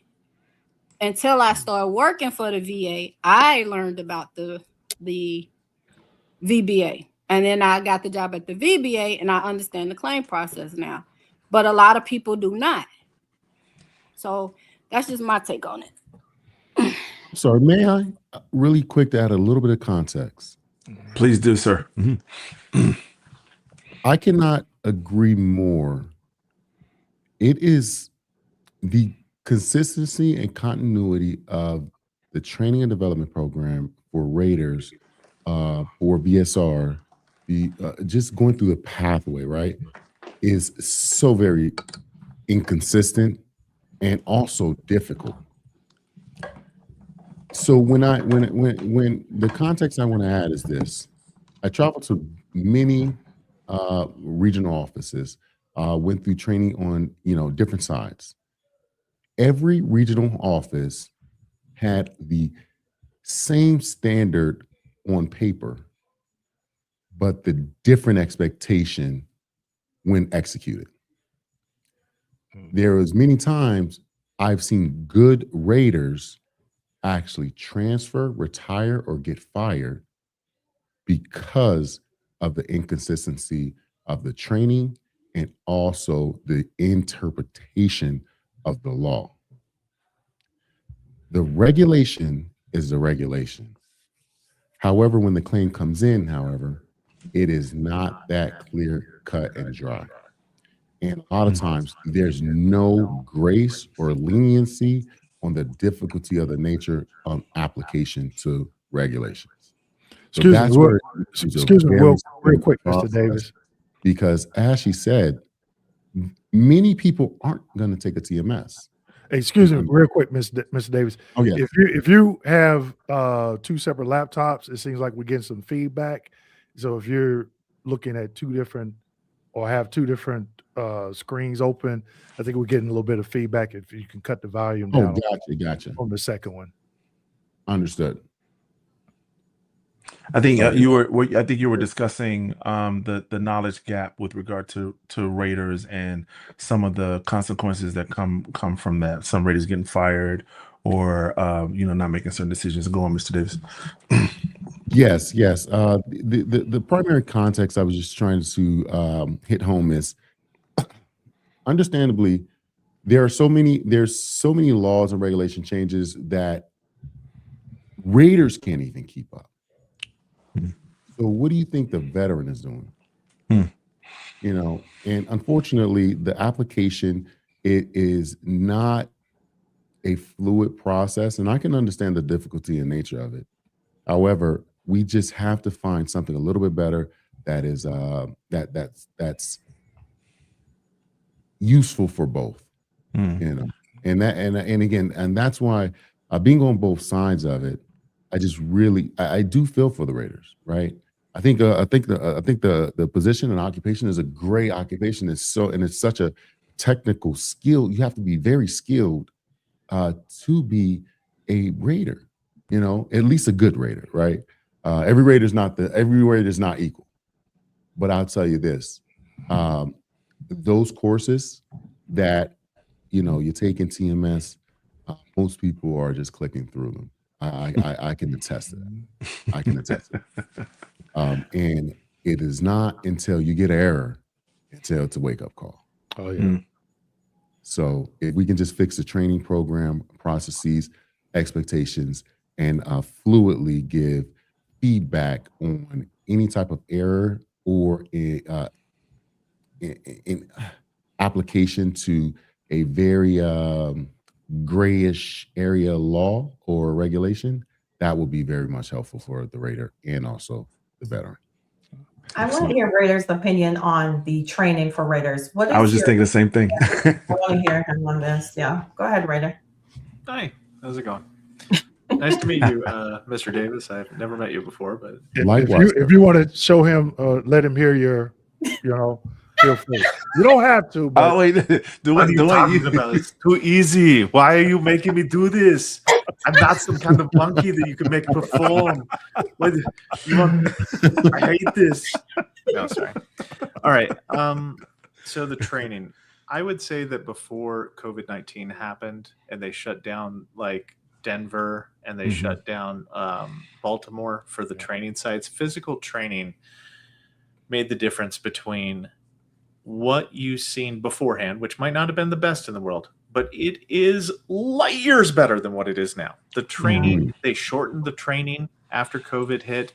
I don't even know if they've restarted in-person training, but there was a specific facet to it. You lived, breathed, and ate it. You were away from your family. You were put in a hotel for weeks at a time. Wow. You were given a food stipend. You were not like, you were isolated like it was boot camp, basic training, whatever you want to call it. You know, like you were isolated, and that's all you did from sunup to sundown. They bussed you to the agency. You went to the RO that was hosting it. They had training individuals. They had actual people in the know. They had Raiders that they flew in, and they had them there to help you. And you were able to ask questions in real time, right? That training was the foundation. Wow. But part of the problem is that level of diligence on the training evaporates once you get back to your RO. And honestly, like if I could wave a magic wand, there's a couple of things that I would do. Reinstate the training back to physical training. Make it to where the way that you train the staff originally, in-person training, that's how the training gets continued. A all hands meeting where somebody just goes, oh yeah, we got this new law here and it's really great. And just, do this TMS that's outdated, that doesn't even talk about anything that's currently relevant, you know, because they contract out for TMS courses. So sometimes they have to refurbish them and do different things. And I'm not trying to stick it to the VA or anything like that. They're doing their best. But if they could up their training, that would be great. But one of the fundamental problems, in my opinion, is that for there to be a problem, everyone has to agree that there is a problem. Leadership is so disconnected from the process, even at the coach level. I mean, I'm just talking at the coach level. You've got somebody that doesn't understand even an ounce of what you're doing. They have no way, shape, or form to understand. You get past the collection plate on that one. You're getting hyped. You got hyped there. So when this stuff goes up that, like when you submit your complaint and it goes up the chain of command, guess what? They don't know what you're talking about. Not that's a bit. That's how you can have congressional meetings in which somebody spews some stuff you're like, wait, what? the VA, the VBA, right? You're talking about claims process in the VBA, not in Switzerland, in America's VBA, right? Like that's how you can have those disconnects because they don't. Leadership does not think there's a problem. They think numbers. Oh, we've got 10 less claims than we did beforehand. Everything is fine. This is fine. And the empathy has left the building. If I could wave another magic wand, retrain staff that there's a human being on the other side of every single claim. That there is a human being that resides, that waits for that outcome. That now you're talking. That whether or not you do a good job or a bad job, that lives are on the line. You might not think it. You might downplay it. It's so true. Oh man, it's just 10%. But this, like every single proposal to reduce, you better be sure there's a human being on the other side of that. There's emotions, there's feelings, there's families, there's everything. Yeah. I preach it every week. Yeah. No, I just channeled my Hervet's voice right there. I did you sure did. You channeled your inner HVP. I'm on Douglas Collins like white on rice. And I know that somewhere along the line, somebody's going to say, there's this girl on YouTube, Dougie. She is on. Do you owe her money? What's going on your neck? Now, Raider, we thought for a second that someone would reach out to Doug Collins so he could join us on our live stream today, but we haven't got word back from the secretary's office. He's not going to come here. You know why he's not going to come here? Because we are too real for him. He wants people to paddle him. Not all of our cameras are on. Yeah, man will run at any camera, but all of our cameras aren't on. So unfortunately, we don't have the power, the bandwidth to pull him into our sphere. Yeah. So that's By the way, everyone, before we move on, Raider, actually, I don't know how much he does it anymore, but he used to have a segment, Doug Collins Fix This, just a little quick segment. Don't bother. You can learn a lot from just those little tidbit segments, those rants that he has. But Tasha, I want you to continue with your questions with Mr. Davis because he's giving us some great information. He's touring right now. Okay, you have to open up a Steak and Shake franchise and get a little discount. Don't Craig, I'm over right now, Craig. And Mr. Davis, if you don't know, I'm on Dougie's neck. Okay. I think you read the same article, so it tickled me as well. Real quick before you get in that next question. I'm gonna take it a step a little bit further. I promise I'll be quick. Okay. I'll be very quick. This is gonna make some veterans upset to hear. So we talked about, I don't want to say placing the blame or what the VA could do better. Also, we have to think about what veterans can do better. And one thing that I always preach is education. You have to invest the time to understanding this. And Natural stated earlier, stop running to the VA and get the diagnosis. That falls under VHA. She sure did. Not VBA. And thinking you can go to VBA and stop thinking just because I wore this uniform, you're entitled to something. No, there is a process. So I would say to veterans, there is some accountability on the veterans side because there's more channels out there that, some that, just probably a little bit of propaganda, just giving misinformation. But the majority of these channels out here are giving you the basics. Start with the basics, different ways of different ways of service connection. Start there, but invest the time. And second, on the VA side, I think there's more accountability there. When I rated, I volunteered to work at an FDC clinic, fully developed claim clinic. And guess what? Veterans could actually come in and talk to me. They could bring their 526EZ, their DBQ for increase, their DBQ and nexus statement if it was for secondary. I can look at it. Yes, it's good to go. Establish an EP or take it back to the regional office, have a VSR to establish an EP because I couldn't do it because I never was a VSR. And I could rate that claim before I went home for the day. Guess what the St. Petersburg regional office did? They closed the office. Okay. And what I like what the VA is doing, was doing is having these clinics and veterans. If you got a clinic that's within an hour of a Veterans Fest, within an hour of your home, you have a car, you have the funds to drive there, you might want to show up. Yeah, these are Dwayne's talking about VA claim clinics. We'll have a link in the description of our channels of the next VA claim clinics and the dates and times and locations, so that you can go to one near you. They're very helpful, extremely helpful. And when if you feel like you might be stuck in your VA claim, or you want an in-person individual other than one of us, you want an in-person individual, you can definitely stop by VA claim clinic and they will do you well. And real quick, I promise, Craig, I'll be done after this, promise. What Raider said. You all see this? This is a VA rating schedule.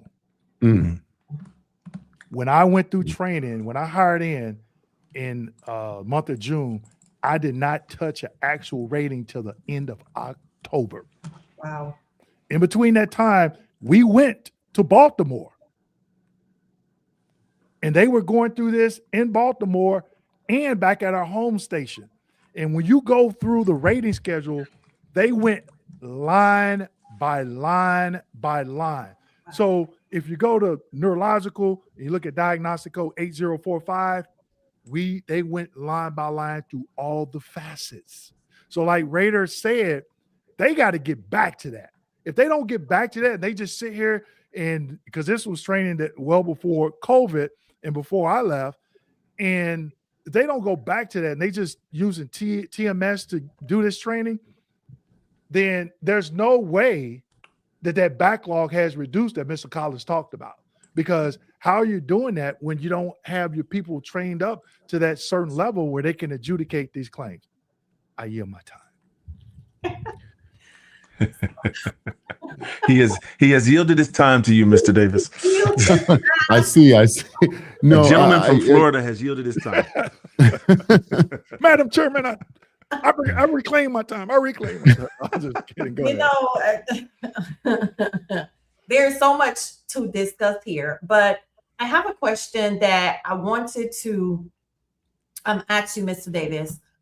What is one piece of advice that you strongly disagree with when it comes to veterans and what they commonly hear online? What is one piece of advice that you have seen commonly online given to veterans that you know for a fact that you strongly disagree against? The notion of keep filing and you're gonna get it. Oh my God, you hit the nail on the head. Wow. Spaghetti at the wall, Mr. Davis. If we can go away with anything, we can. It's just I want to always step in to serve, but it is so hard to pull that veteran away from that scuttlebutt talk that goes on and that rumor mill. We have, Mr. Dewayne Kimble giving straight knowledge out to M21 every day.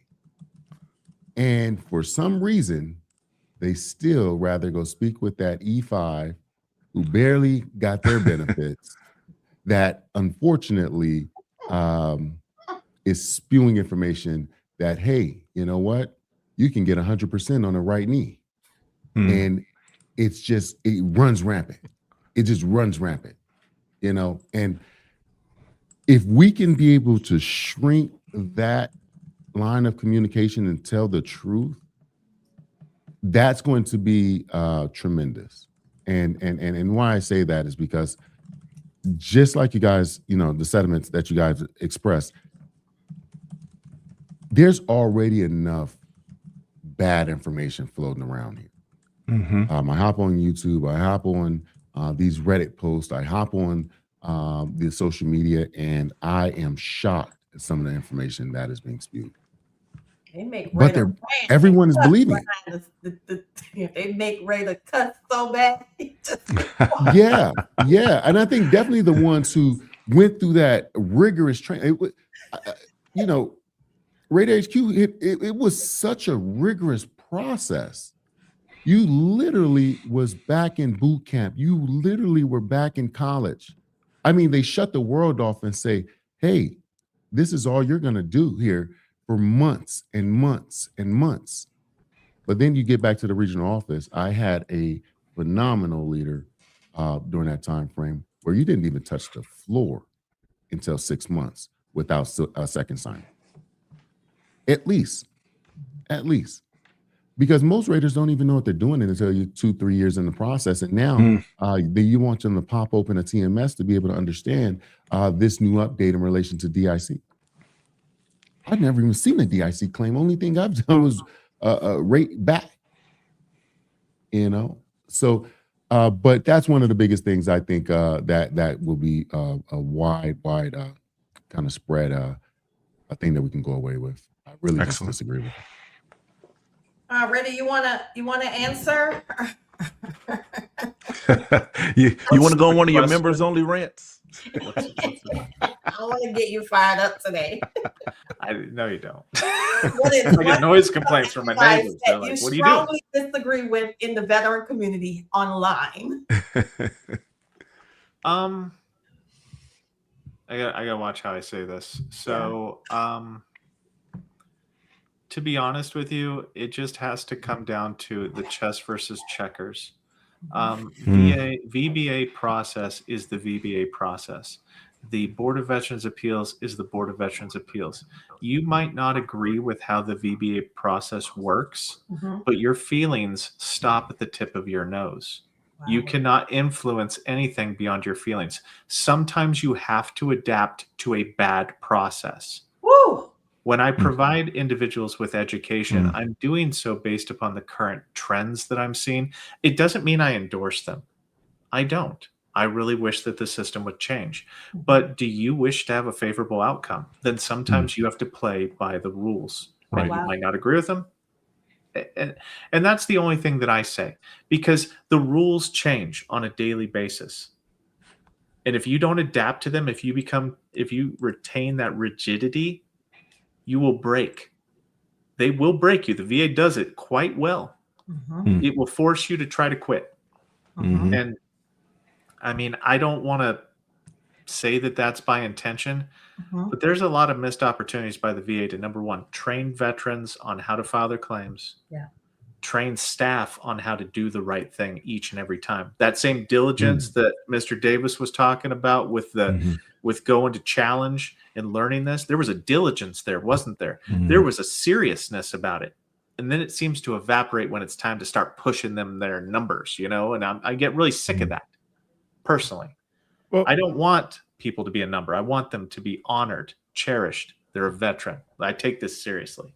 So, Natural and Raider, I've been the CO for Central Training. So after COVID, they don't do that anymore. They just leave it up to the regional office to train the VSRs in Raiders now. There's no, do they even lease? Because I know when I went through it, you could only go to Baltimore. And right when I left, I think the last 2 years, they were sending people to Denver and or Baltimore. So they don't bring in those, what they call them, master trainers or trainers to the local office and do that same training they do at CO. They just cut all that out. It's digital. Wow. Yes. Yeah. Well, it was back in my time. Yeah. I don't know if they've changed it since. At my RO, they do training, but they use the QRs. Yeah.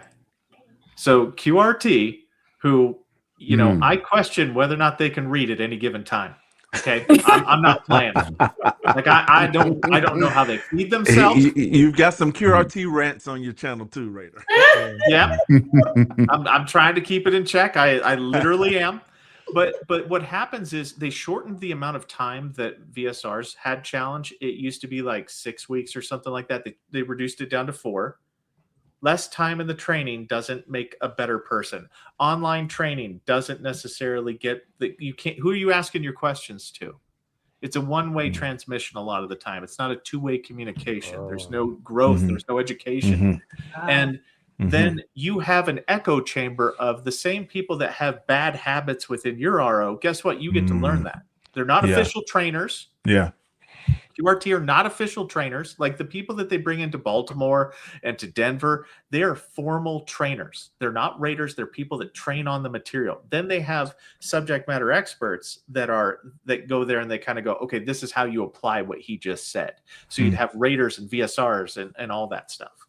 But No, this is where, if you look at this, we're going really fast with the claims with the least amount of knowledge that we've had since before 2019. Mm. And that's a little concerning to me.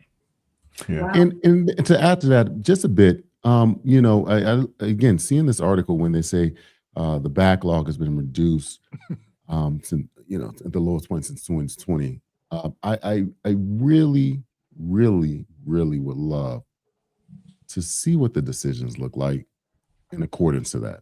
You better cue the music, because that has been I've been beating the dead horse for the last 2 days. But, Yeah. well, you know how they did it?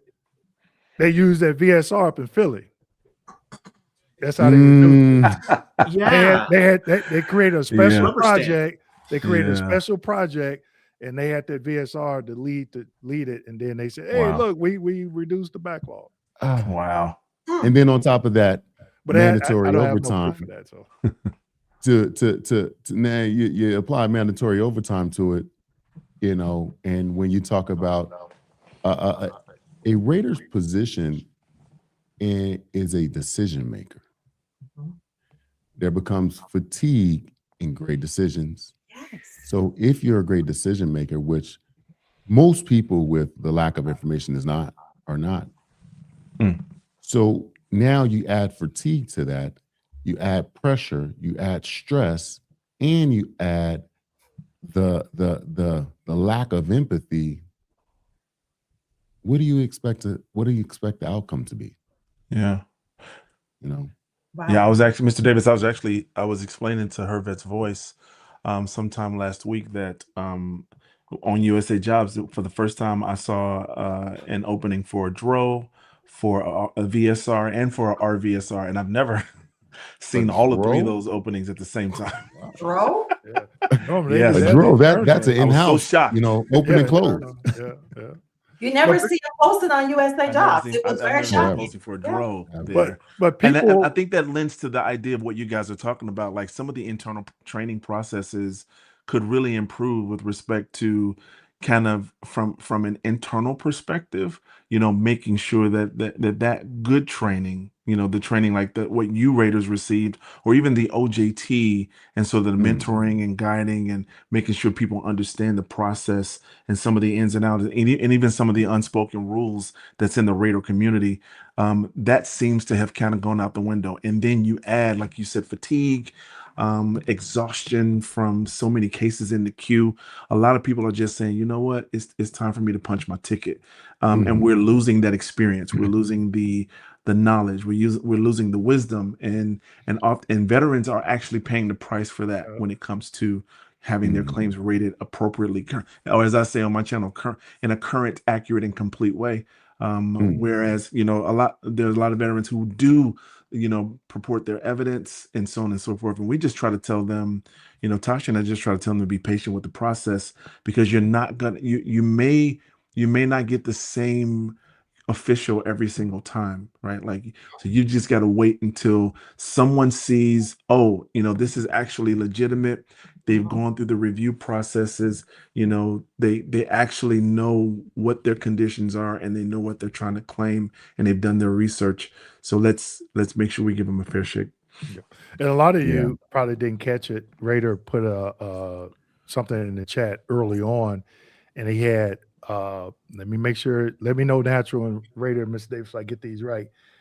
AVSCM's Assistant Veteran Service Center Manager and Veteran Service Center Manager. Veteran Service Center Manager. Wow. So pushing quantity over quality, Yeah. they would do that. And I talked about this, and let me know, Mr. Davis, Raider, and Natural, if you all ever had this. And I'm open where I worked at, and I know some of you can't, you know, say it. I understand, but I worked out of St. Petersburg regional office, and a lot of times the coach would say, "Hey, the front office wants this rating." I'm like, "Hey, I can make a decision, but it's a denial. But we need this, so I'm not going to put my name on the dotted line until I have this." I get to work the next day. That claim is no longer in my queue, but I still, because I would keep a spreadsheet of all the claims I worked on, right? And I would go in the VBMSR, put that social security number in, and they would always give it to another Raider and that rater was known for always either denying, lowballing a veteran, and ensuring that they had a routine future exam when they didn't have to. Have you all ever encountered that throughout your rating career? Minus Yes. the regional office that you worked at. Yes. Wow. Because sometimes raters are asked to do, I don't want to say, I want to say questionable things. Like, hey, look, can you review this particular rating because of so-and-so? And I'm like, why? What's the mechanism that you're giving me this rating? Did they file an 0996 and 0995? What's the mechanism that I am legally allowed to touch this rating? They're like, no, it's just the VSO kind of contacted me, shot me an email. I'm like, so we're just making this up? They're like, no, we have a handshake agreement. I'm like, okay, but if I get audited, right? If OIG wants to know why I'm touching this claim, what do I tell them? Wow. So, and I'm, because this was during the period of time whenever there was a lot of that, Puerto Rico, assigning work to yourself type thing. And I don't know, but yeah, you had people that would just say yes, because I don't know if it was for personal gain, if it was to try to get a promotion. They want to be, we called them pets. Like certain coaches had pets, and people would just they'd say yes to anything. They'd do anything, and they'd get in trouble for it. Like it would come around. I held my ground. Integrity is a big deal for me, so I held my ground on that. Mr. Davis or Natural, do you, either of you encounter that? Yeah. There's been multiple occasions where integrity had to be questioned, and now at the end of the day, as going through this process, I had some phenomenal leaders that were able to present me and put me in a position of hosting integrity in everything I do, right? With the claims, because it does become and feel like a number, and it's a revolving door. However, I think I had the honor to really go into these hearings and speak with the veteran. And when you're able to do that, all the questionable things that you would ask, that again others would ask, whether if it's coach, whether if it's assistant coach, or whether if it's getting your claim slipped out of your queue because you let them know that you probably wouldn't be able to finish it accurately and with a good rating, right?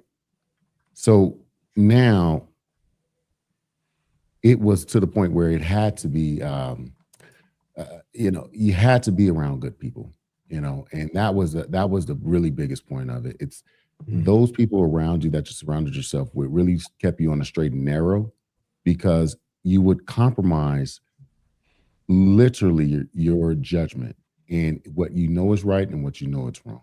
So that moral compass had to fluctuate. There's been many times where I've actually dealt with, having to question a judge, and now when you're questioning a VA judge on if it's right or wrong, because when it goes to that level, BVA, you can do what you want, which many people don't know. Wow. Regulations can color outside the lines very easily and very fast when you have the stroke of a pen and have the title of a judge, right? So there's been many occasions where you've been asked to do things that's on a remand that you know for sure it's against the regulation. It doesn't matter. The judge said do it, push it. Wow. So, I mean, when we talk about questionable things, I want to, push that all the way to the top and see if they're doing questionable things. And then when they're doing questionable things, let's see how it rolls downhill. Wow. That is a lot. That is so much to take in. So Very much. good. Yeah, well said. Good information though, for sure.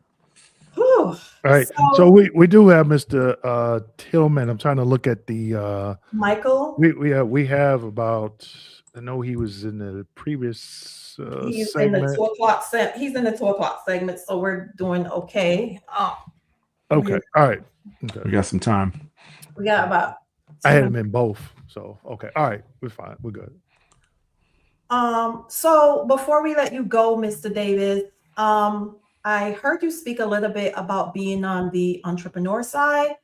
I feel like veterans need to be educated when it comes to being an entrepreneur. A lot of veterans, there are aspects of their life that they can evolve in, establishing businesses, etc. And I think veterans are bored, right? Because when you're bored, you bully online, you talk crazy, you act crazy, you send them emails, you do all those types of things. So let's talk about them making more useful of their time, right? So when you go in Ray's comments or my comments or Dewayne comments or whatever, and you start going off the deep end, let's talk about them using their time a lot more valuable. Let's get to the entrepreneur side. What are some businesses that they can establish or where they can get some education as far as going on that route before I let you go? Oh, fantastic. Great question. Veterans, there are so many different places that you have the opportunity to actually get free education, free mentorship, free coaching and development. There's so many different resources out there. Going to a phenomenal conference like the Veterans Edge that's set up every single year by the Syracuse University in being able to get free resources, having the option to be able to go to strict entrepreneurial courses within Harvard, or in any online programs that can really serve the veteran. There are many programs that are out there that really can fill that gap. Going to the SBA.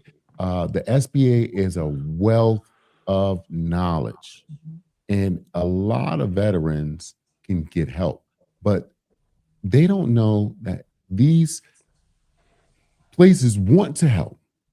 They want to help. They want veterans. But unfortunately, I think this narrative has been created that they don't. And unfortunately, this is pushed down to the veteran. And now, because once we're told no once, we know what goes on there, right? We're probably never coming back.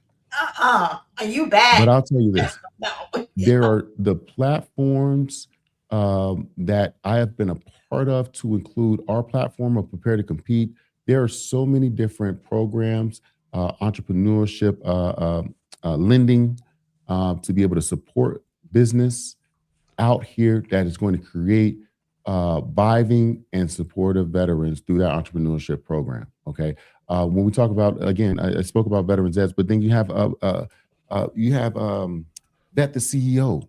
That was a phenomenal informational program. And they're bringing on some of the top CEOs across the country to really provide you mentorship, education and understanding, and also the coaching and development that's needed.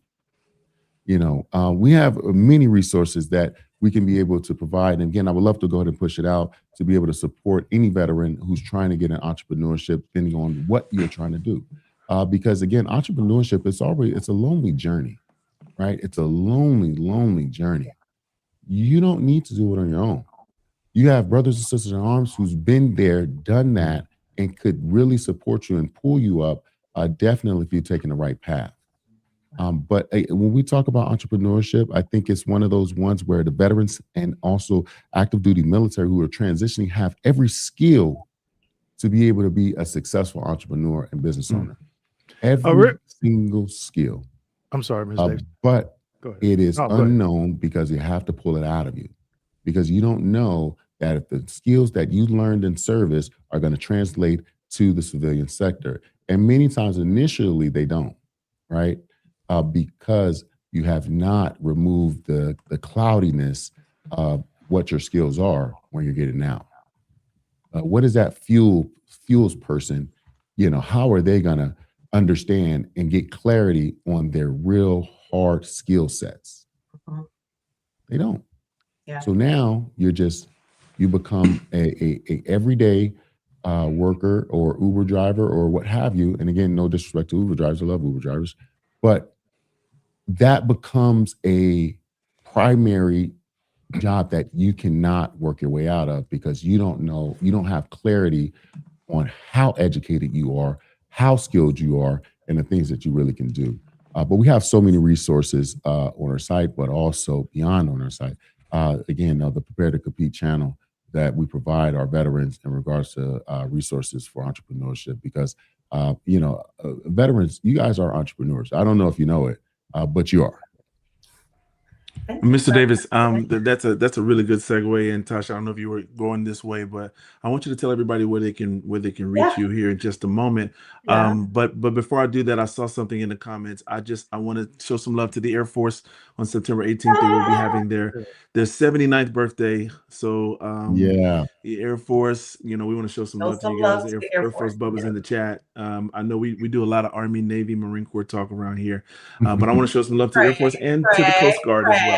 Craig, we are going to show some love also to our Air Force sisters in the chat. Yeah, we will show our Air Force sisters as well, right? To our Coast Guardsmen and Coast Guardswomen as well. Yes. We want to show love to all of our service members. Thank you for your service. We really appreciate you. It is all friendly banter, but we all know who the best services are. So, we don't have to take that. We can take that into consideration. We can have this friendly banter. Mr. Davis, why don't you tell everybody where they can reach you? They will be in the post-production video description of these lives as well, but go ahead and tell everybody where they can reach you and how they can find out more about entrepreneurship and all of the things that you can do.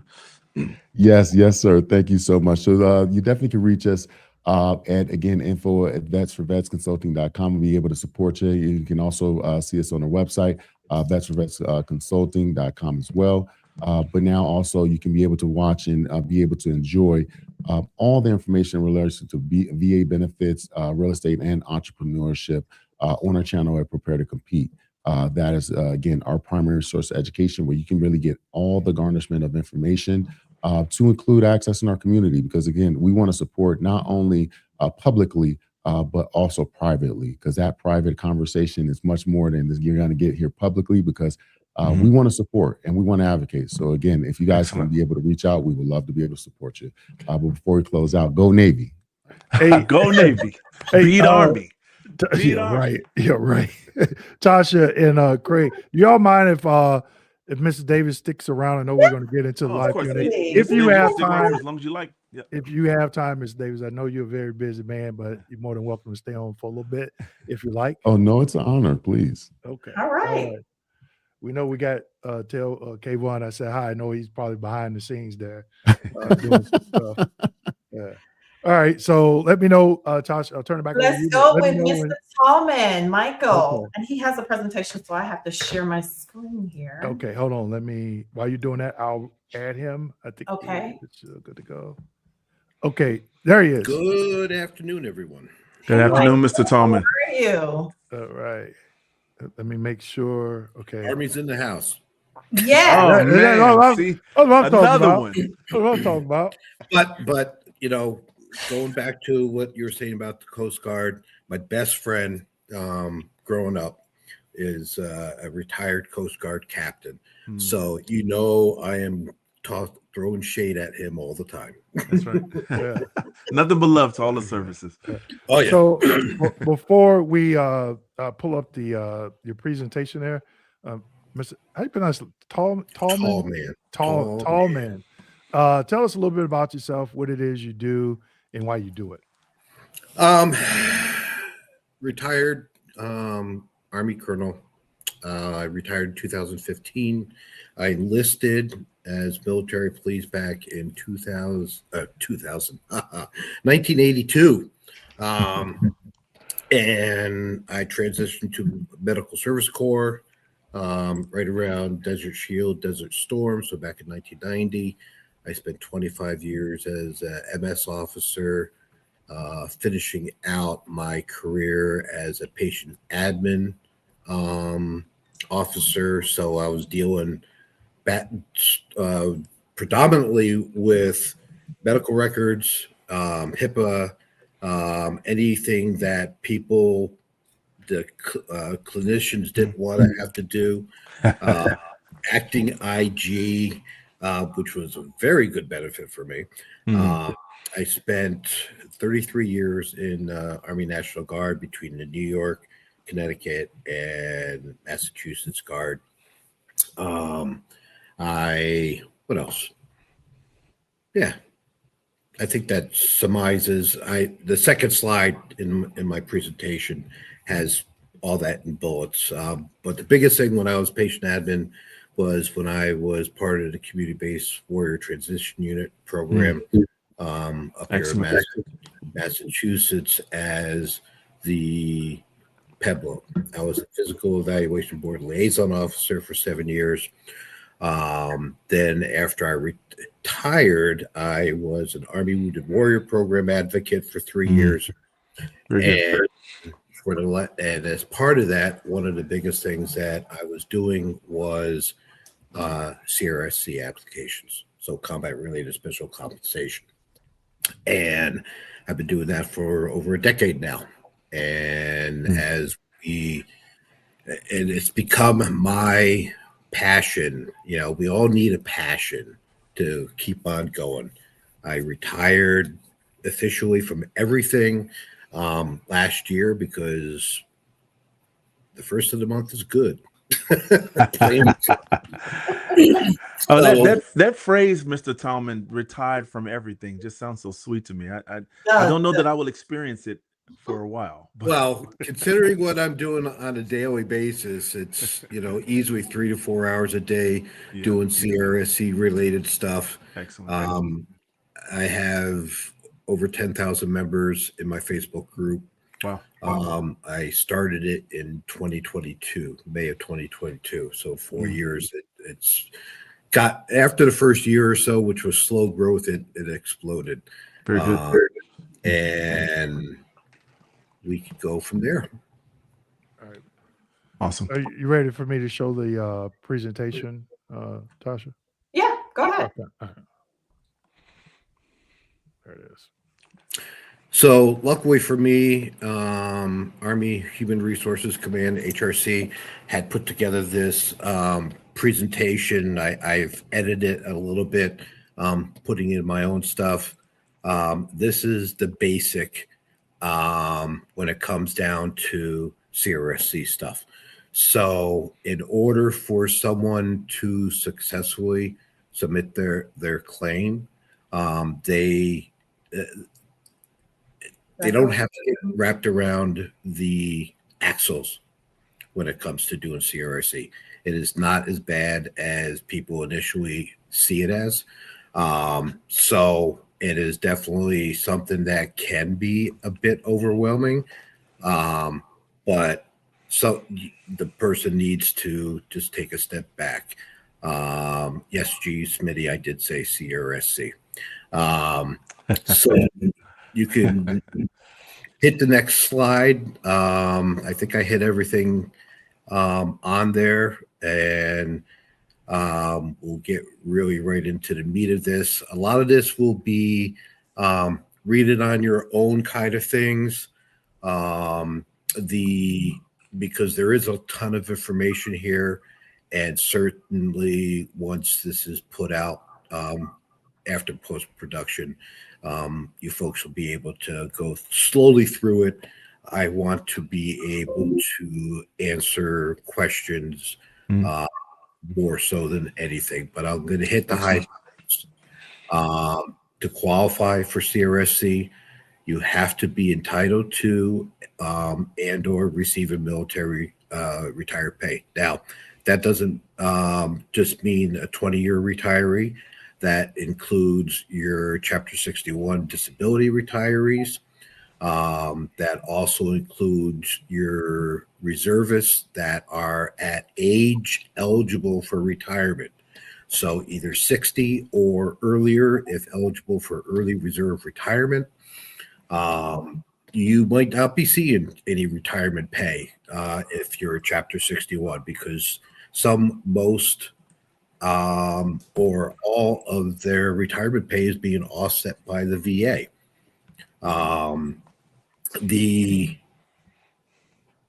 So that includes the reservist who may have been retired for under Chapter 61, who has a 20-year letter, and they will be able to still apply if they are a Chapter 61 retiree. Elephant in the house. I was Army Reserve National Guard for 33 years. I did my last 9.5 years on Title 10, and I was retired under Chapter 61. So I started with my retirement pay right at the time, but the VA offset a big old chunk of it. It is what it is, but the nice thing about CRSC, it can help the veteran get back some of that money. Rated at least 10% by the VA, and that could be anything. The key is to be able to make the causal relationship between the condition and a combat-related event. And how you prove that is once we get further into the you'll be able to see it. Waive your VA pay for your or waive your not the way this line here is actually backwards. You're going to waive your retired pay for your VA pay. So that's where the offset comes in. Okay. File your application. DD Form 2860, same across the board. That's why I help everyone. I might not know the nuances when it comes to the Air Force and Navy, which includes the USMC, or the Coast Guard and U.S. Public Health Service. All those folks are eligible to apply for CRSC. And then the disabilities must be either armed conflict, hazardous duty, instrumentality of war, simulated war. I know a few Vietnam veterans who have Agent Orange conditions, the cancers that are related with it, who are rated for CRSC. Obviously, Purple Heart.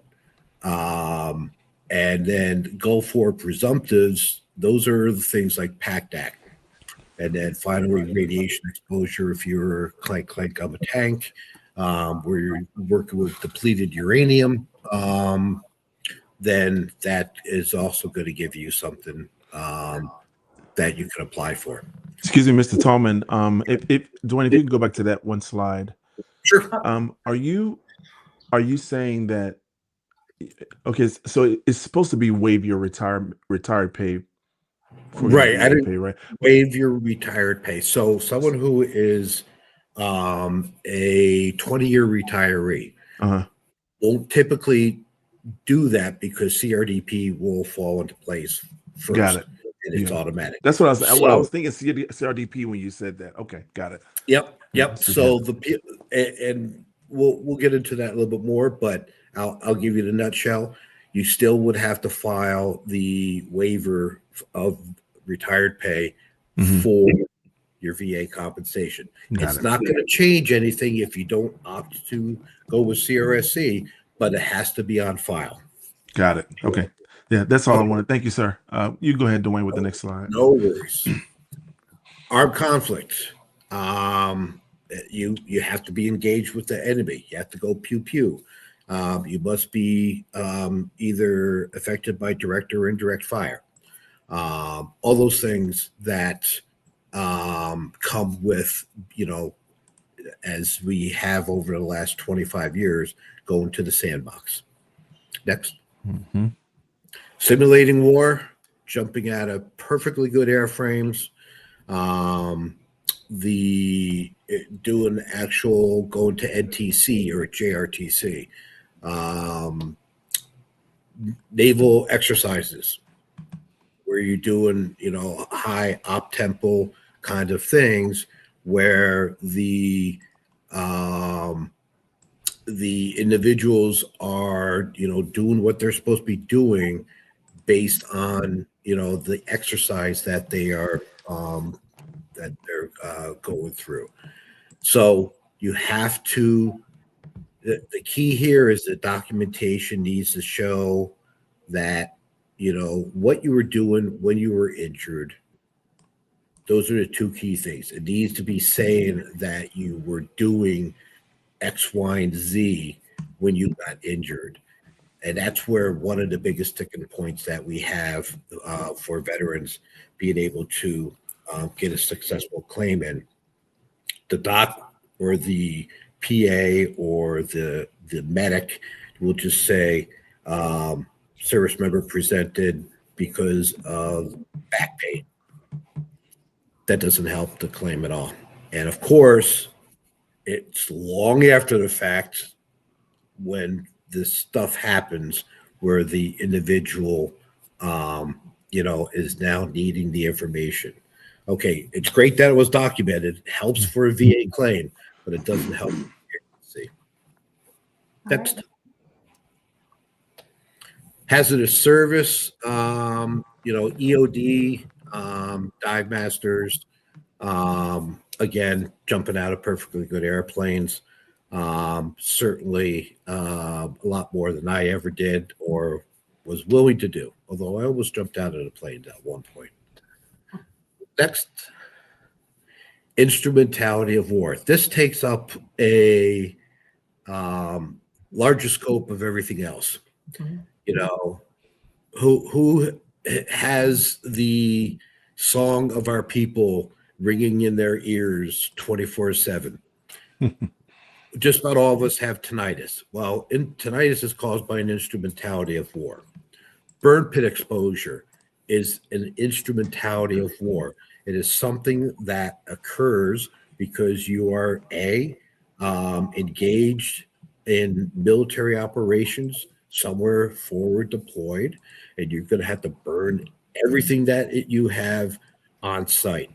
And that is, because of the fact that that is something that is done as part of your day-to-day routine, that is considered an instrumentality of war.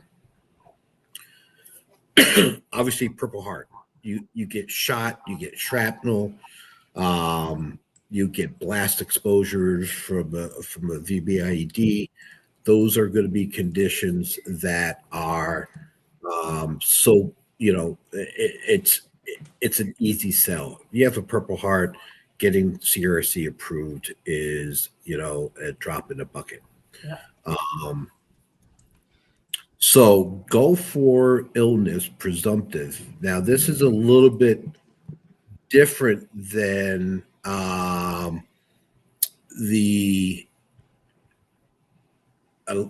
such as PACT Act.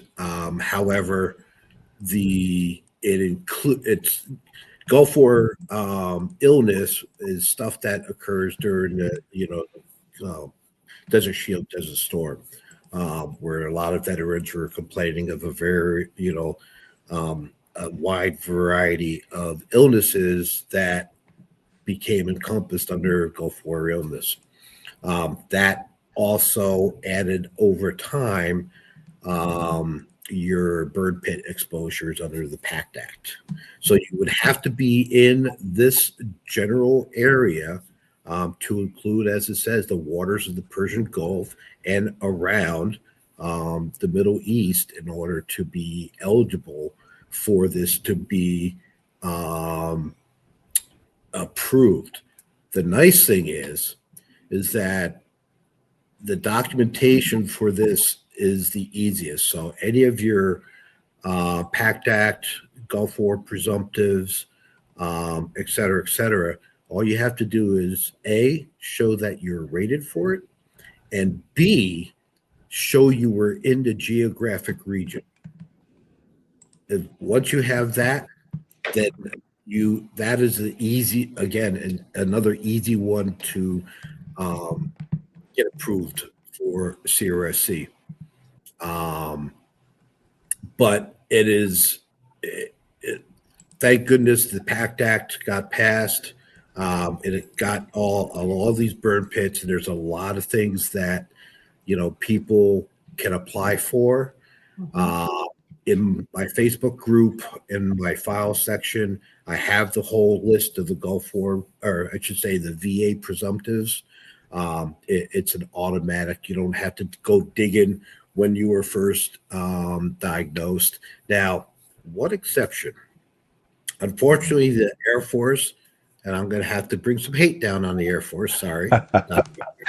No problem with me there. Yeah, Mr. Tallman, proceed, sir. So the Air Force, one of the things for under the PACT Act is that asthma has to be diagnosed after leaving service. Now, many veterans went from doing their day-to-day to going through the integrated disability evaluation system. Unfortunately, a lot of these veterans get diagnosed with asthma during this time frame. That means it was diagnosed during service, not after service. The Army will prove it 24/7. The Air Force will deny it if you were diagnosed as part of the IDES process, which is totally ridiculous. I mean, come on, let's use common sense here. How to fix that? I don't know. I really don't know. Somebody has to, get it through their thick skulls that this is something that will be diagnosed in a lot of cases during service. But I could go into a rabbit hole on that. So that is one thing to be aware of, that if you have asthma, then you could entirely be denied for it by the Air Force. Army, like I said, they're spot on. They'll actually, a lot of cases you could put in your claim for the Army and they will approve things that you did not even apply for, because they're going to look at your rating to see what you were rated for. And if you have any PACT Act related stuff, they're going to go ahead and approve it right off the back. Same for tinnitus, because tinnitus is not even within the Gulf War for something. Mr. Tallman, quick question, and I don't know if you have a slide on this, but is what you're talking about as part of the IDES? Oh, wait, I don't want to just use acronyms. The Integrated Disability Evaluation System. Like, is that woven within there? Like, all of the stuff that you're in the Army and you have certain boots on the ground type of experience. Like, is that within IDES? And I know IDES has to do with DoD disability too. I don't know if you have a slide on that either. But can you talk a little bit, like, is this some of these presumptive conditions, right? Would that be under the IDES program? That would be when an individual gets, goes through the MEB process. The med board process. Okay. Yep. The med board process. And everyone still calls it the MEB, even though it's technically IDES. Going through the process, they're going to develop up a list of their conditions. Mm-hmm. There's going to be some that do not meet retention standards and have to be forwarded to the physical evaluation board for determination if the person is fit or unfit for duty. So the VA is going to go through, they're going to do their comp and pens, get everything taken care of. Hopefully, sometimes you have examiners that couldn't, tell their ass from a hole in the ground. Unfortunately, that it does happen, but work closely with your physical evaluation board liaison officer. If the examiner is dismissive, if they are not, covering, the concerns that you have, medically for yourself, that needs to be brought up with your PEBLO. And hopefully you don't have a PEBLO that, couldn't tell their ass from a hole in the ground either, because they are unfortunately out there. So yeah, it is. So there, in that particular case, if a 20-year retiree who does a benefits delivery discharge gets out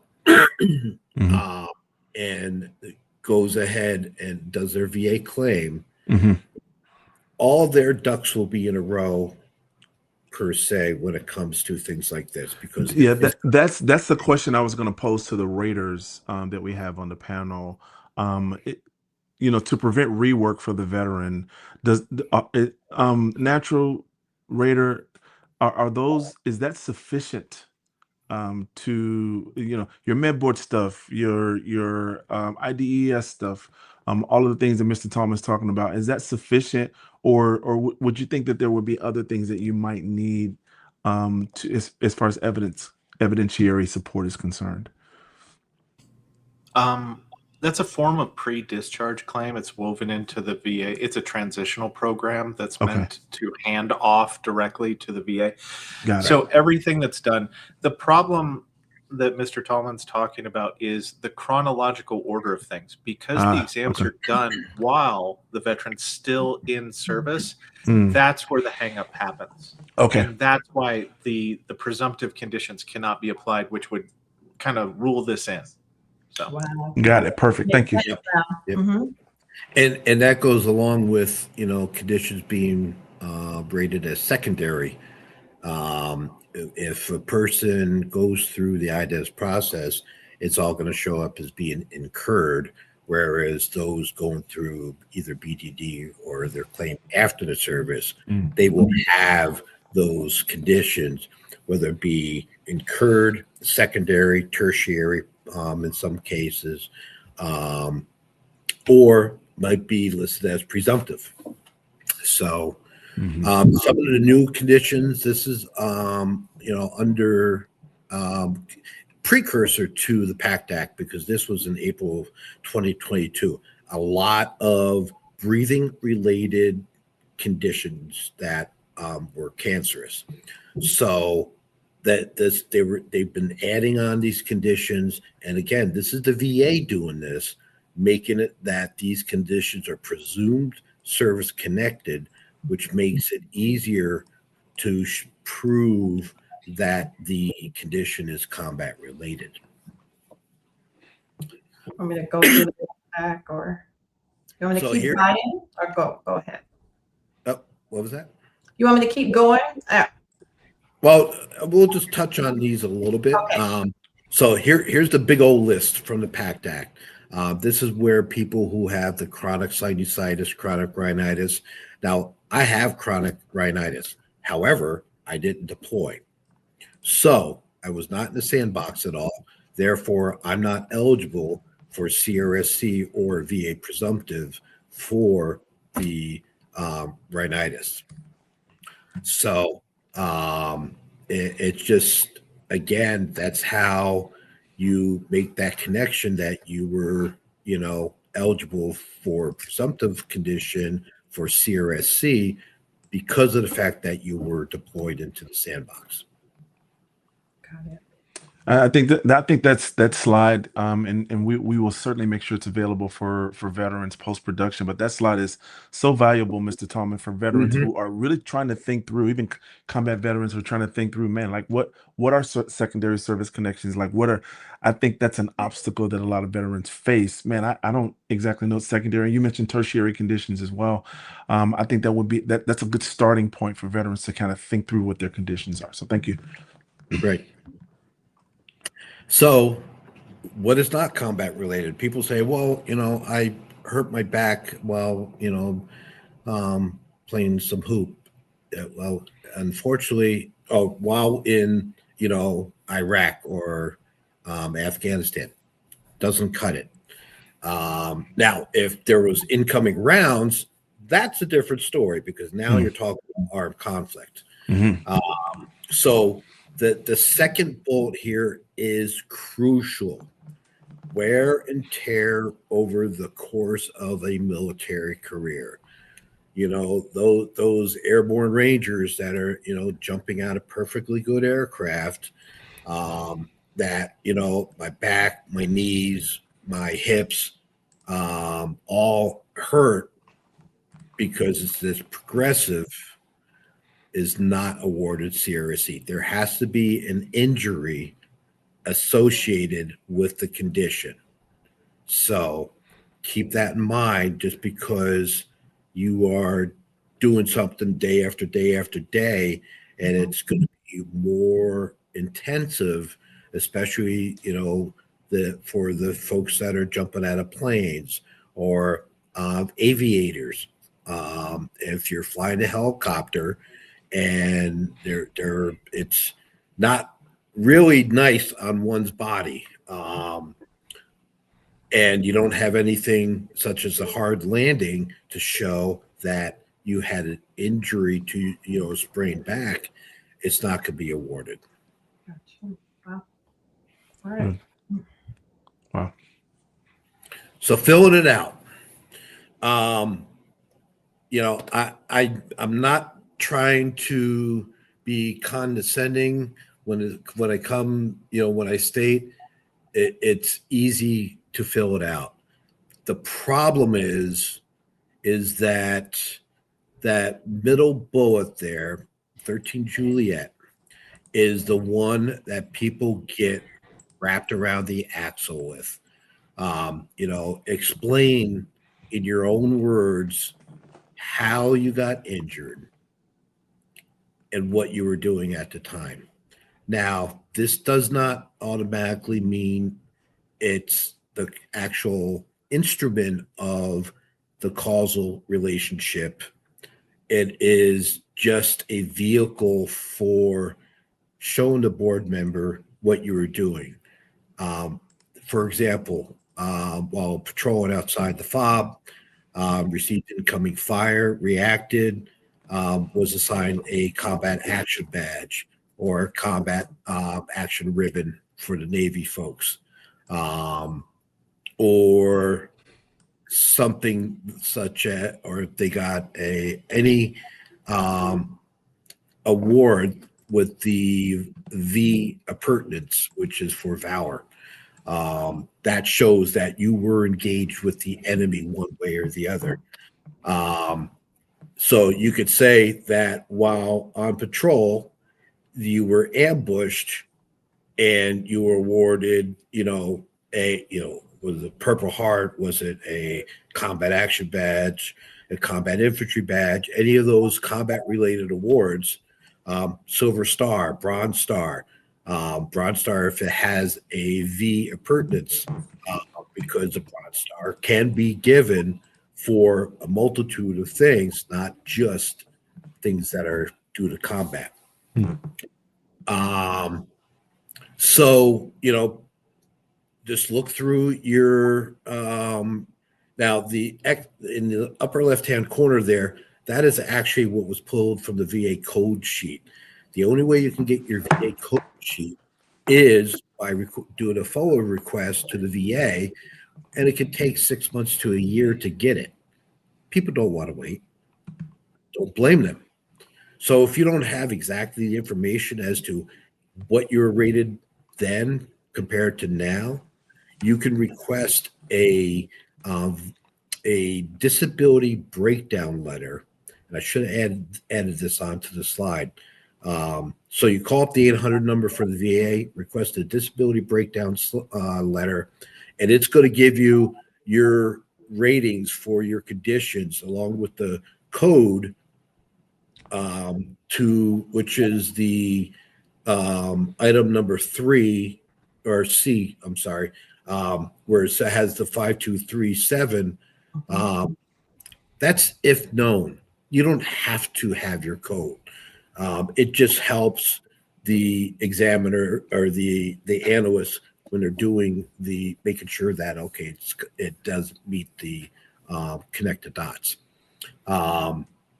You can also go into your VBA side of va.gov and look at your documents and be able to pull down your ratings from that, your decision memos from there as well. So if you don't have it, you can go right to the VA site and pull that down. So just to step back for one quick second here. Mhm. Yep. Okay.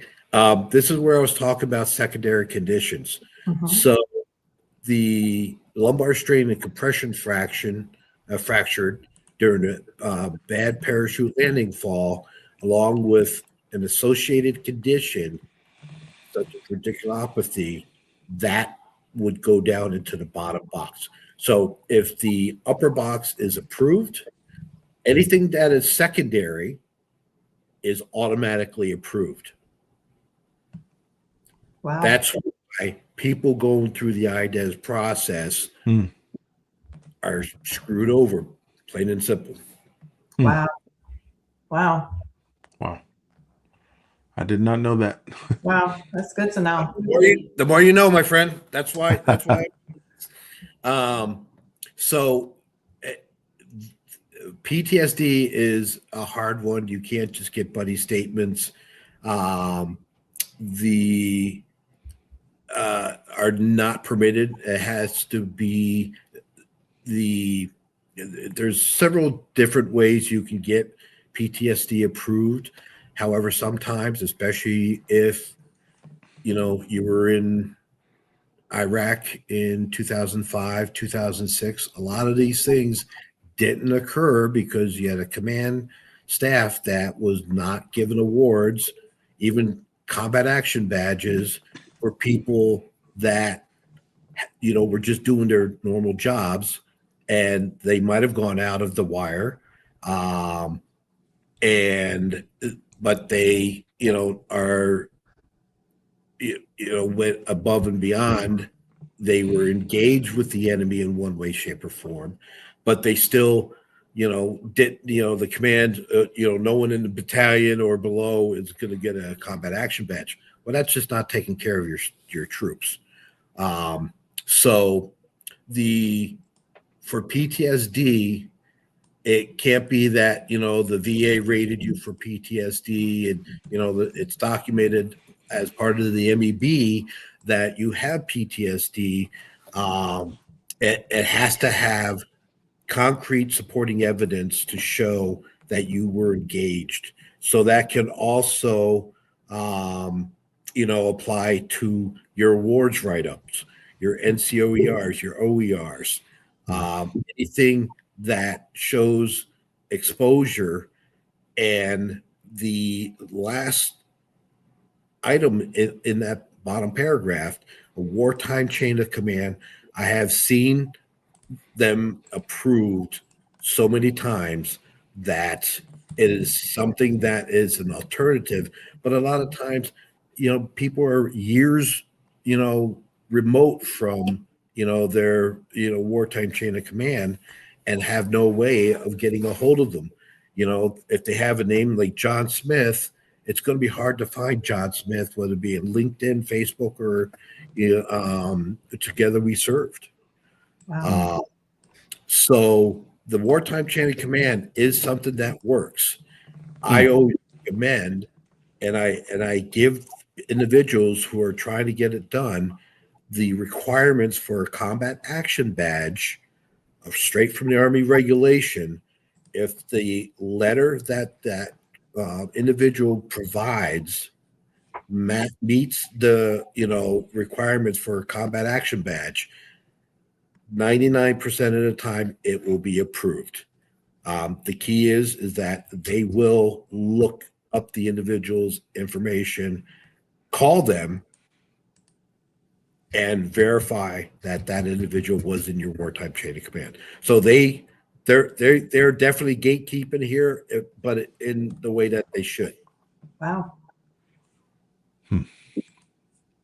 So, an example from an NCOER that, definitely will go the distance. If you don't have anything else, that would pull it off. And Mike, real quick, can you explain which branch uses the NCOER? Army uses the NCOER and the OER. I mean, people have to understand that other services actually follow how the Army does their CRSC claims to a degree. So a lot of the information that, even though that it looks like it's strictly for Army, it is applicable across the board. So, when they had this, put together, I'm like, well, I'm stealing this. And they said I could, so I have that. So this goes into more detail what the chain of command letter is supposed to look like.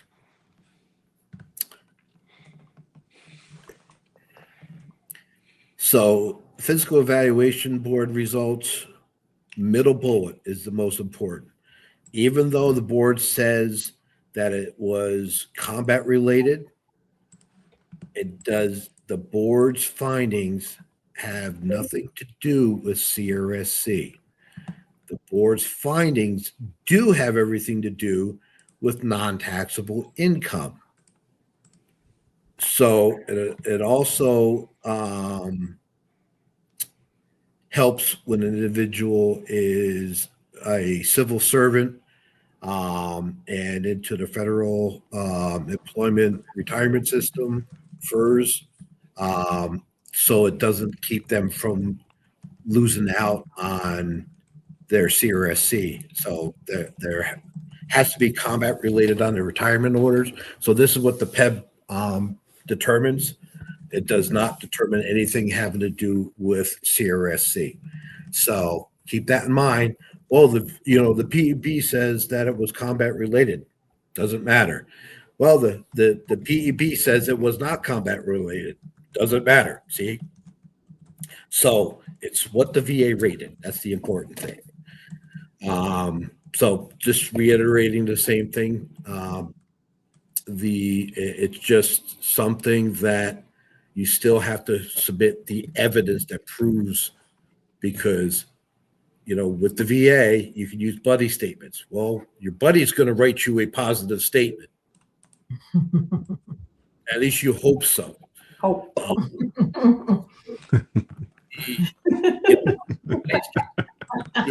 Words,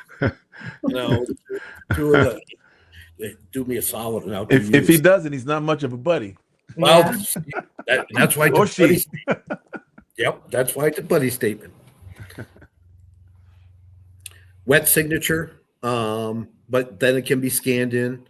It cannot be a digitally signed unless the individual is a DoD civilian, so that they're going to have a CAC to be able to digitally sign it, and they can be looked up in the system. Other than that, digitally signed, any additional documents such as the letter has to have the individual's contact information on it. Do not submit your complete medical record. Just the conditions at the time of injury, or first, that you went to sick call to get it looked at, is all you need to have in there. Mr. Tallman, say that one more time for the benefit, not only of the veterans, but for our raiders here, to make them feel good. Say that one more time, what you just said. Make sure you don't send in all your documentation. I have 6 volumes from my 33 years. It's just from when you were injured and what you were doing at the time. It can't be years after the fact, because memories changed. It needs to have. It needs to be as close as possible. It's the same as line of duties for the reserve components. The line of duties can't be done years after the fact. It has to be. Well, at least for the Army, they've been telling me that, long after the fact, it's kind of hard, to justify that it is actually something that. That they can approve based on that. I don't agree with that. But echelons above colonel, EAC, that's above my pay grade. So, and I've told them, but it doesn't make any difference. But see what else we got here. Next one. Okay. Denials, most common reason is the lack of evidence. Same thing as the VA. Yep, exactly. Next. How you can get your medical records if you don't have them. You can, it's the VA. It's a full request. They request your full C file, which includes both your DoD records and your VA records, and it will take upwards of 12 to 18 months to get.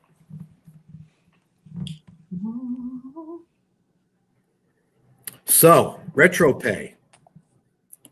If you are less than 20 years and you applied for CRSC, you originally capped for 6 years under a barring statute, which basically says if you do not file within your 6 years of getting out, you will be limited to 6 years.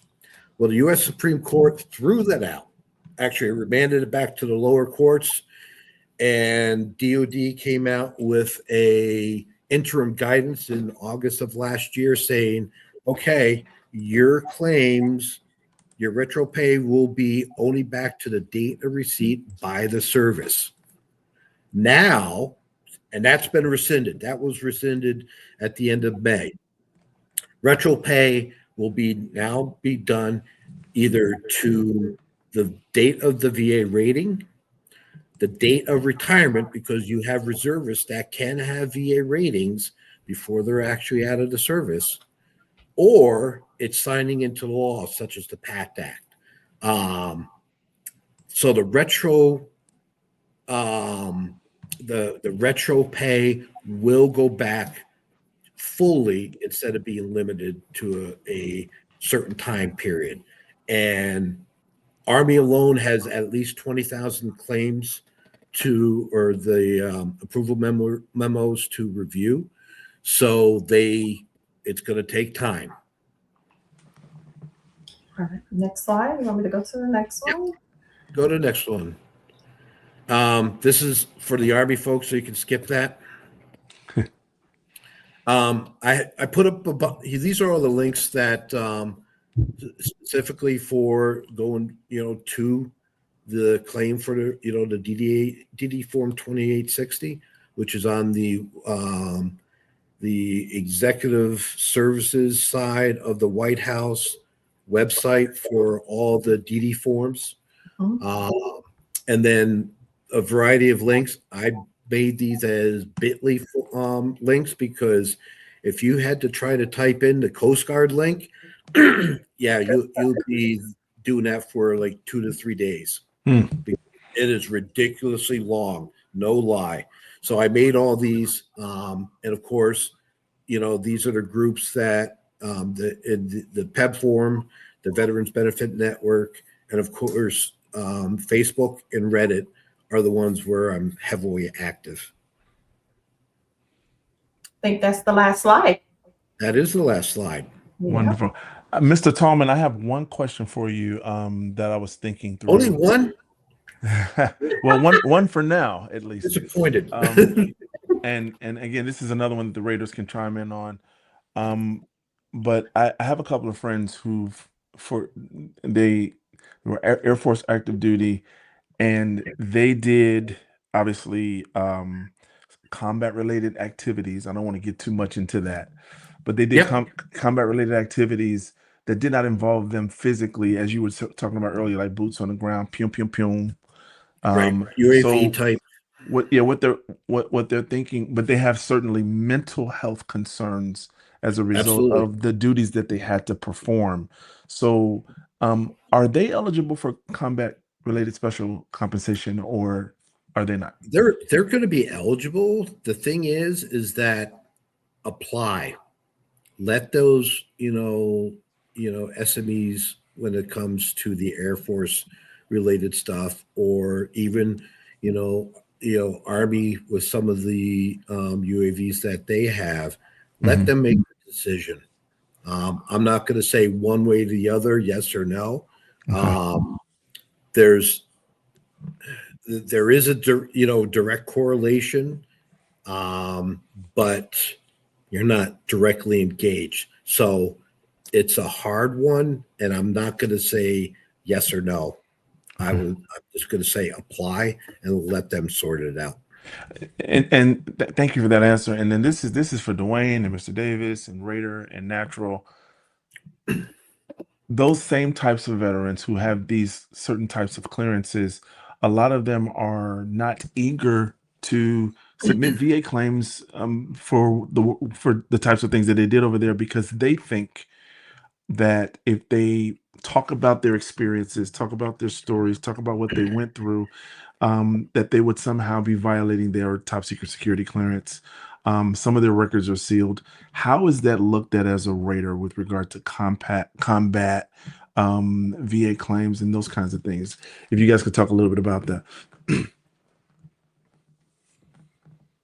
I never had to deal with CRSC like in any capacity. That wasn't something that I did. But whenever we're talking about like top secret clearance, there's a records research request in which you just check a box to say that the individual had top secret related stuff.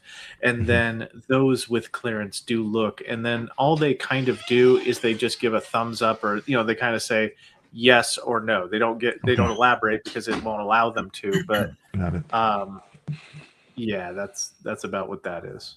Okay. The Air Force Historical Office is very helpful when it comes to the Air Force folks and CRSC claims for that reason.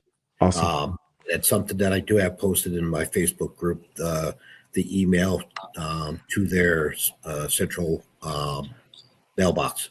Yeah, if you can make that available to us, Mr. Tallman, we will make that available for in our post-production products, and your slide as well. I think will be Hold on, Keith. I would say, I think what I run into a lot of, not so much the security clearance, is more of the actual job that the veteran holds.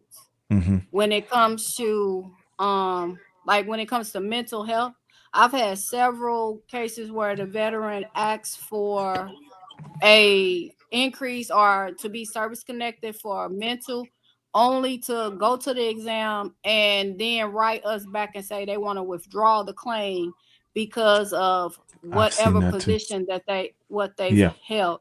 And this is why I tell veterans, it's no one's business on if you're service connected or not. So many veterans want to tell everybody their personal business when it comes to their service connection. And I think that's probably why some of them, you know, kind of teeter on that. Should I file a mental? Now, a lot of mine were like, you know, like FBI or, you know, police or something like that.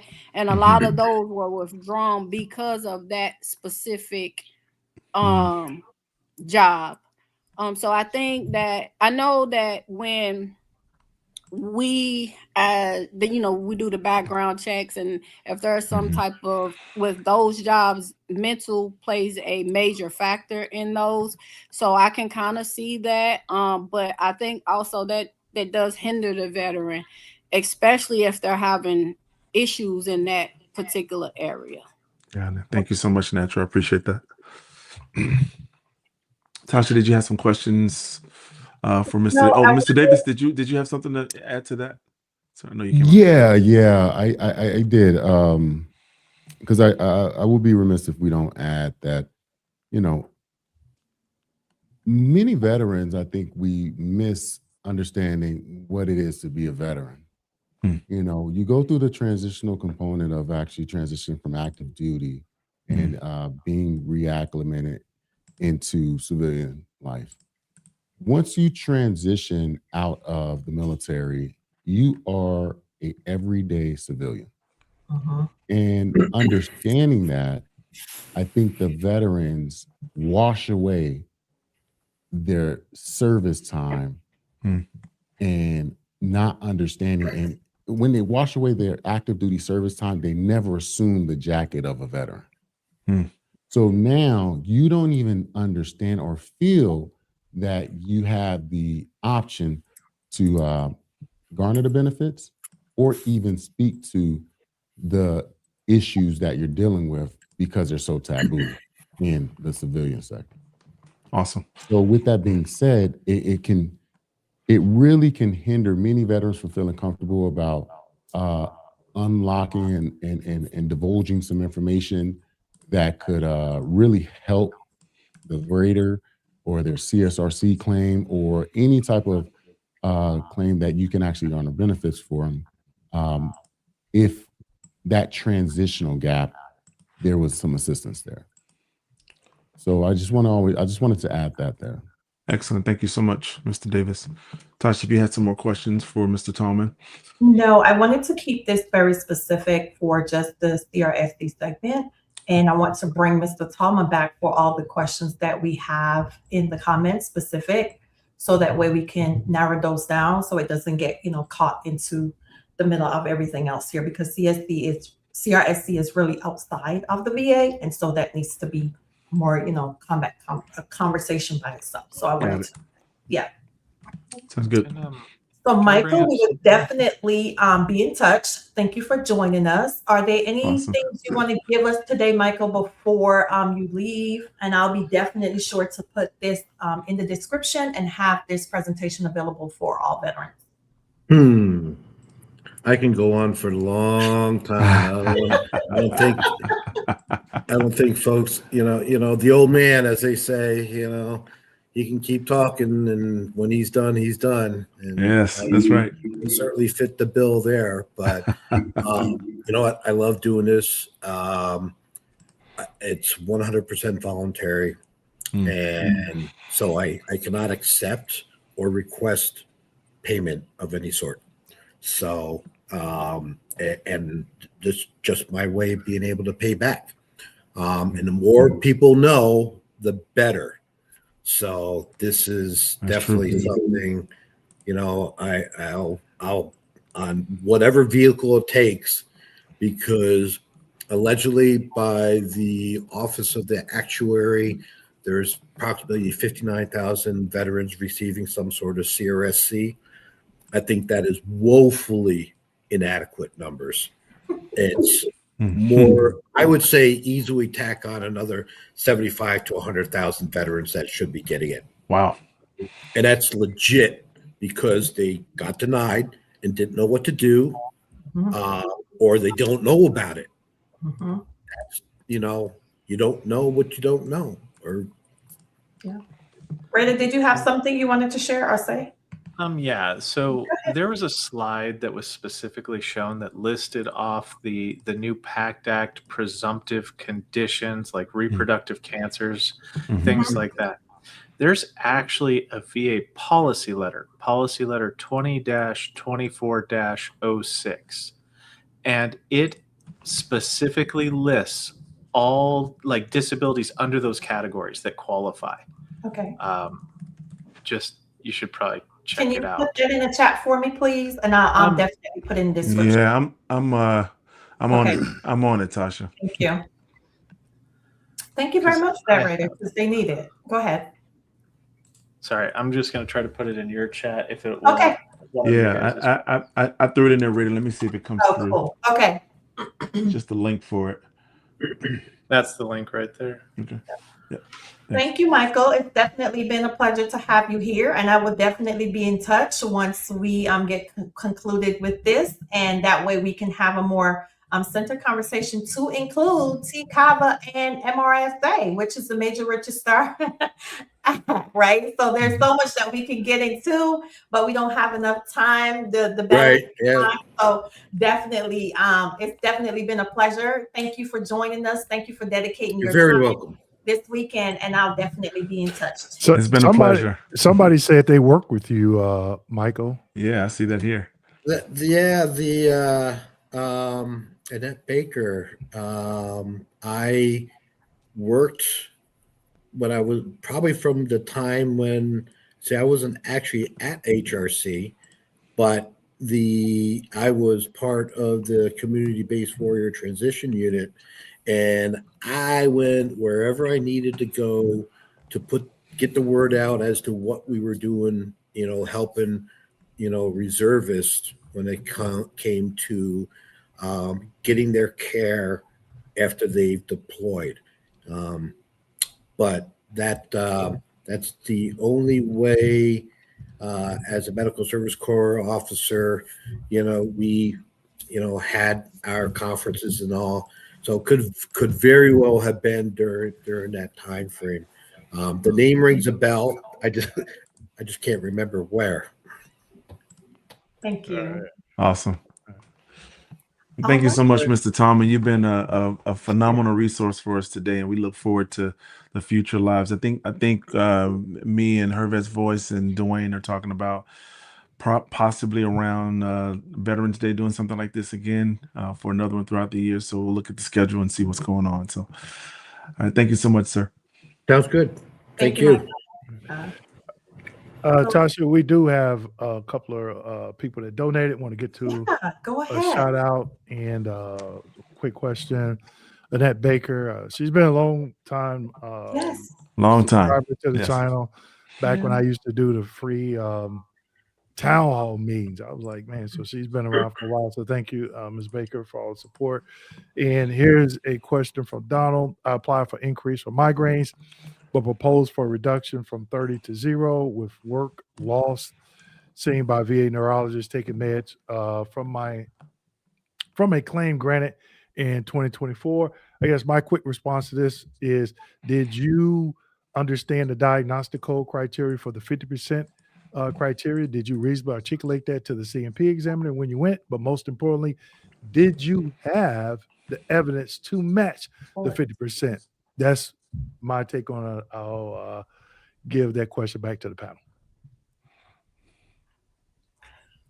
If they are, go ahead, Natural. if they're proposing to take it from 30 to 0, it's probably because the examiner checked less frequent. And that would, but you also have to take into consideration if the person is losing work, how much work have they lost in a 12-month period? What else is going on? Are they is it interfering with their daily activities? Are they how many migraines? Those are things when the migraine law comes into play that the veteran should submit. Anytime you're doing an increase, always submit evidence that's going to ensure that increase or your current rating stays in place. That's one of the biggest things I could tell people. Don't automatically assume that you're going to put in an increase and you're going to get granted an increase.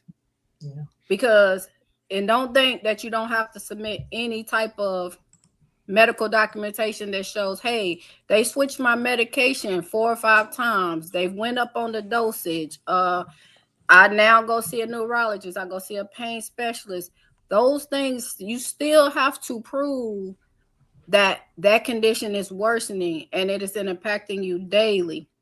So don't just stop once you get service connected thinking that you don't have to submit evidence that is going to support an increase for you. Raider, anything to add on that, or the retired Raider Dewayne or Mr. Davis? No, perfectly said. All right. I think Raider trying to get them points for the day. Mr. Davis. Mr. Davis. They're working. I think he is. They got him on production. He's on production. Mr. Davis, you want to take that, or Oh no, I was just going to add possibly being able to make sure that the journal entries are a really, really big help. I think a lot of people miss that easy access point of frequency, right? Frequency and duration. That's such a really big standpoint where you provide context to the physician and rater very easy.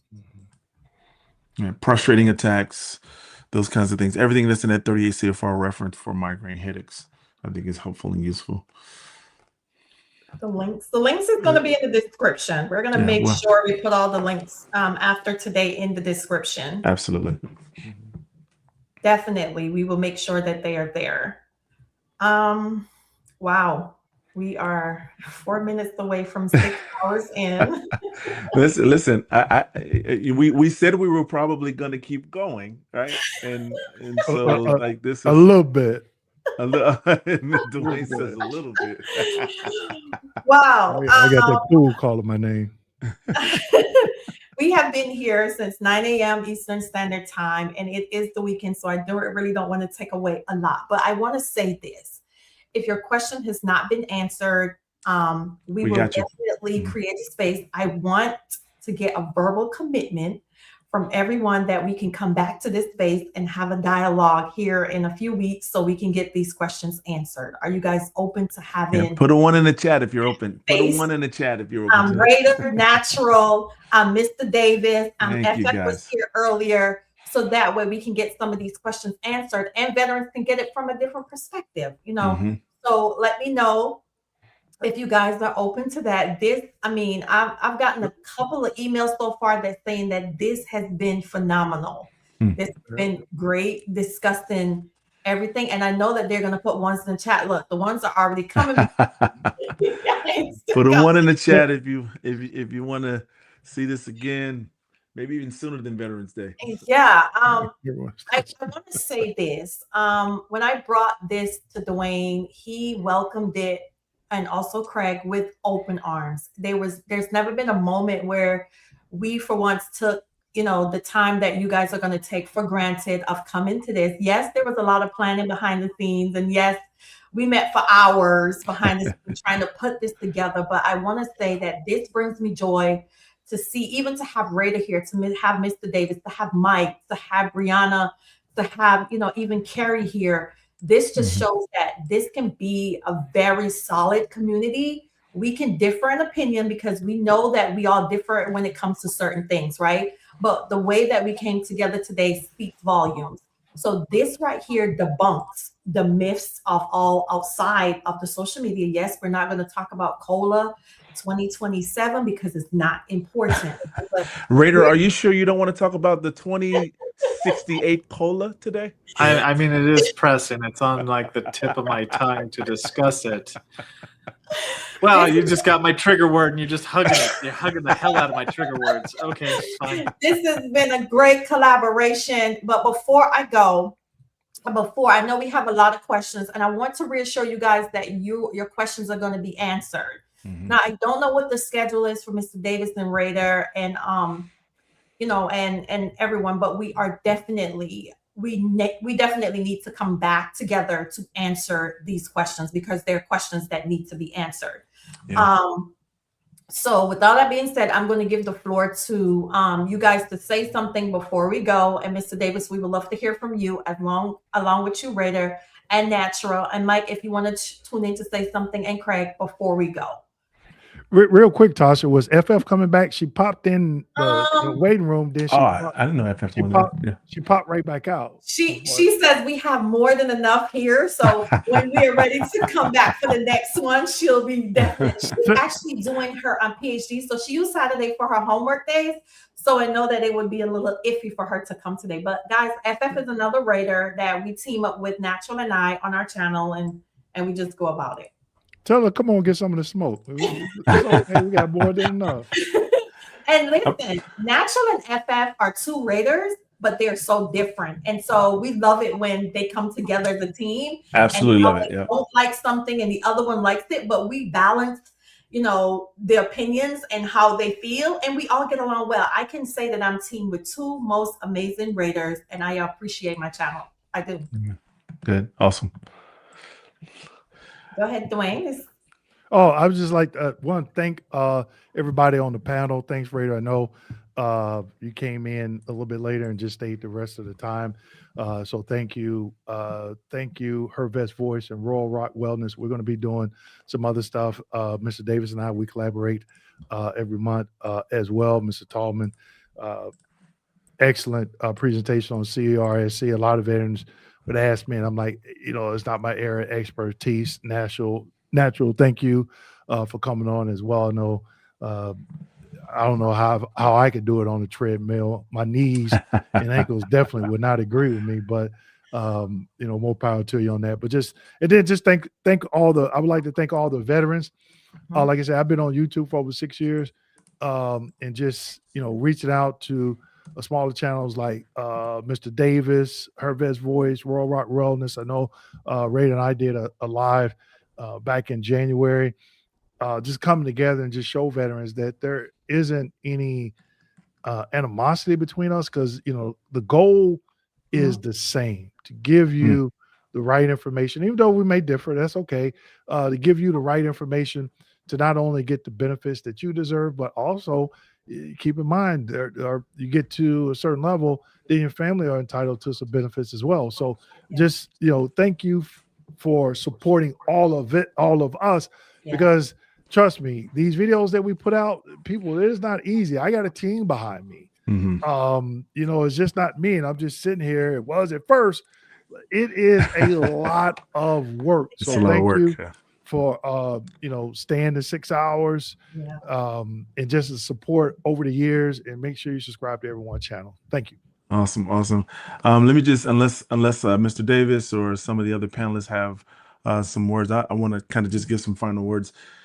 Thank you to all the veterans who have joined us today. This has been a phenomenal event. I think it's even much more than what we had originally thought it would be. It's been a pleasure to team with Dewayne and with Her Best Voice. And, a lot of these people on the panel really don't need much introduction. Raider, thanks for joining us, hopping on the stream.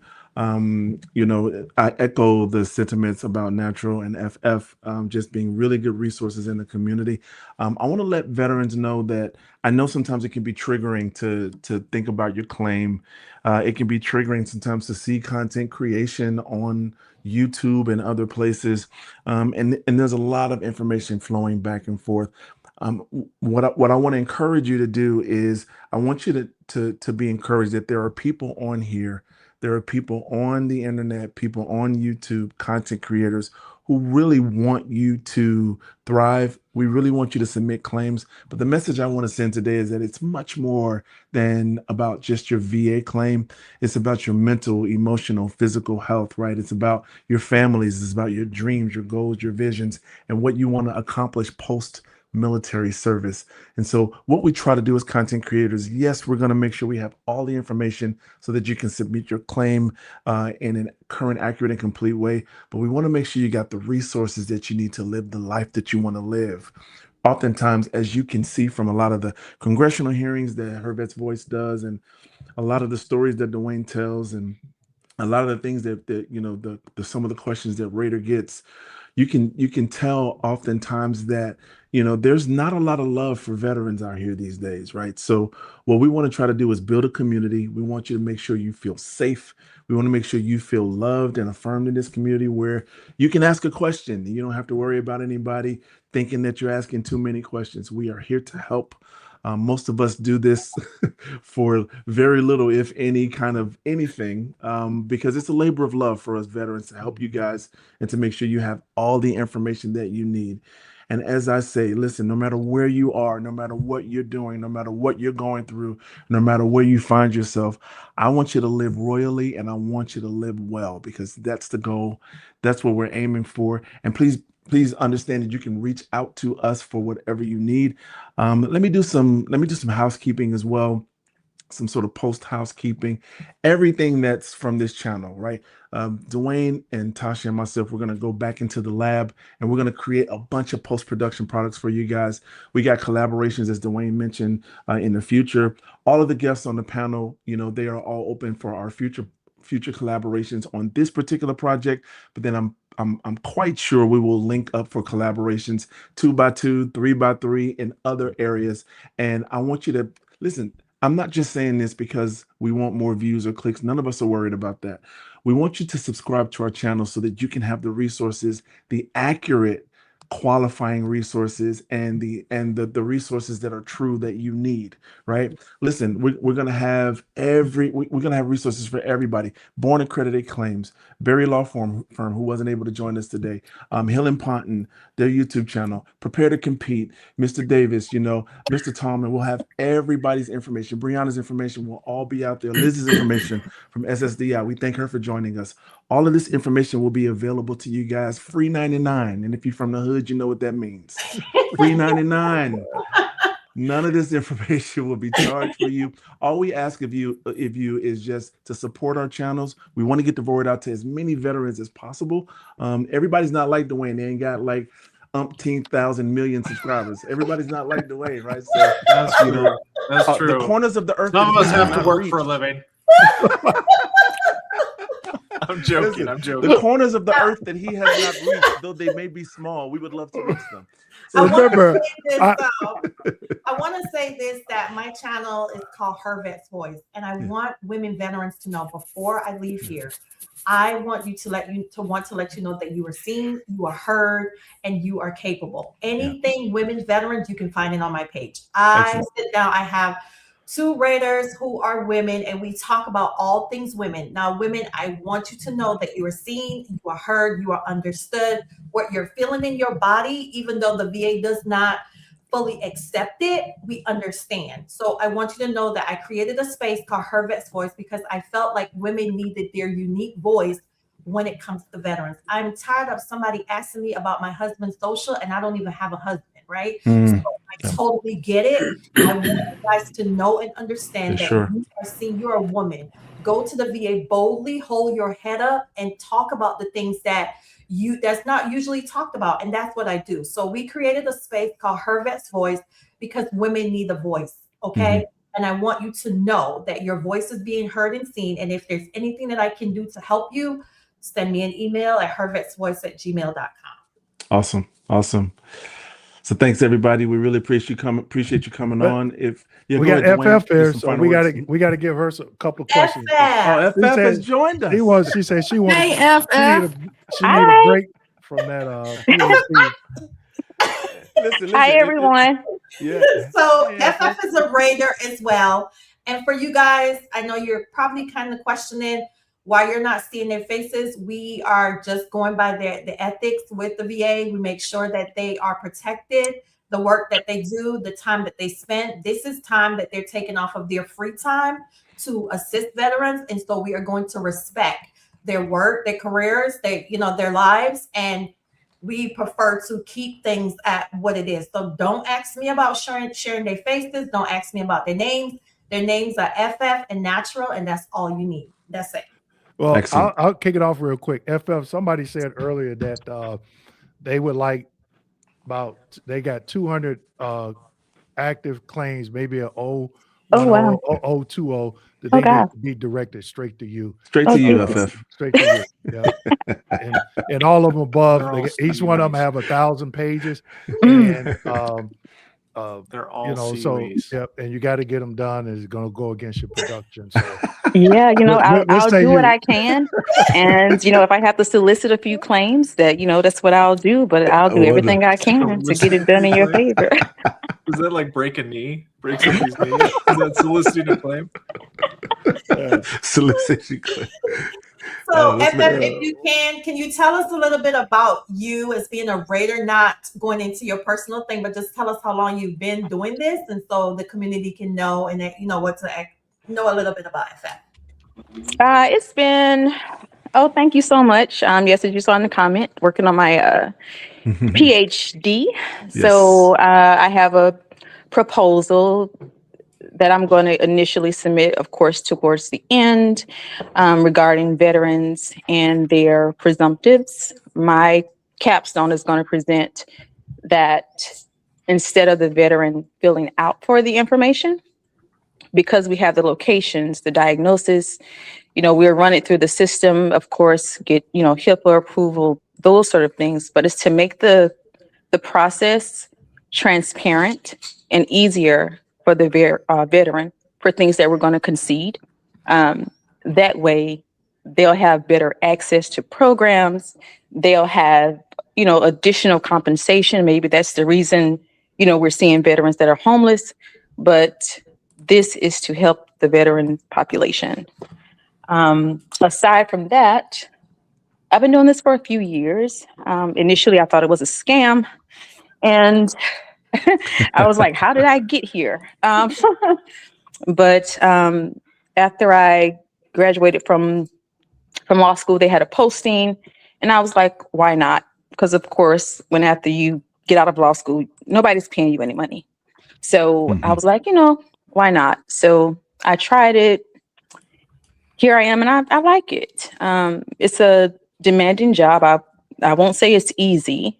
You have to take your time and review all the evidence that you have. But I do that with every case that comes across my desk, because every veteran is different. And all raters, rate differently. My view is from the law forward, because I don't want the veteran to have to take additional steps, going to the BVA, things like that. I think it's unnecessary. But at the end of it, I'm definitely here to help veterans with her vet voice. I'm on her channel most of the time. I've been slipping a little here lately, but I am here for you all. Well, Amazing. thank you, Thank you. FF, for what you do, and I definitely I could concur with that. It's not easy some days, and I felt myself, especially those first 6-7 months going through my initial training, I was mentally drained. I was physically tired from being mentally drained with all this information being thrown at me, and then just the training every month going through. It took me about 24 months to get comfortable. Even though I was on single signature, 24 months just to get like a little bit comfortable. So even I know Mr. Davis, Raider, Natural, and yourself is Natural and yourself are still doing it. Yeah. But yeah, just thank you for what you're doing. And Oh, absolutely. I'm here to help. Me and my partner, Natural, we're kind of yin and yang of each other, but we have a good balance, I'll say. But we're definitely here to help. So just feel free, to come with your questions or concerns so that we can make sure you get properly rated. I'm glad you said that, FF, because we have amassed about 10 pages worth of questions. So yeah, get ready. Natural, Raider, do you guys want to say anything before we go? Mr. Davis? I know Raider does. Yeah, Raider has something to say for sure. I will give Raider the Natural. Go ahead. I was just gonna say I appreciate you guys for allowing us to be a part of the panel. It's definitely a blessing to be able to be heard and everyone come on with their different perspective, but still have the same goal in mind. The respect on this panel is outstanding. And I look forward to have more of these panels to come on and help veterans. And definitely FF is the nice one. I'm the grumpy. Oh, we know that, Natural. I'm gonna tell it like this. We love you for it. But I mean well. I don't try to disrespect anyone. Right. My main goal is to help the veteran and help them to understand. And sometimes, it's like when you were younger and you had the old big mamas, not the new big mamas, the old big mamas, I'm that. I'm the old big mamas. The new big mamas, they questionable. The old big mamas, they tell I'm that. I'm gonna spare you up, but then I'm gonna love on you and tell you why. That's right. So I just really am so blessed to have come upon her vets, and then it just blossomed into all this. It's just outstanding. Thank y'all. Mr. Davis? You're on mute. Oh, there we Yes, there we are. Well, I just want to kind of lead in to say, it's definitely an honor to be here with all of these great minds. I can't thank you guys enough for the work you do, because advocacy is not an easy job. So what I will say is that, veterans, we are all here to serve you. So understanding that, please understand that we are here with open hearts, open minds, and also opening that M21, right? So yeah. At the end of the day, we're all here with the same mission. And collectively coming together, you have the opportunity to hear and also ask questions to some of the people across the land to really get your questions answered. That really, really is some of the most complex items that, you know, some people will never be able to see.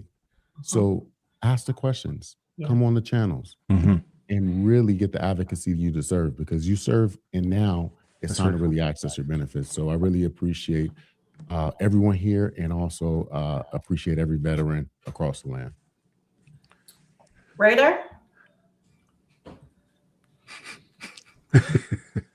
And the reason why I like Raider's impression, I listen to Godfrey and other people do Arnold Schwarzenegger, and he is by far the best Nothing one. compared to what he's about to do. I heard Godfrey does it, but his is like spot on. So that's why I always like boy. You're going to make me blush. It's just too amazing. Come on, sit in here. I have amazing people.